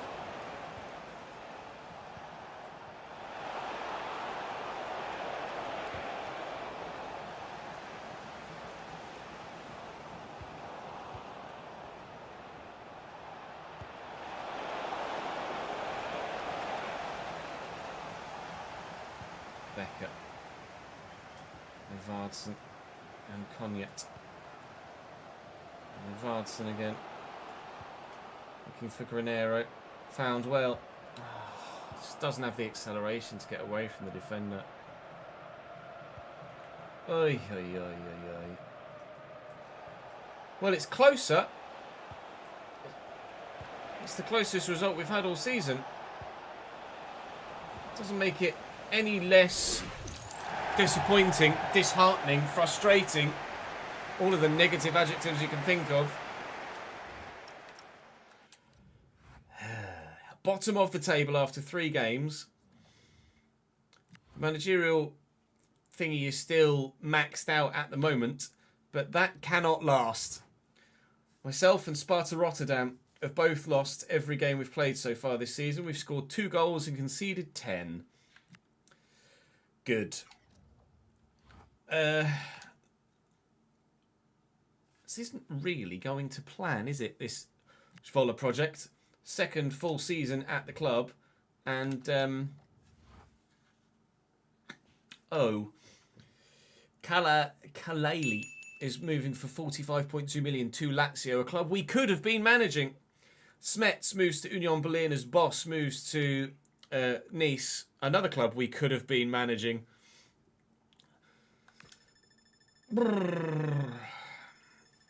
Mike, thank you for the 25 bits, mate. Appreciate it, mate. Catch you tomorrow. Or Friday. I'm offline tomorrow. I'm back line again Friday.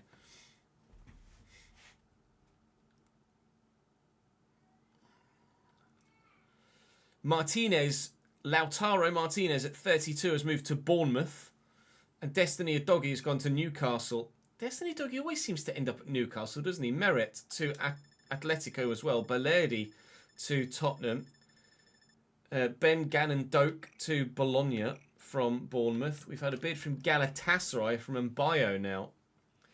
I don't feel like I can turn Galatasaray down either, can I really? Let's have a look at the Turkish division and see what's going on over there. But I'll be honest, I think Mbayo might be on his way out here.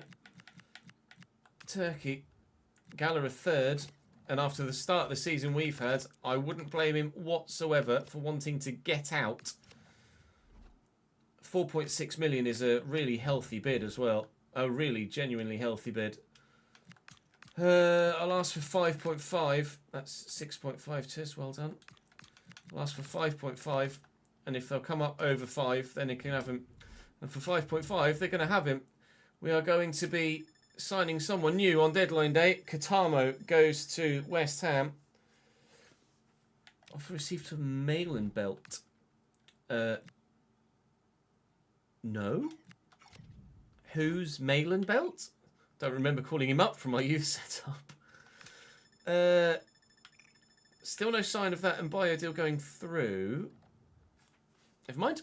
There's the Mbayo deal going through. Okay. I need a new winger on the right-hand side. Time to go and spend some more money. I've got about 10 million quid to do so. But who's going to want to join me in the situation we're in right now?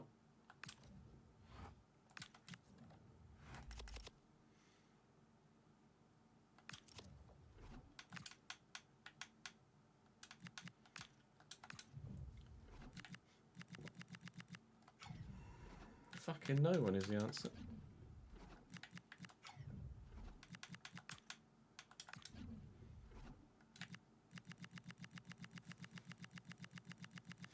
All the good free agents are gone as well.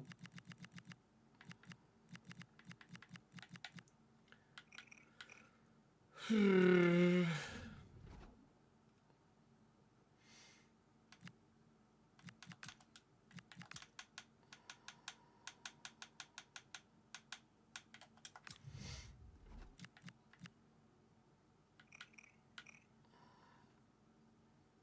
mean, he looks decent straight away.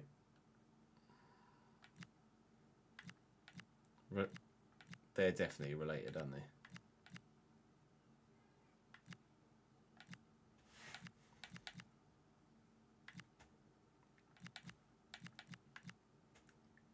Matthijs Lamborde. Hello.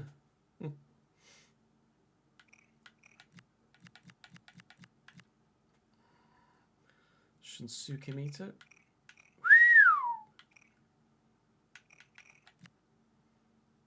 Terry's Noslin.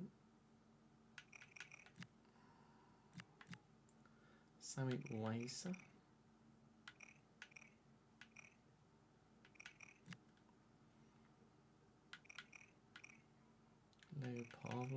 Parvola, sorry. Badaddy.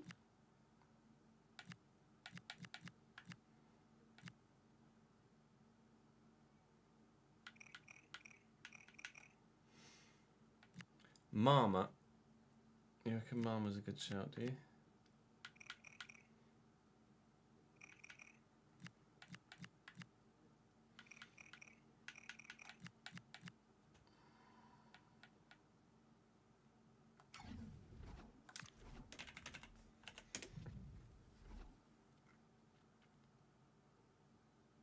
Oh, double M.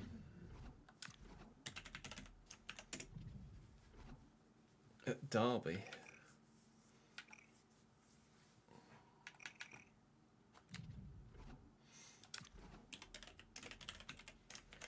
Mattia Liberali at Catanza. Yes. Just yes. Oh, price. I hadn't seen how expensive he is.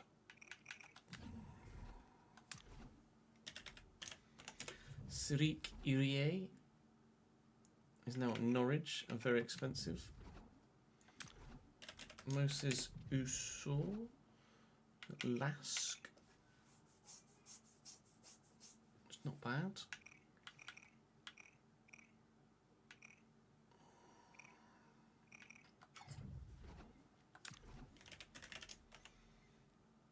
Alex Dobra. No.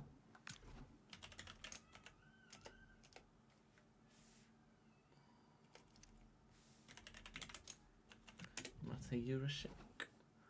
Also at Norwich, out of my price range. What about Mo Salah? Adrian Segacic at Portsmouth. Yes.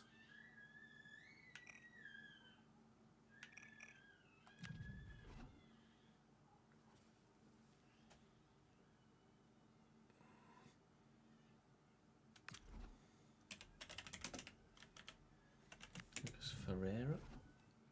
Genoa. Too expensive. Let's have a look through some obscure leagues. Well, not obscure, but different leagues. Kelvin Attar. 88 dribbling, because of course he does.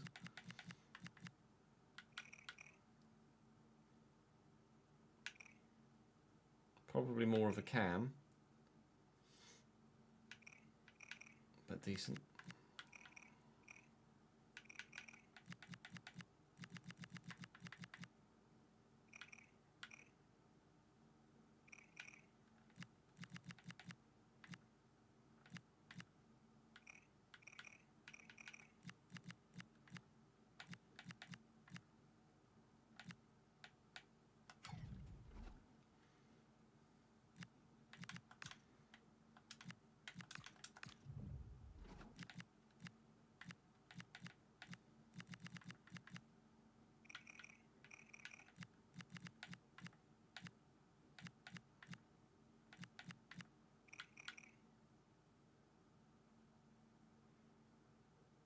Samu Kankunen. Too expensive.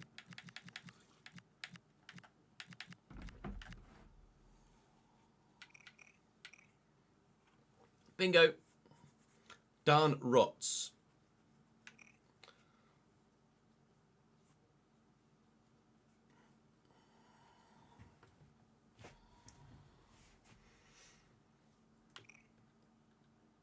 Technicals have sold me. He's just better technically than anyone we've looked at. Incisive pass, inventive, rapid, and buying. Come to me. 8.3 million is what he's currently valued at. Sorry, 9 is what he's currently valued at. 8.3 it reckons I could get him for. So let's just bid 8 then and see where they say. 9.8. Okay, would be almost all of my money. That would leave me practically nothing to offer him any sort of wages with whatsoever. They'll accept 9. Thank you. What you want to eat? What do you want? You're on 16. Ah. Not not sure I'm going to have the money to be able to offer him a decent wage here. No release clause is fine. Oh no, I can offer him a decent wage. Okay, I was worried I might not be able to. £13,000 a week, sign it. Good boy. We have a man in. Rots. Daan Rots, the Dutchman, coming back to the Eredivisie. Back to his home nation from Stade Liège in Belgique. We have ourselves a man for the right-hand side. Please be good.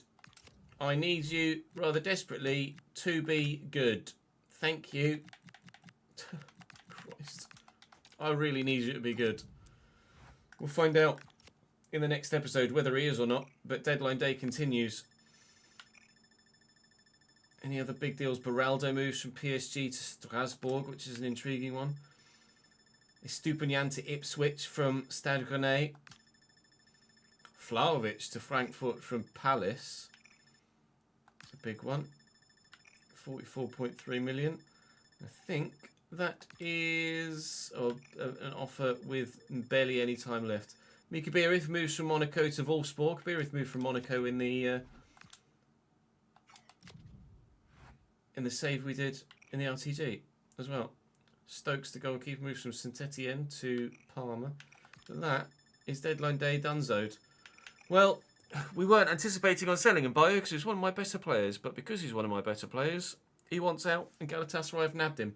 So we start with an actually underperforming at the beginning of this new season, RZ, in the next episode. Oh, joy. They finished second in the league last year. So that's good, isn't it? And then we've got, was it Go Ahead and Nijmegen as well? Go Ahead, Twente and Nijmegen in the next episode as well. I'll play the three on the right and we'll sim the one against Nijmegen, I think, at home. And hope to maybe get some points on the board in the next episode. Oh, joy of joys. Let me go and sort the spreadsheet out so I can see what's happened with the Patreon players, and then I can give you a full transfer roundup from this window.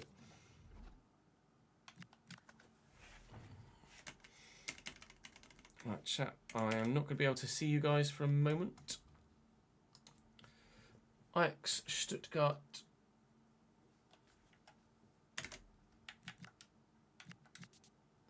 Ajax, Stuttgart, Friedrichstadt. Cordoba down the bottom yet. Granada, Modena, Crystal Palace, Fiorentina. Is the real? Charlie. Oh, Charlie's not there. Charlie's going to be further down.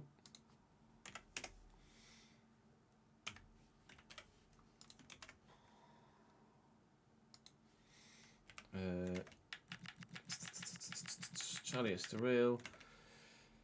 Dinamo, Go Ahead Eagles, Man United, Braunschweig, Nacional, Stuttgart, VfL, Lazio. Bastia, Southampton, Rennes, Daegu, Copenhagen, Lille, Toulouse, Lille, Cluj, Santa Clara, Aldosivi, Bristol City, Karagumruk, Port Vale, Varnamo, Bournemouth, Mantova, or Mike Adelaide, and Mantova. Liam at Stuttgart. Dallas Forest, Bohemians, Shanghai Shenhua, Genk, Falkirk, Daegu, Aldosivi, Liam, Aldosivi, Carol Blasters. Who was at Göteborg? James Turish. Oh yeah, he's down here now, isn't he? Because I accidentally removed him previously. Raku, Czestochowa,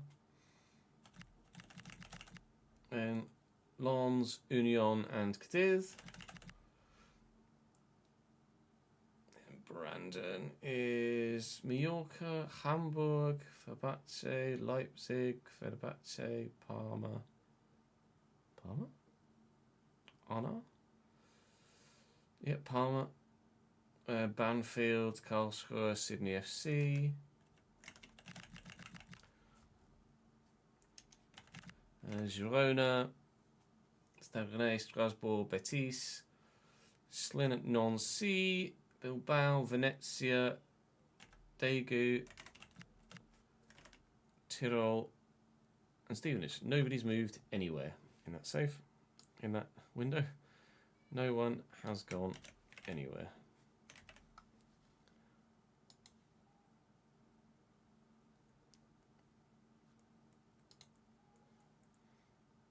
That's good.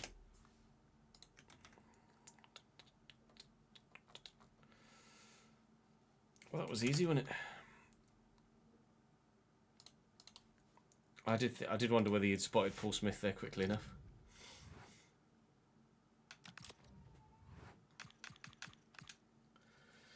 Biggest transfer window dealing was Hugo Ekitike going back to Liverpool for 111 million. Makes logical sense, doesn't it? Victor Osimhen was on his way to Arsenal from PSG, Rodrigo to Roma, Alexander Isak to Monaco, Carreras to City, former Man United man, of course, Ashraf Hakimi to Barcelona, Ferran Torres to Fulham. So many massive deals in there. That's 5 £100+ million deals. Lautaro Martinez, we saw Miles Skelly to Dortmund, Solis to Arsenal, sorry, from Arsenal to Roma, Reed to Newcastle, Tino to Villa, Penders to Leverkusen. That's an intriguing one. Nico O'Reilly leaving. What's he rated at now? 85, Nico O'Reilly. My lord. My lord! Schlotterbeck to... Trent to leave Real Madrid. Schlotterbeck to Real Madrid as Trent leaves. Adeyemi leaves Dortmund as well to go to Liverpool. Wesley we actually saw on deadline day or at some point in the save. Where did I see Wesley? I saw Wesley somewhere. Maybe it was in the RTG. Aramburu to Man United, 85 rated right back. Jon Mikel. Ait Nuri to Bayern. Marmouche leaves to go back to Frankfurt. That's intriguing. Milos Kerkez to Brentford. Esposito to Sunderland. Destiny Udogie we saw. Malagusto to Dortmund. Moussa Diaby to Sociedad. Pedro Porro. Rico Lewis going to Borussia Mönchengladbach. Martin Fernandes to Strasbourg. Strasbourg building quite the side there. Conor Bradley leaves PSG to go to Sporting. Lucas Beraldo goes to Strasbourg as well. They are building quite a team at Strasbourg. Keep an eye out for them. Kalaili going to Lazio. We saw that on deadline day as well. Kangin Lee to Dortmund. We saw Vlahovic on deadline day. Leni Yoro leaves PSG to go to Como. Yankuto leaves Lazio to go to Dortmund, where I'm sure Yankuto has played previously.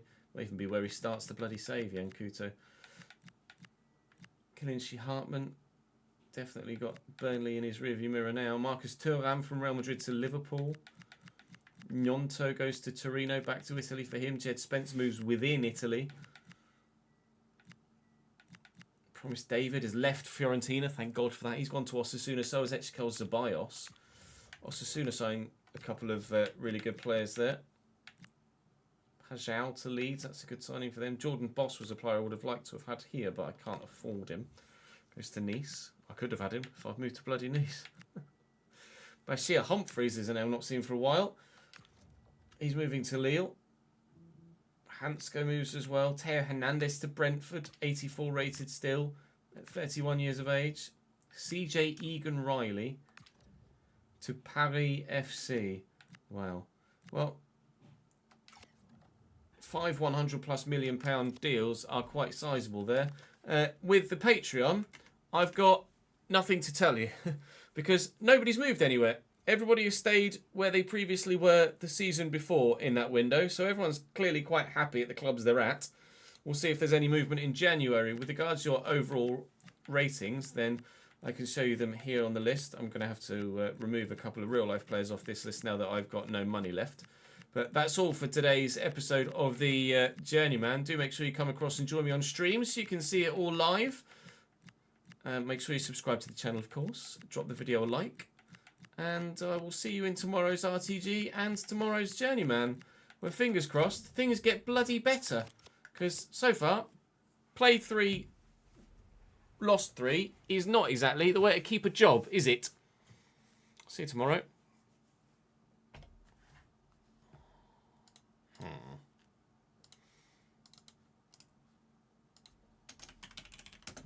Vola 13.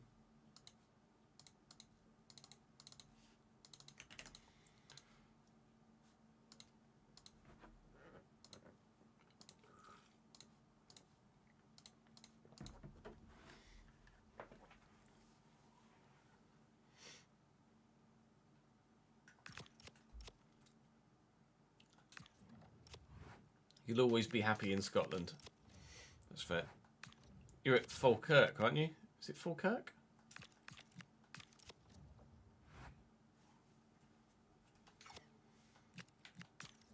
Yeah, I thought so.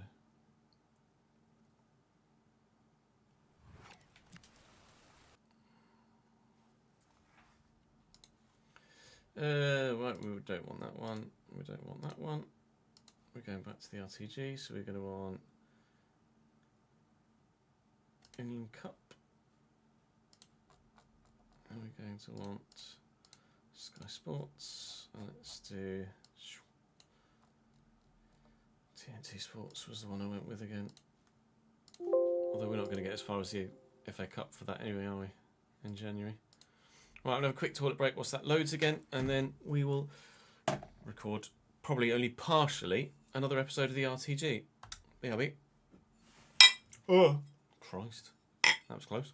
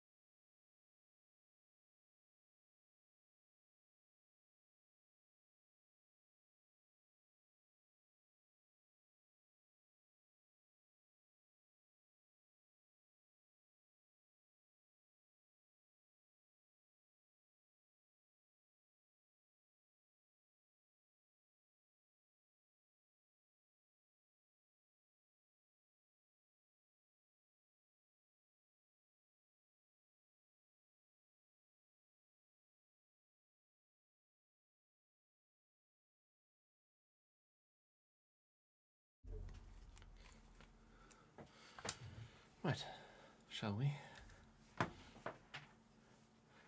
Dee dee dee dee dee dee dee dee dee. Fiddly dee dee. Fiddly dee dee. Dee dee dee dee.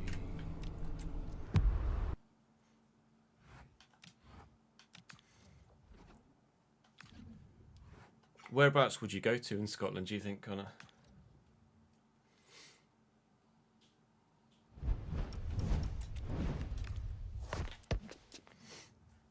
Yes, Villa, absolutely.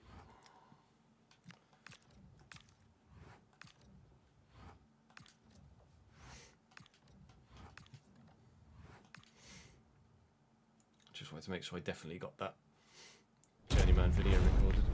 Fucking hell, Jude, in you come.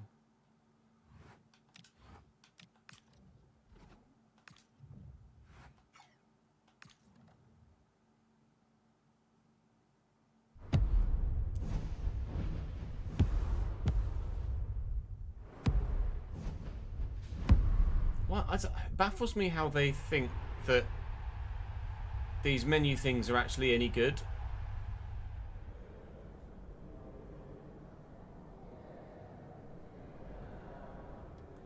All that echo and nothingness. It's just terrible. It's really badly done.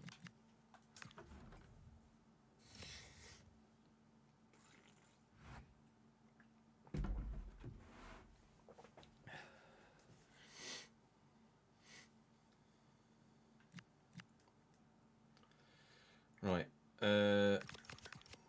Union.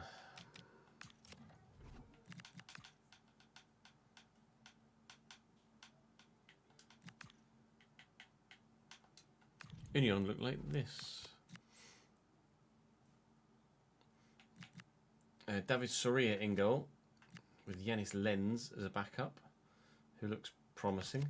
In defence, Duki, Juranovic, 33, Dirk Kuhn, Diogo Leite, Mukudi, Robert Sko, Jesus Vasquez in midfield, Bellanova, Burku, Rani Khedira is still here but declining. Alex Crowell, Ethan Mbappe's here. Actually not bad at all. Sarawi, Andras Scherfer, Pedro Villanova, Amlani Tatu, apparently has decent potential, and Nikolaus Vormbrand. Ilyas Ansar, geez, loads of strikers. Bedia, well, not many are any good though. Oliver fucking Burke is a name I didn't expect to see today. Andre Ilic is the man that's supposed to be leaving to go to... Was it Celtic? You said Celtic were interested in him. And Marin Jubicic is here as well. Malcolm. And Thiago Tomas. Thiago Tomas is good. Celtic and Burnley want him. We can have a look at Mallorca quickly as you moved there. Was it this save you moved to Mallorca, or was it the other save you moved to? No, you're at Bucharest, aren't you, in the other one? Mallorca. Berishram and Grabara. There you go. In defence, Mikel Hope. Hello. Carlos Cesar Carrera regen, David Lopez, Marcano, and Soki Yu, Valiant and Jelic. So no, not really.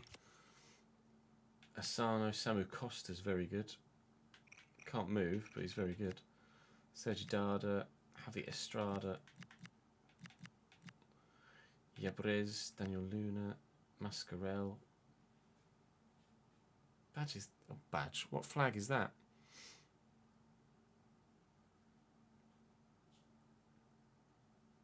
Okay, there's still a slight chance of a game for sure. Animalanes, Yule, Kotobe, Sucic, Petar Sucic is decent. Equatorial Guinea, is it? Taps, you're a wealth of knowledge, aren't you, mate? Pablo Torre. Looking very good. In attack, Boulay Dia, Mariki, Prats, Brandon Thomas, Asante, Christ, and Jan Virgili.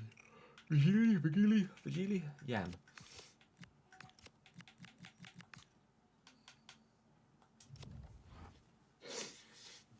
No game time as of yet, unfortunately for you.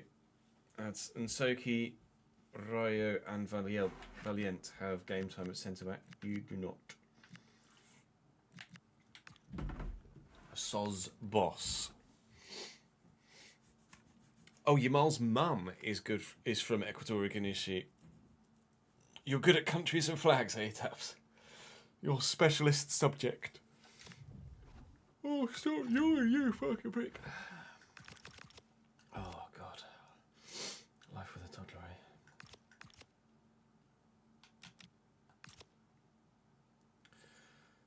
Oh, I forgot about the injury sitch. Fucking hell. Don't even know if McGinty's going to be available, do we?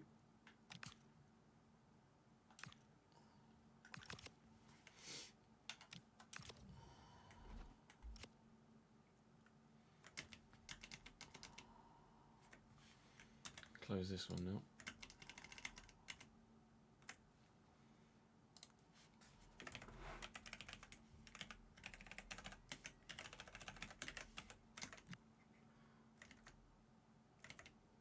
$129.20.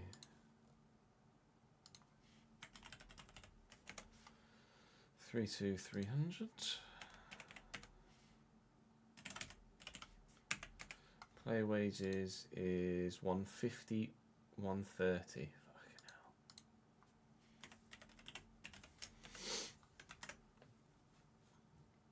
hell. Our wages this time last season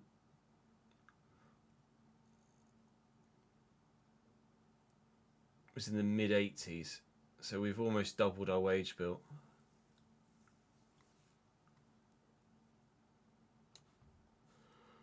Holy fucking shit.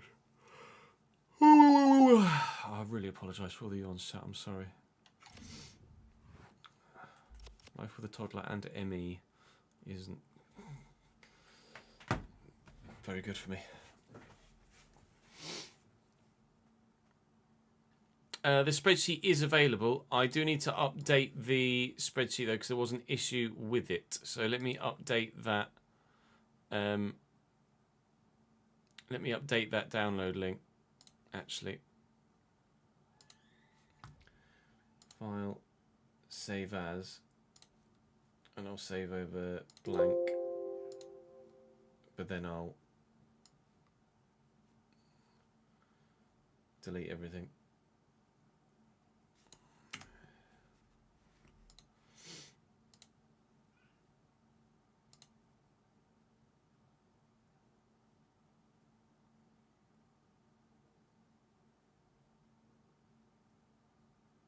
So if I do this, does that delete the formulae? It does.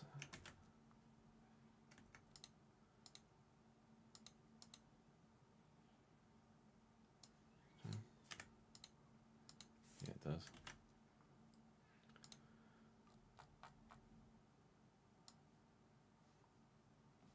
Let me delete that.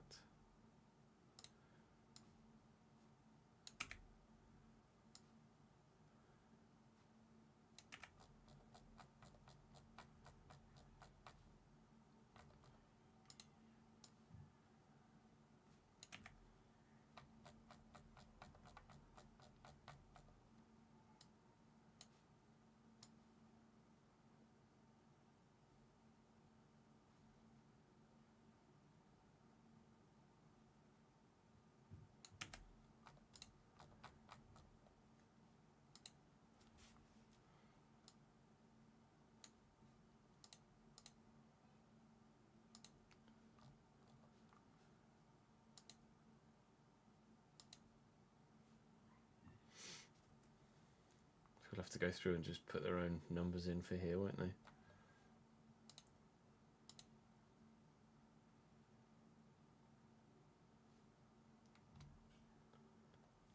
Change that to 1.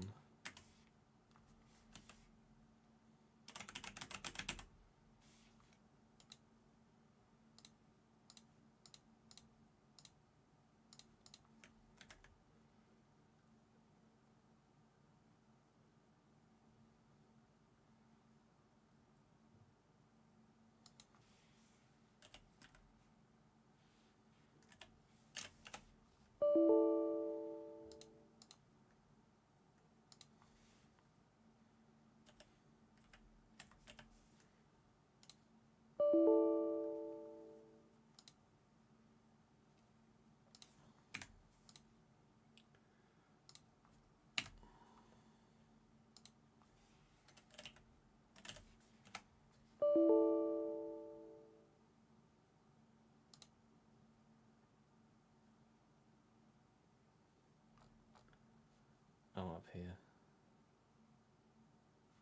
C11. C11?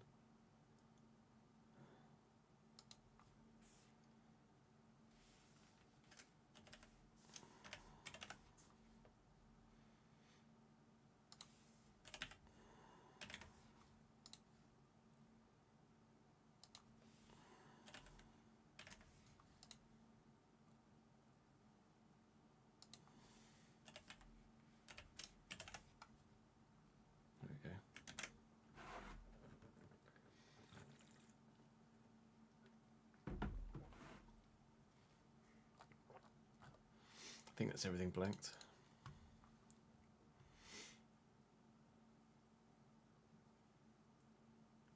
See, everything else people will just have to figure out for themselves.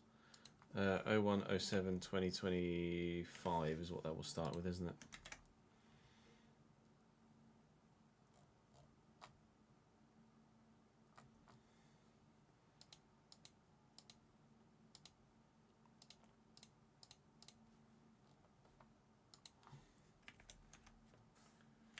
Oh, that's annoying.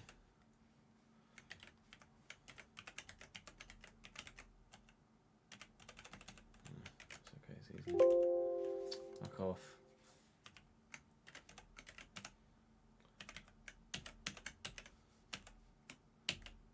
Oh, fuck's sake. Oh, this fucking control button. Fuck off.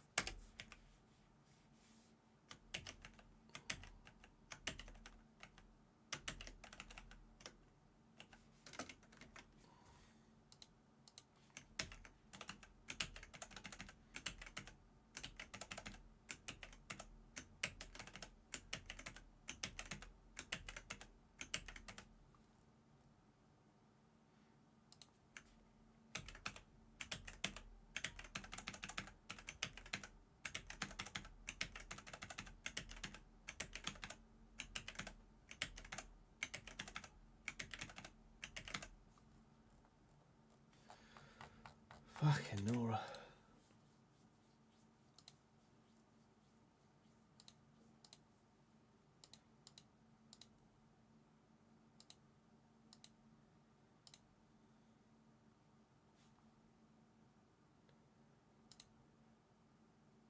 That's 30%.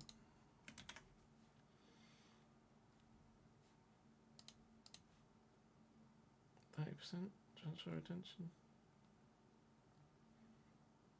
Yeah, 30%. Oh no, transfer sale retention is 50.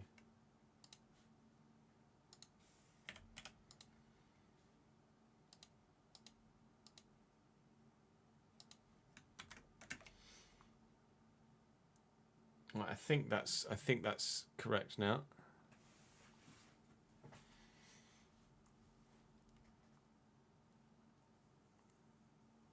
Facilities? What do you mean by facilities, Krylex? If you mean the youth facility payments in game, then you disregard them. Don't use those. Don't use those. It's all in the rule set that's here.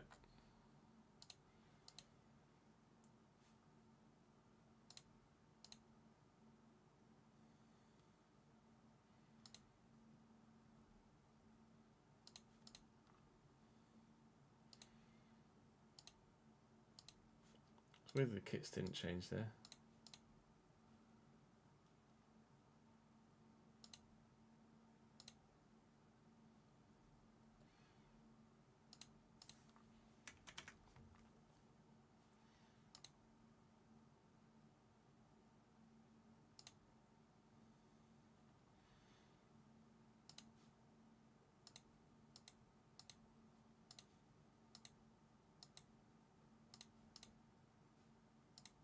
Mine.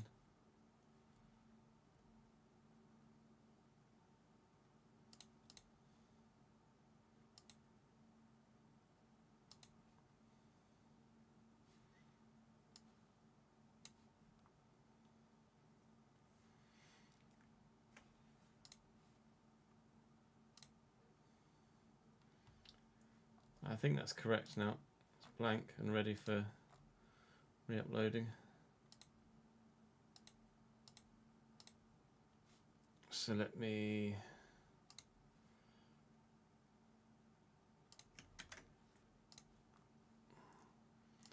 It's a media file, wasn't it?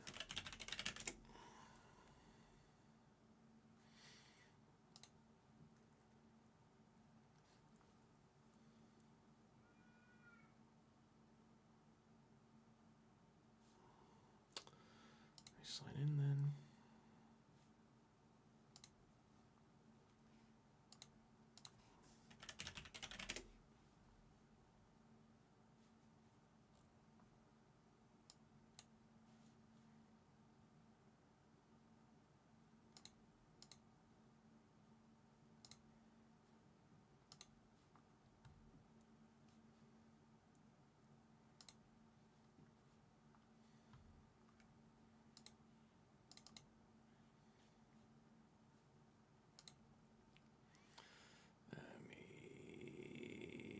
Delete that.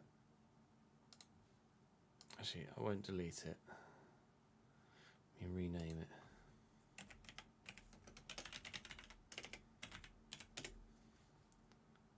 And then let me upload.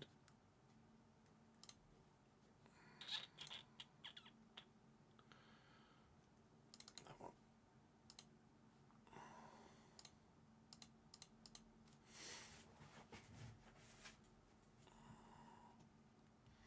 Spreadsheet will work with any team, Ryan, yes. Any English team.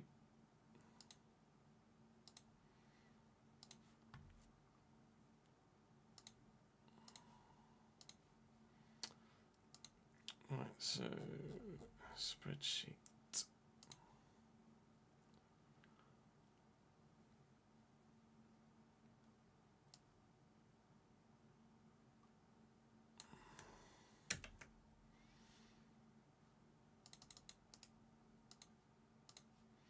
Take that.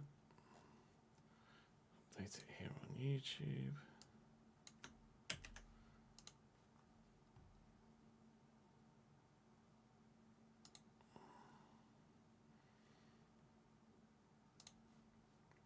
Right, command is updated. So the new exclamation mark spreadsheet should work with, should have the fixed thing with it.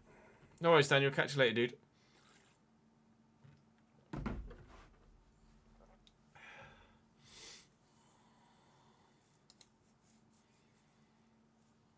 That'll be the one you want.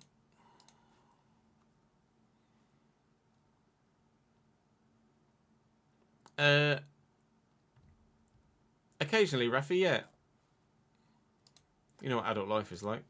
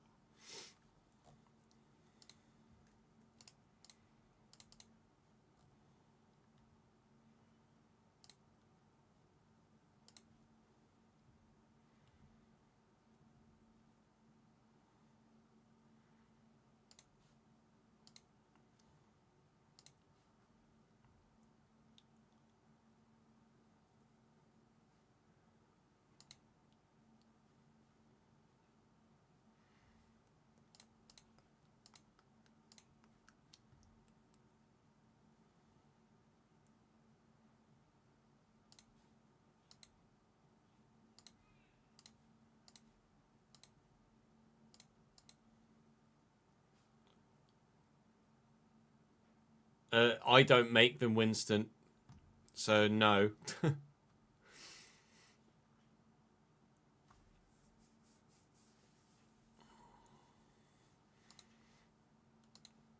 the point. I wonder if we had any feedback. How many comments we've had on today's episode. Let's have a look.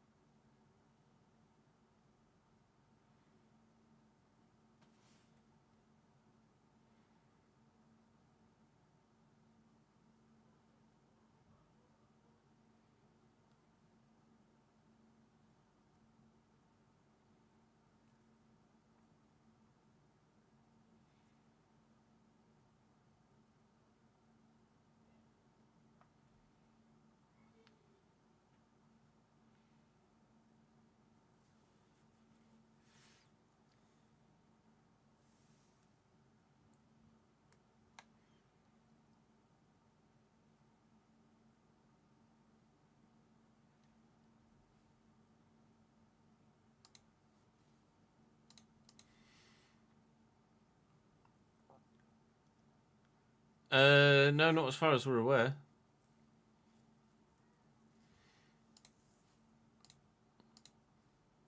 As long as they're genuinely part of your community. Upper U's indeed, Harry.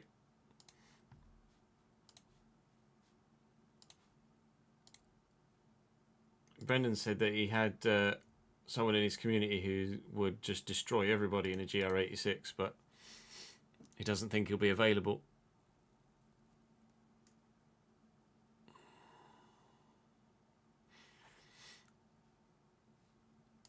Multi-class is going to make it very interesting, especially for us being in the middle class in the GT3. Right, shall we record? Let's start partially recording a video, shall we?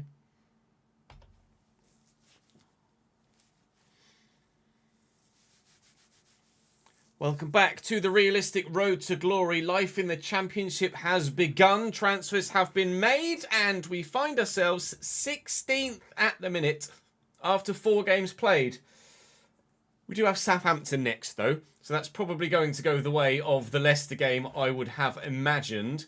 It's a usual sort of month for those in the Championship, with a game every weekend and then the occasional one during the midweek as well. Which will sim and which will play depends on who's where in the league and what sort of form they're on at that particular moment in time, I would imagine. Obviously, Millwall being our previous parent club, it might be nice to actually play that one. And Bristol City having Ashton Gate in the game, it might be nice to play that one as well. So maybe it'll be Derby away and Blackburn at home. But we'll play it by ear. For sure, we know we're going to be playing Southampton. The question is, will we or will we not have our goalkeeper available? He obviously picked up an injury in an unexpected event and is available to play in 11 days. And I believe the game against Southampton is less than 11 days away. So Dylan Phillips may well be getting his first start for the club. It might be 9 days away or even less than that, perhaps.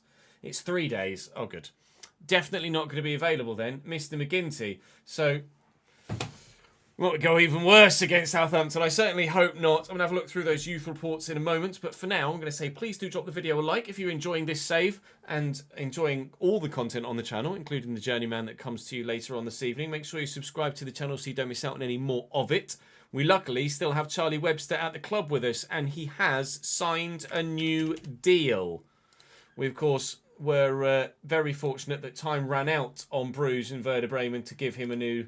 to give him a contract once they cracked on with the release clause, and he signed a new deal, and he's at £14,500 a week now from his previous £3,850. He's probably one of the only 2 men that are actually worth that sort of money. The other being Louis Appre, who did sign a new contract last season, and he's on that sort of money. So I have 50p left in my transfer budget, and I am £15,000 over my wage budget. We're allowed to overspend by 15%, so I do still have £4,800 left in my overspend, but obviously I can't really be spending any more money anywhere, really.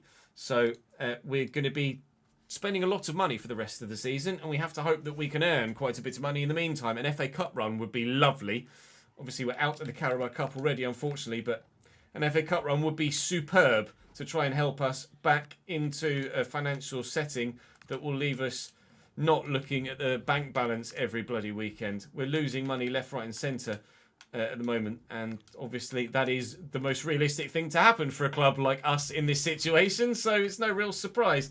It just happens to actually genuinely be a thing. Finally, we've got someone that is in the 60s to begin with, although Ewan Lee doesn't look great right now at 62, but he's worth bringing up to the potential youth system. 61 rated Ellis Smith is probably worth calling up as well. Outside of that, even though he's got 82 potential, it's just not worth it, is it? So we're just going to release him. Maybe I could have, or should have, called him up to send him on his way elsewhere within the save so that he gets a chance to exist, but I don't think that's going to be the situation for him, unfortunately. So we're just going to head straight into this game against Southampton and probably get battered.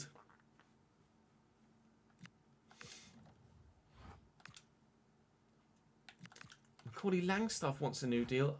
No, I don't want to offer you a new deal, quite frankly, mate, if I'm honest.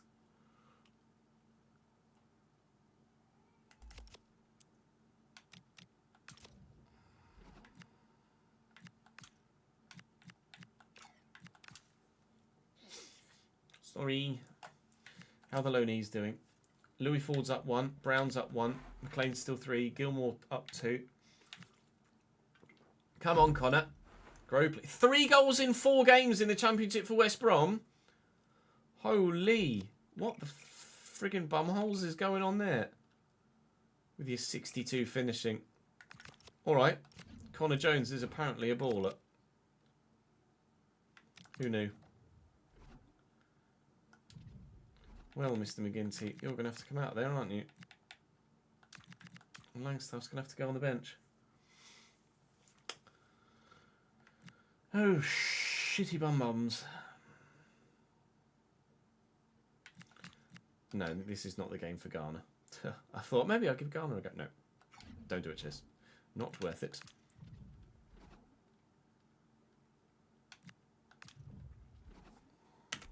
Just double check. Make sure Southampton are running the right, or aren't running the wrong, should I say, formation, which they shouldn't be. No, that's fine.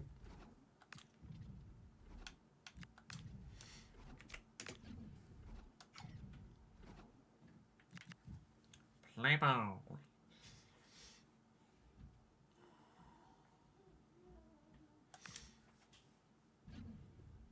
Yeah, we only started using these sliders for these 2 saves. The Journeyman and the RTG. Previously we were using very, very basic sliders.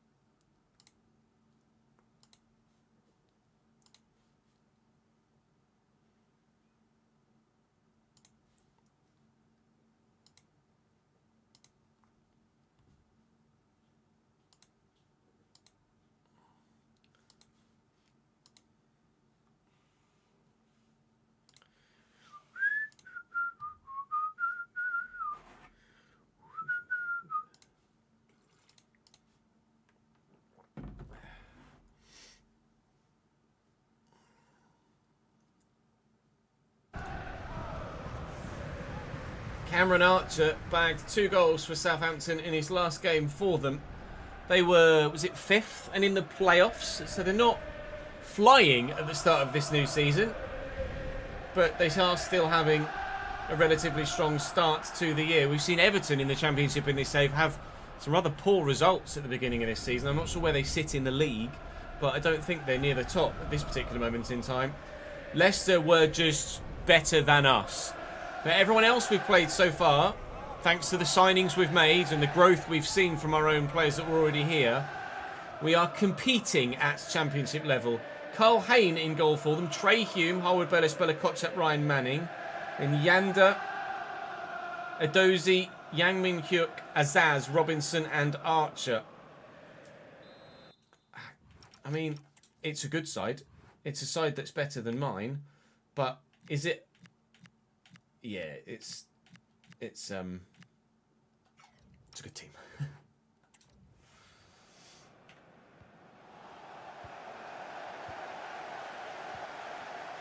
Not sure about the formation though.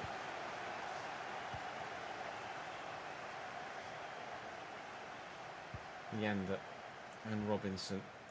That quickly to Edozie. Azaz, Edozie. Archer. Whoa! Yang Min Hyuk!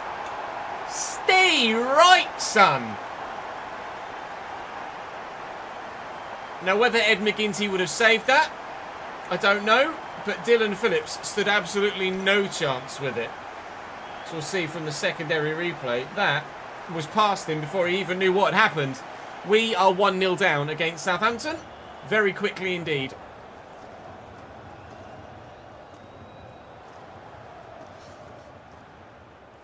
They'd probably have to renew the licence, I imagine, the Saints. It would be a licensing thing.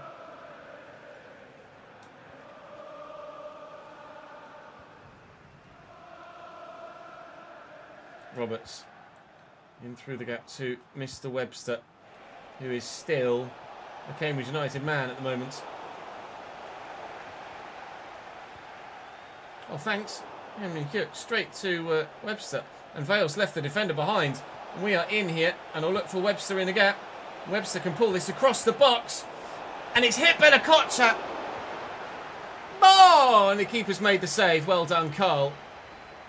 The guy looks particularly nervous on the touchline there. I'm not sure why. Oh, it fell right to the man at the back post, but I just couldn't score.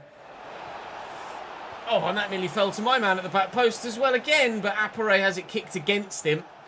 And it's a goal kick to the Saints. Danger at the back line for Southampton there, and all their own doing after giving the ball away.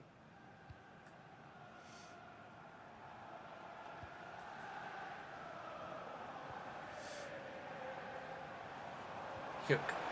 Nice ball over the top to Archer. In his stride. Hit straight at Kel Watts. Roberts. Nicely into Pak Sung Ho. And Vale is away again. Let's cut this back inside. And then look for the runner Webster, who is in and on and doesn't score. How in the world, on God's green earth, has that not ended up in the back of the net? Off one post, across the line, off the other post, and then the keeper gets there first. Unbelievable, Charlie. We should have an equaliser. We don't. We might yet still. Appere looking to get in behind the defence here, and has done, and scores. We do have our equaliser. Take that, Saints. 1-1.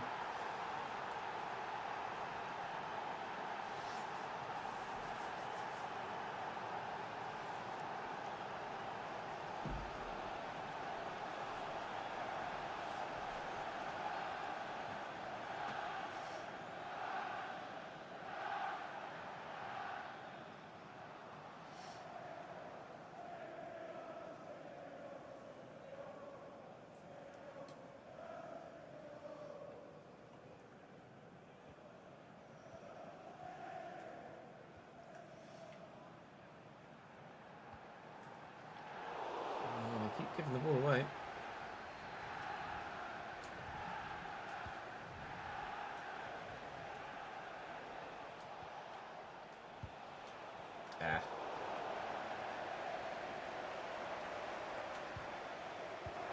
As Archer. It's given away.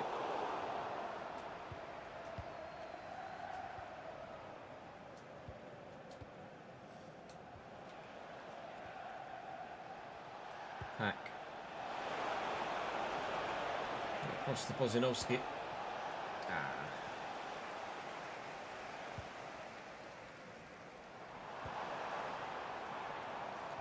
Well in, Kel. Well in. Cameron. Adozie. Azaz. Adozie again. We'll find Azaz. And I need to get someone out to him. He's taking his sweet ass time, but figuring out what he wants to do. And what he wants to do is feed Jay Robinson, who finds the back of the net. Off the underside of the bar and in over the line. Jay makes it 2-1 Saints. As they say, have that, Cambridge. Evening, Reese.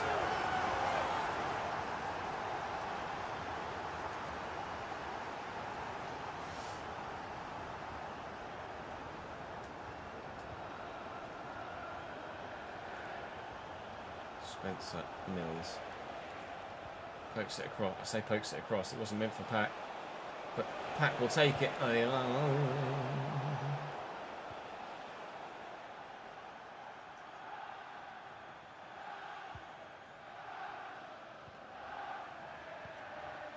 Intercepted by Pack. And Mills with a good turn. Looking for Louis. Will find Appere, who was onside. Might be a chance before the end of the half for a second equaliser. Not they won't. No, they won't. No, they won't.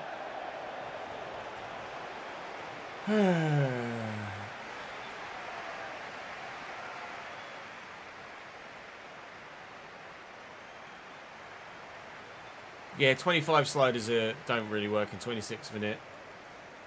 Mainly because 25 was utter shite gameplay.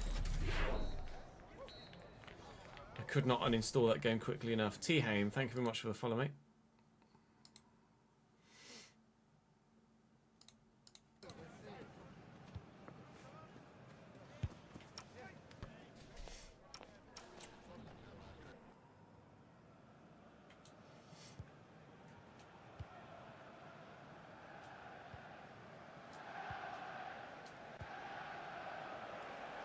Webster, Spencer, and Bozinovski. Mills dig it out. They did. Vale will win the header at the back post. Bozinovski has it under control.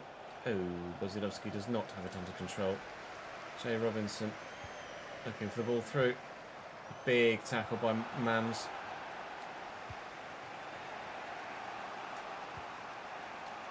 Crack.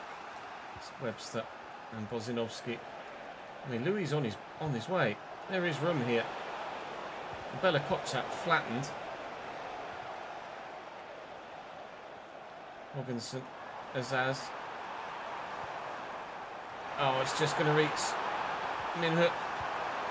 3. Just missing the interception at left back.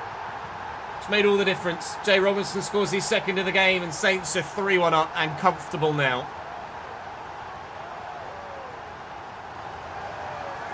Fair enough.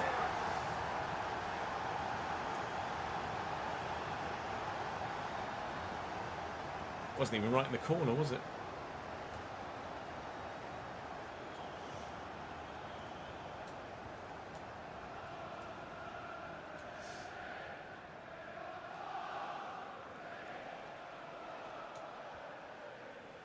Hack. Webster. Bozinovski. Mills is on. Bozinovski's in the gap. So is bloody Webster. And here's Pak Sung-ho. It's 3-2. That's not taken long at all. Southampton have switched off. We said they were comfortable, but they've got complacent too.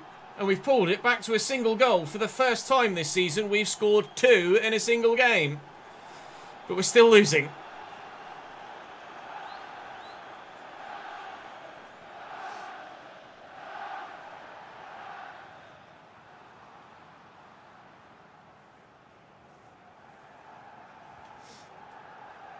The president has been assassinated. What the fuck?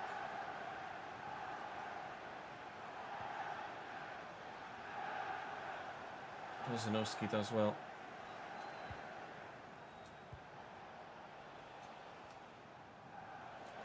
Roberts. Appare. Vale. Trey Human.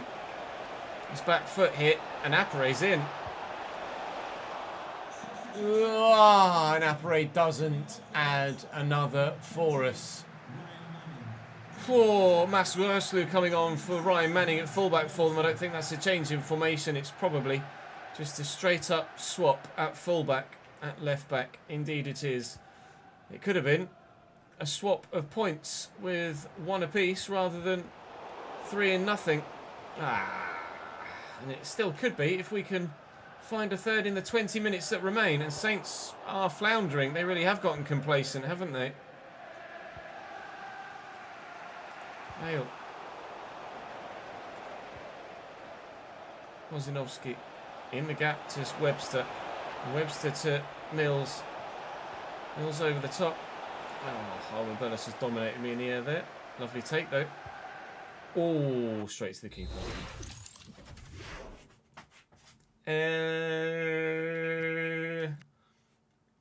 Let's do Tomasson. Let's do Garner.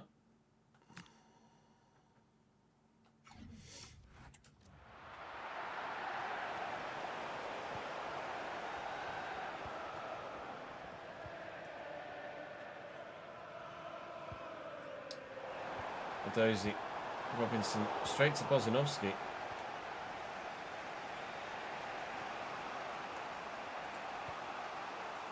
Hack, Vale, Webster, Bozinovski on the run. Mills looking to get in behind, back to Bozinovski. And Webster. And Webster does not have the quality of finish required on this occasion. We're cutting them apart quite well. George Thomason and Thomason and Owen Garner coming on here. Garner making his first appearance of the season. You guys have requested that he either stay at the club and play, or we sent him back to Plymouth on loan after his good season with them last year. I elected, after loaning Connor Roberts out, to keep him at the club and allow Owen Garner the chance to play at championship level. The winger, Connor Roberts, has gone to West Brom and prior to this game had scored 3 goals in the first 5 championship games for the Baggies. So he's having an unbelievable start to the season over there. But he hadn't actually grown yet. Still at 66. So we'll wait and see what happens across the course of the whole season for him. But he may well find himself getting called back in January. If he's performing that well, he might as well perform that well for me rather than for them. At the moment, we are losing here, and having kicked the ball out of play there and not found a teammate, I think we're going to lose here. Because I just can't seem to get the ball under control with anyone. Yanda and Matsuki, fresh off the bench. Please. Okay, 3-2 is the scoreline. Deserved win for Saints, but we gave a good account of ourselves there. Yeah, my teammate is Brendan Hyperstar, Reese.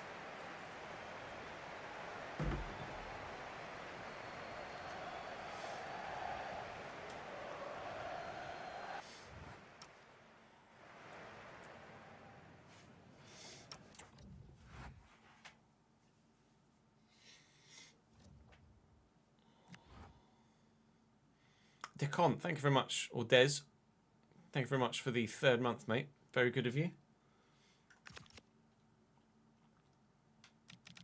Oh, fuck off.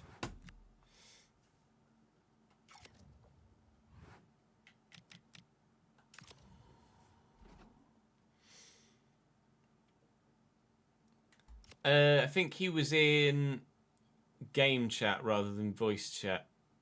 He's in game chat, but I don't think he's in the Discord chat. He might be in VC moving forward with it being what it is this year. 2 sets of shirt sales off for debuts.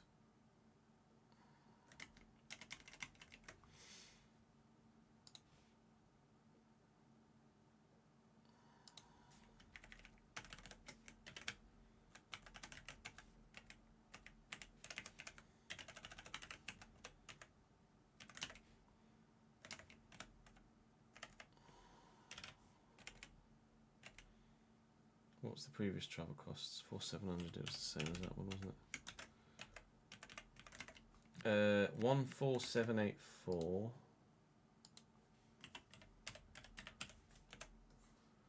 36960.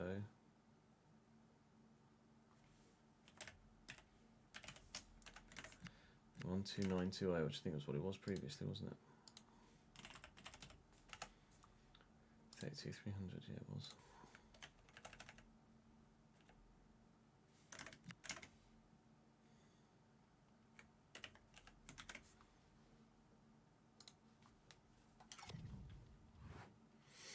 Yes, he'll be in the IndyCar. I'll be in the GT3, and you and one of his community members will alternate week to week. So 1 week it will be his community member, 1 week it will be you, and I'll figure out with Brendan and his community member and yourself as to who does what week. Did I get so you ads? I did, didn't I? If I send you, Reese, the I send you the track list, then you can let me know which tracks you might like to race at and which ones you might prefer to sit out. We can take it from there.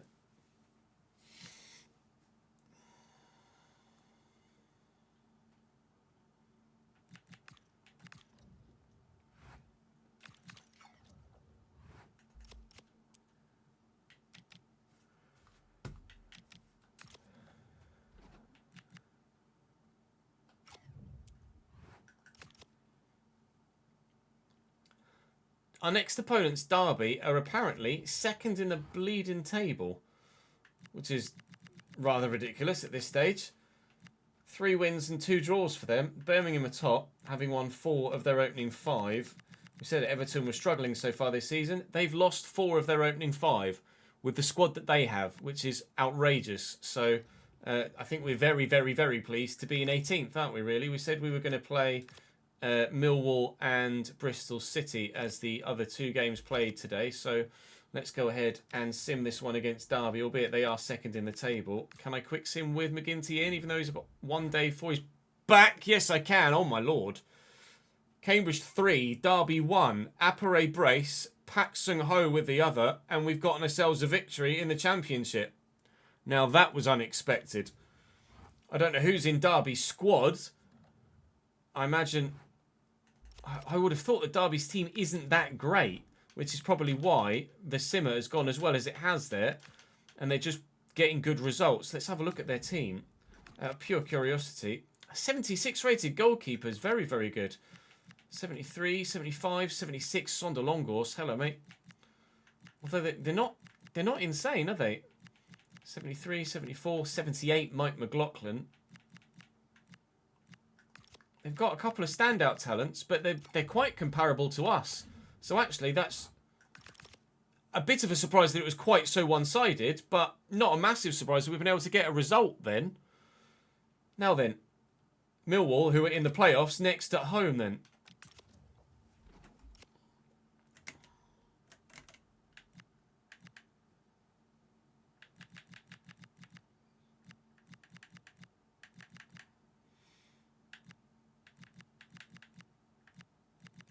We've got another shirt sales and player wages there. Oh, was that one away? Or was Derby away, wasn't it?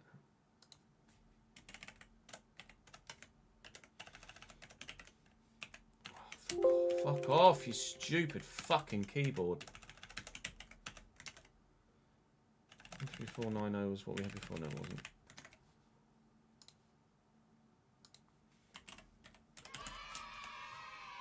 Three, 3725.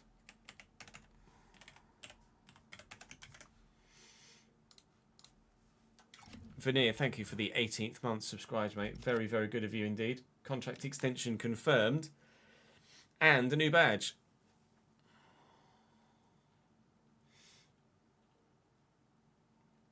Chairman interference. The chairman has expressed dissatisfaction with the team's recent performance level and is insisting on a change in tactics. They want you to implement different tactical vision from standard for the upcoming match. No. We have gotten ourselves from League 2. Harrington wants to play. To be fair, he probably should be playing more than he is. It says McGinty's still injured, but he really shouldn't be. Said he was back in a... He's not. I don't know why it still says he's injured there. Parrington probably does deserve a... Oh no, it's disappeared now. Lol.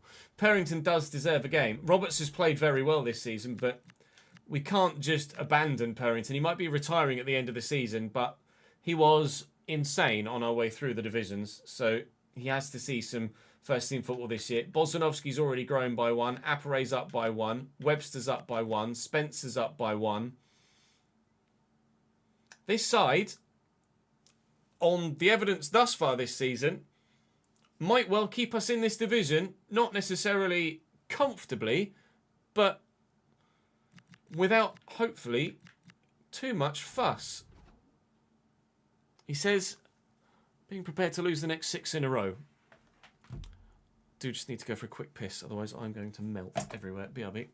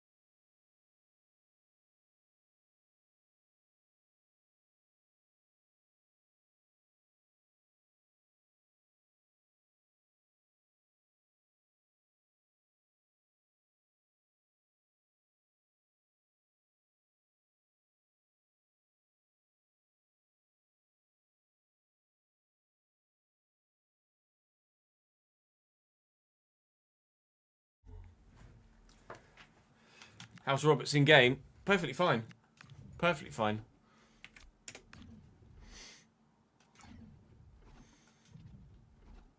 Yeah, they're playing forward back, that's fine. Let's double check their goalkeeper actually.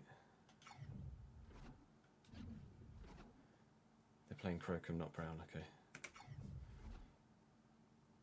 I should take Brown off there. I should take Brown off their bench, shouldn't I?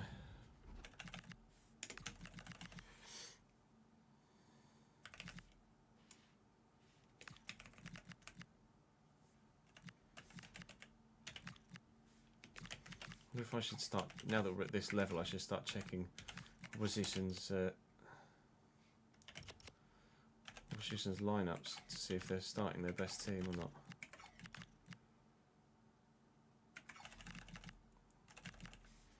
Probably, just to be on the safe side, shouldn't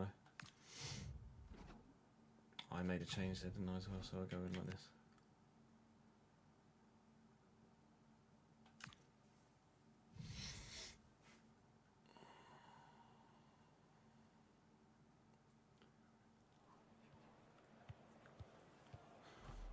Was you out in deployment, were you? Whereabouts were you deployed, Vinit?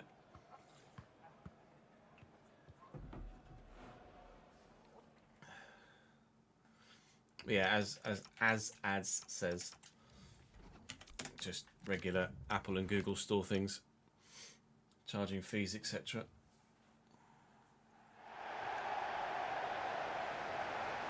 Yeah, a lot of the time it's how a player feels in game, isn't it?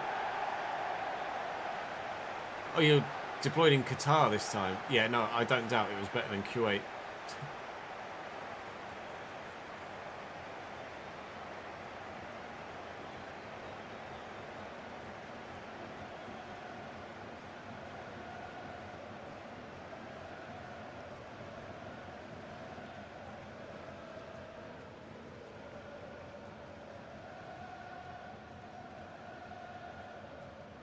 Schnoz.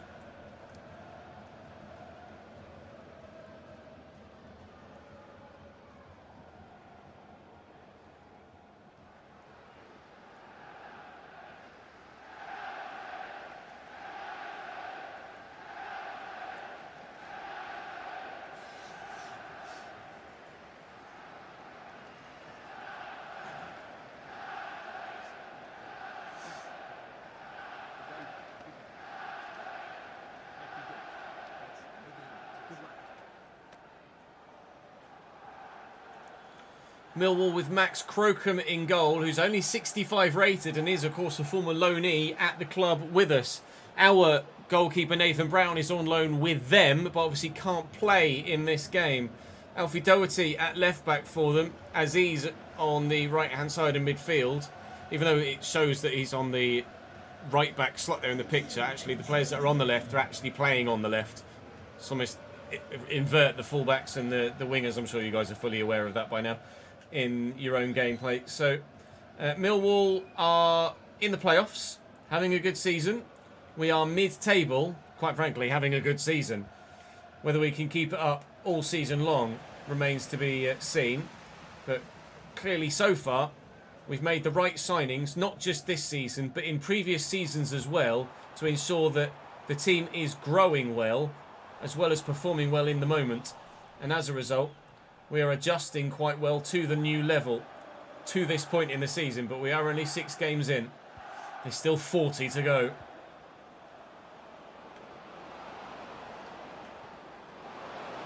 Ivanovic struck well, not cleared well, and Kundle well in Mams. Fail. Oh.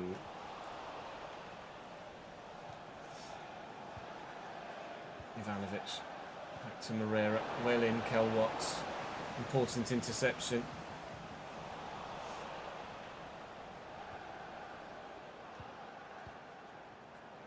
Aziz, Ivanovic, Kundle and Moreira, flattened by Spencer. Away we come. There's room for Vale over there. Get it back to, oh, nice little bit of movement by Harvey Vale. Love that. Over the top looking for Apre. He's in behind. Has 4 in his first 6 and 5 in his first 7 goal games at this level. Louis Apre is unstoppable at any level. How do we still have him?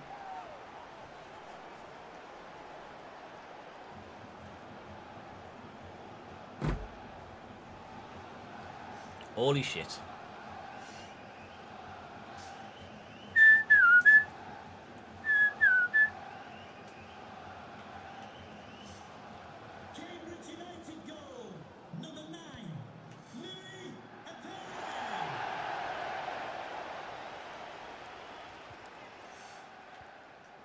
Given away. Olsinovsky intercepts.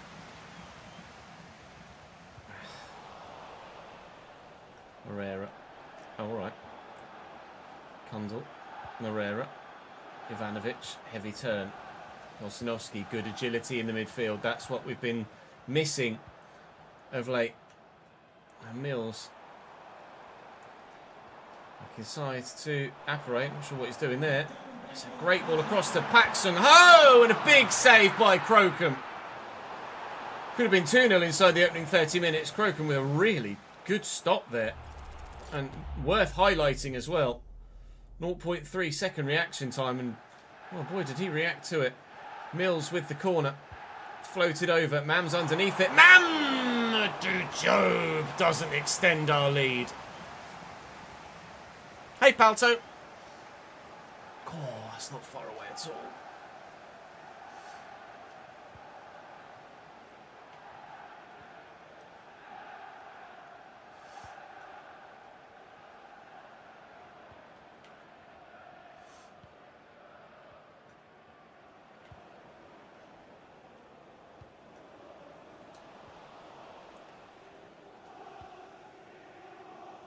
Vale.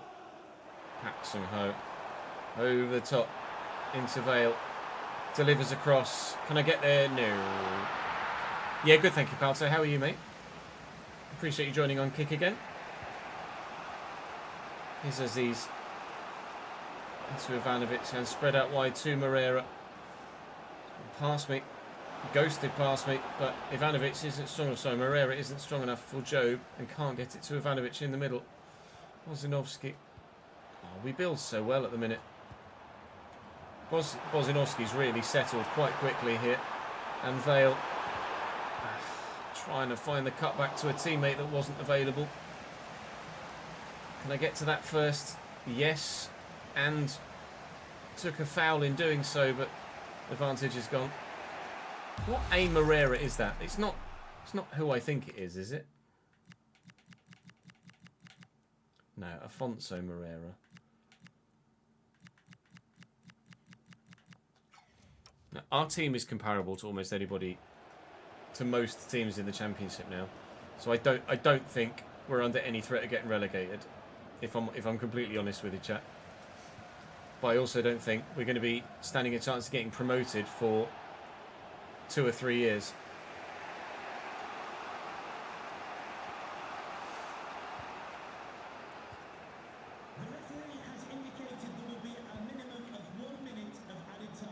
Saliakis and Kundl. Cross to Afonso Moreira, who I absolutely missed with the challenge, for sure, and that'll be a yellow card for the defender, unsurprisingly, I would imagine. I was thinking Malero, yeah. Oh, is it Malera in this game, not Malero?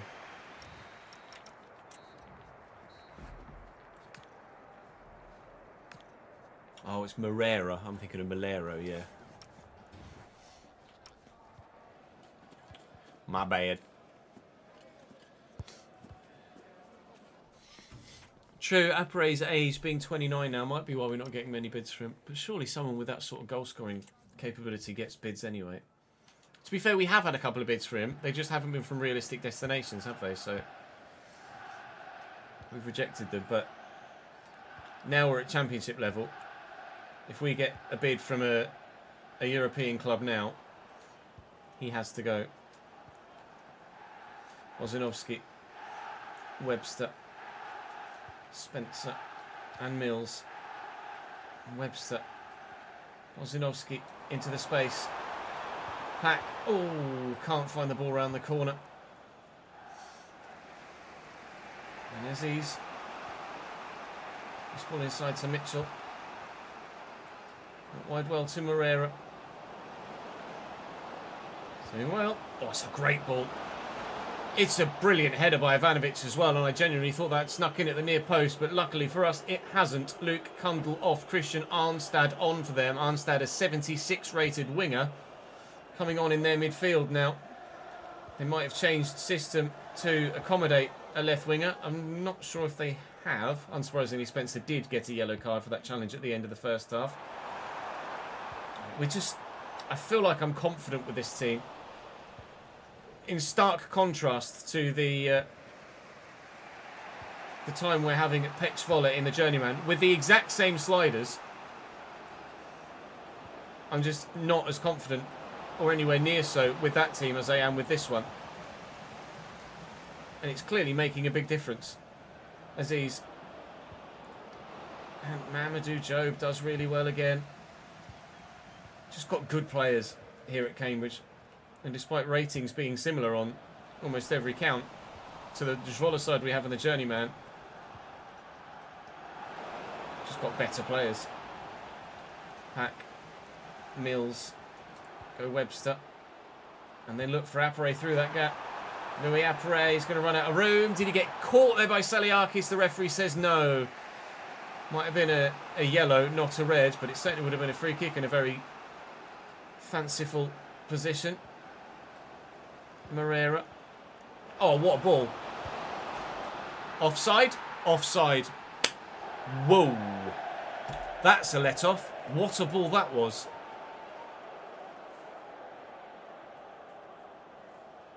It wasn't great for you, was it, Tomo? Oh, he's so tight as well. His face is off. Haha, face off. Pack. And Vale. And Pack again. Apparate. On the shoulder of the defender. Steps away from the defender. Oh! How's Webster not made that too? It's the right thing to do to square it. He was clear of the defender, and then out of nowhere, the defender got back to him. Welly and Brodie Spencer. Looking to send Mills in behind. It's a little floater. Oh, and Appare's header is very similar to Ivanovic's at the other end earlier in the half. No second goal in the game. Good pressure from the defender. Let's make a change.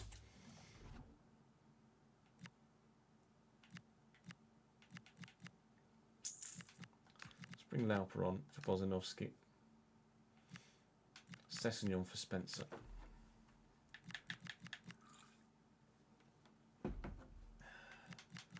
Do Windass for Mills as well. Try and keep Wrexham happy.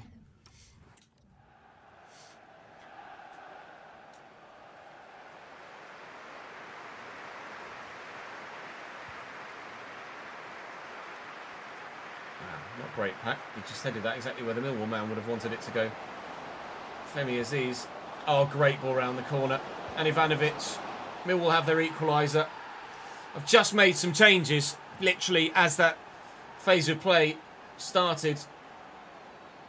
And Mihailo Ivanovic does get his goal today. He bagged one early, but it didn't count. He's got one this time. Brilliantly put together by Millwall. I don't think that's because of the changes we made. We didn't unsettle the side that much, but still frustrating regardless. And that's not where that was supposed to go either. Lauper making his debut for us here. At least played debut anyway. Not sure if he's come on in a Sims game. Can we find a second to win this perhaps? Or are we going to have to settle for another draw here in the Championship? Conceded late to Middlesbrough. Conceded quite late here to Millwall. Annoying. Not a habit I want to become. A frequent one. Oh! Ivanovic could have made it 2-1. Should have made it 2-1. 89th minute. Wow. We have had some sizable let-offs in this save this season, both on the pitch and off it. Armstead. Good block by Kel Watts. Right place, right time. And Aziz offside. It will be a 1-1 draw here at home. I think we are still unbeaten at home this season. We've lost away at Southampton and we've lost away at Leicester. But we are unbeaten on our own patch. And that is going to be what keeps us up this year, I think. And maybe helps us consolidate in the mid-table. Like we say, we've got a very good squad, or very good 11 for a side that have come up from the league below. It just is a solid team at this level. It's nowhere near good enough to get us up, but it's absolutely good enough, I think, right now to see us stay above a relegation fight. But everything can change. We're only 3 points above the relegation zone at the moment. It's obviously very early doors, but Middlesbrough and Everton being the two bottom sides is absolutely not something we saw coming. Wednesday being down there isn't a shock. They've conceded 16 goals in 7 games. Whoa. Calm down, boys. That's not great for them, but they don't have a very good goalkeeper situation at Sheffield Wednesday right now. Assistant manager, less... Yeah. Get over it. I've still got full managerial favour. Purrington had a good game as well. The next one was the one away from home against Bristol City, which is what we shall head to now. But chat, that is me for today. We will finish this episode. RTG S43 Part 1. We will finish this episode recording on Friday. It is Friday's video. So Friday we will be recording the rest of Friday's episode of the RTG, Friday's episode of the Journeyman, and then hopefully Monday's episode of the RTG as well is the plan. But we will be live again on Friday. Is anyone else live that I can send you to? Let's send you Bates. Bates has just gone live not long ago, I don't think, actually, in a Team of the Year waiting room. 12 minutes. Let's send you guys over to Bates for a late evening Bateson stream. Thank you very much for watching today, guys. I'll be back on Friday with more FC, and then Sunday we will be in the rig again on iRacing. If you're around, race this Sunday. I'm not sure if you are. Regardless, thank you very much for watching today, guys. Head